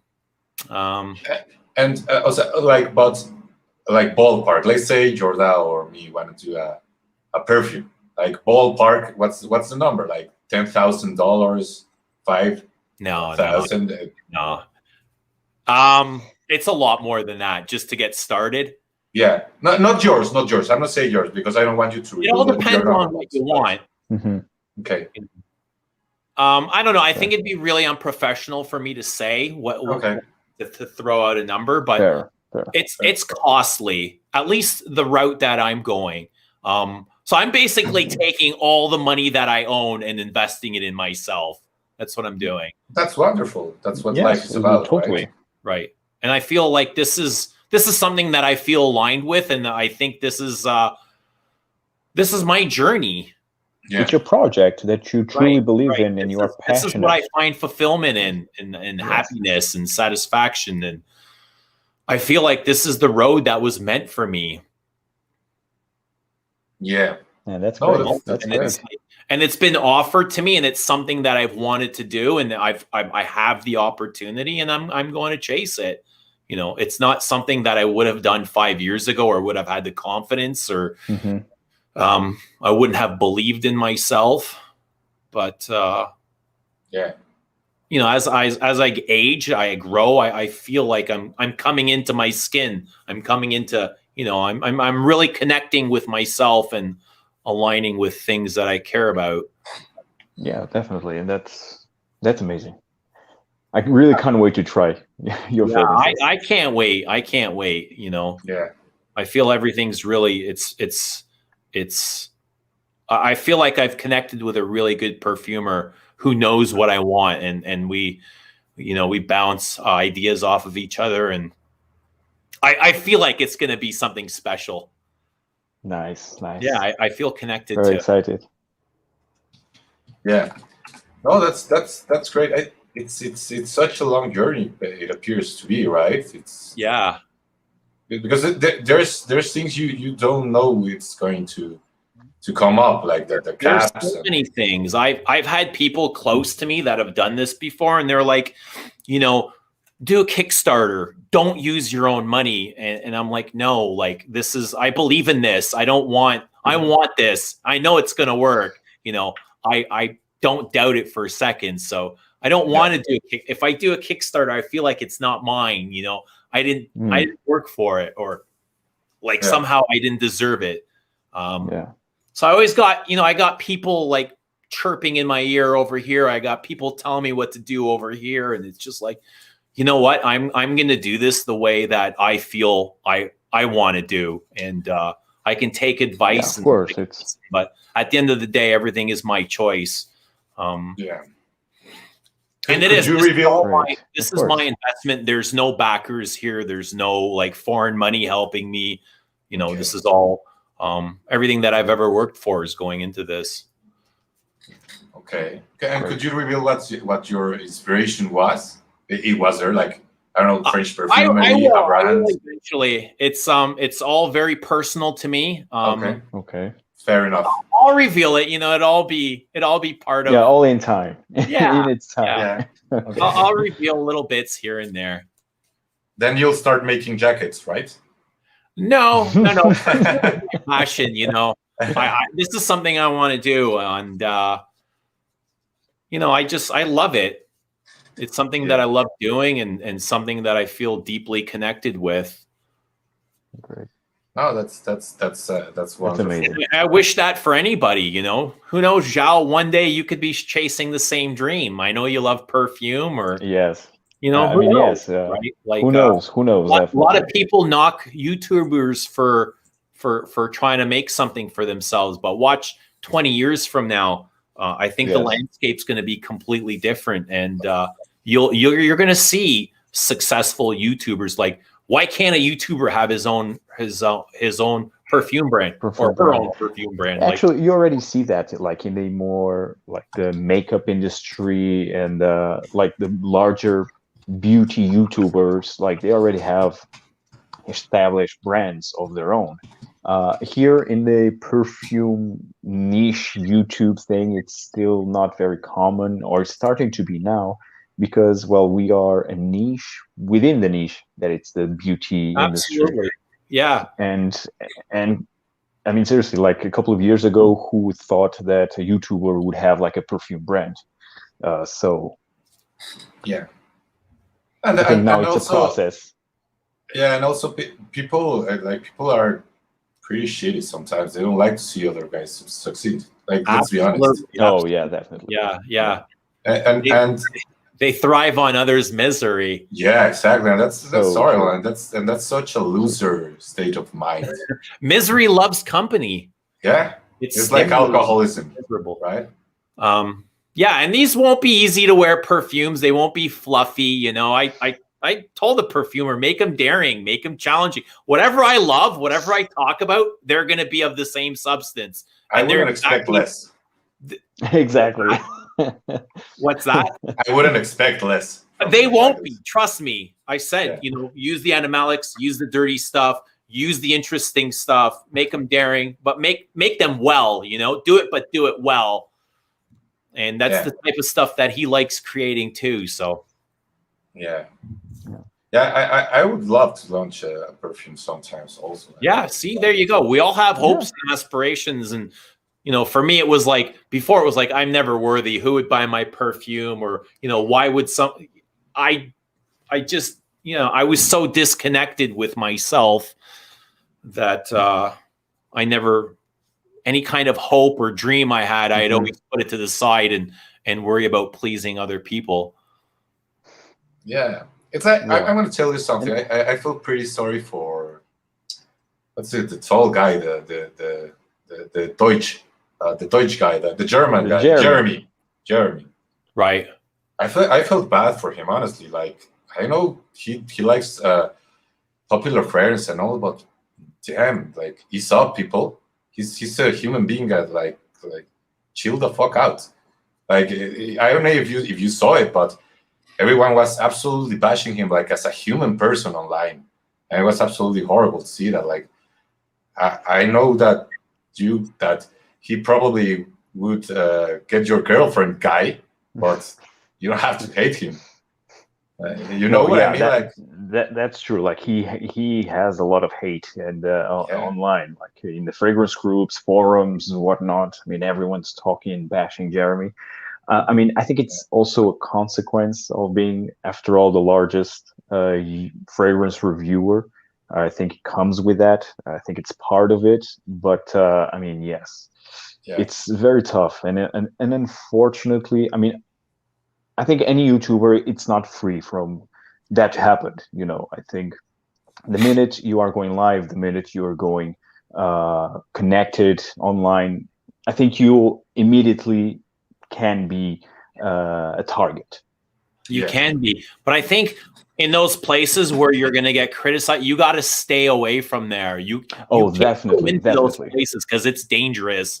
Yes, because you can start believing a lot of those things. I had to remove myself from certain places as soon as I announced that I was going to do my own brand right away. It's the usual suspects that come. Yes. Who does this guy think he is? Or you got to stay away. You can't go there. It's not healthy. Yeah, and I've talked to other YouTubers and no, they don't allow themselves to go into those communities.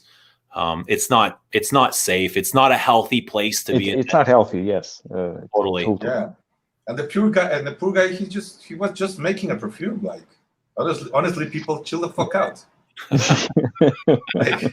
I think it was his way that he went about it that rubbed people the wrong way. Yes. And people carry a lot of jealousy and negativity, and they don't like the way he acts or what he stands for, or because he's different.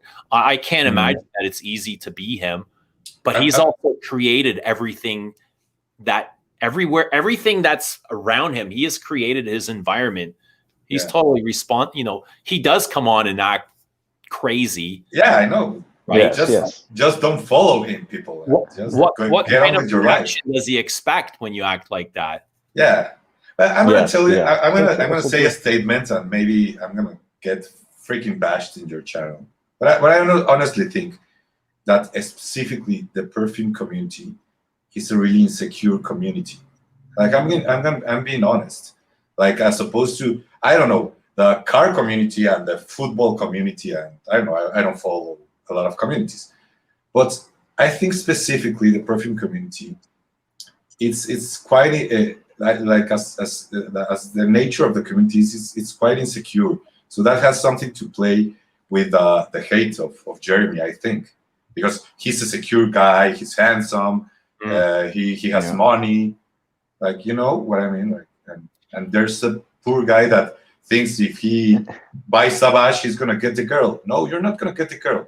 Right. Yeah.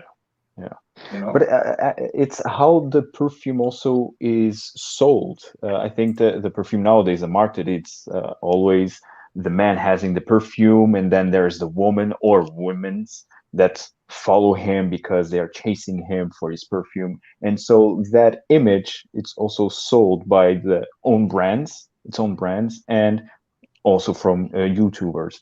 And then there's the other thing that I think fragrances are such a personal thing that if someone bashes your most favorite fragrance because you have so many memories attached to that fragrance and whatnot, you feel that they are insulting you personally. It's what I think people have that type of sensation when we are criticizing a fragrance. But it's again it's like Eugene says, it's like there's no right or wrong. I mean, either you like the fragrance or not. Either you are connected with the fragrance or not. Right. And people think it's gonna fix their life. Like the next bottle is gonna fix my life. No. Oh yeah. Just go to the gym, learn a couple of jokes. Yeah. Yeah. Exactly. Get money, and you're gonna get the girl. You could smell like shit and get the girl. Exactly. Yeah. So true. I think a lot of what he does is he likes to provoke because he knows it's going to bring him attention. And he's obviously experienced because he has a past in entertaining. And I think he does have thick skin, and he doesn't really care what people say because, he does crazy shit today, but he knows, 2 weeks from now, it'll be forgotten and it'll be on to the next thing. 2 weeks from now, maybe Eugene's going to do something crazy and the spotlight will move from me to him, or something's going to go on in the world. Yeah. Everyone's going to forget what I'm doing. So I'm going to do this, even though it may look like I'm crazy, but I'm going to do it intentionally to get the attention today. And he will get it. He will get it. He will get it. Either people are complimenting him, saying good things or bad things. People will be talking about he's a target. He's an easy target because he's got huge following and people love, it's popular to hate on him. Yeah, exactly. Right. So there's groups that are made specifically just to shit all over him. Yeah, but that's gotta hurt, you know. All the money in the world can't that's gotta hurt. I don't. He goes into those places, I can understand it being difficult. I mean, you guys are you familiar with Jordan Peterson, the Canadian professor? He had a meltdown last year. I don't know. I think he had a heart attack or brain aneurysm, but he's become in the last 2 years, a YouTube superstar and get millions of views, and his videos get hundreds of thousands of comments, a lot of them from feminists that can't stand him. The right wing loves him, the left wing hates him, and he kept reading these comments. This is a psychologist, like I already know who he is. Yes. Right, a philanthropist, and he had a breakdown reading. He would keep going back in the videos he did 5 years ago, reading these comments, and he, after 2 years, he couldn't take it anymore, and he got sick. He was in the hospital for a while, and he just caught out recently, but it's not a good place to be. You need to stay away from there. No, shit gets to you. It really does. Absolutely. Yeah. You need. I mean, it's the thing. Like, if you want to be in the social media platforms, I mean, first of all, you need to definitely have some thick skin. But of course, you will not be made from iron, right? But you need to do like a filter. You need to filtrate the comments, and you need to just not care about some vile comments just because of hate. And you got to understand where this hate is coming from. The people, it's not a reflection of you unless you're actually doing this shit like that. If somebody hates me just for putting out, trying to be, successful in putting out a perfume brand, their comments are not a reflection of me, but it's a reflection of what they're harboring inside, what they're going through, what they're dealing with. 100% agree. Yeah. I'm just there to trigger it for them. Those are feelings that they're bringing up, past emotions. It's got nothing to do with me. I'm just holding that mirror for them. Yeah. Sí, so yes. I was starting speaking Spanish. Like, sí. Sí. Sí, claro. No. Por supuesto, exactly. ¿Qué pasó, puto? That's what's up, right?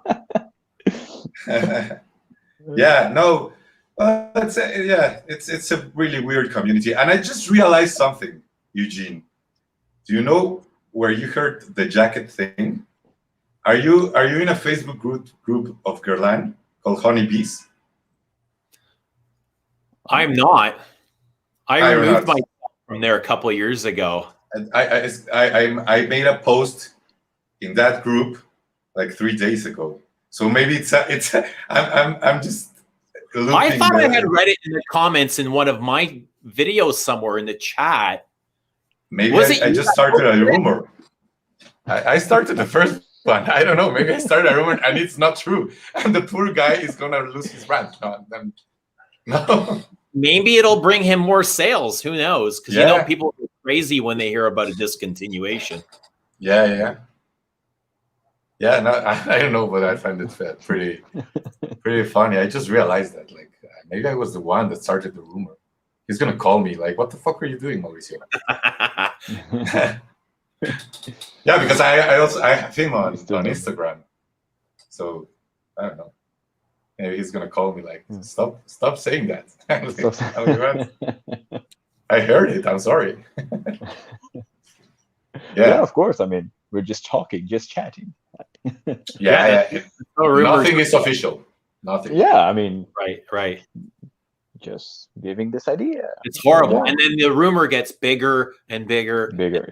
Bigger. It's that game we used to play at school. The telephone game where you would whisper a secret to one person, and they would whisper it to another person, and it would go. And by the time at the end of the line, it was a completely different story than when it had started. Yeah, and that's the rumor would start. And then there was my Max 40, and then things would go. And in the last phrase, there's always a dick involved. Like, he likes dick. What's up, dick? Like, well, it used to be like that in Mexico. Like, someone started, "Hello, how are you?" And the next one, hello, I like your decant. Hello, and like it's yeah. Oh yeah, yes. Yeah. Absolutely. Yeah. We're at 4.5 hours, boys. 4.5. Yeah. And we still have 87 people in the chat, in the comment. Whoa. Guys, smash that like button if you're not a bot. 141 likes. Well done. Oh man. Oh man.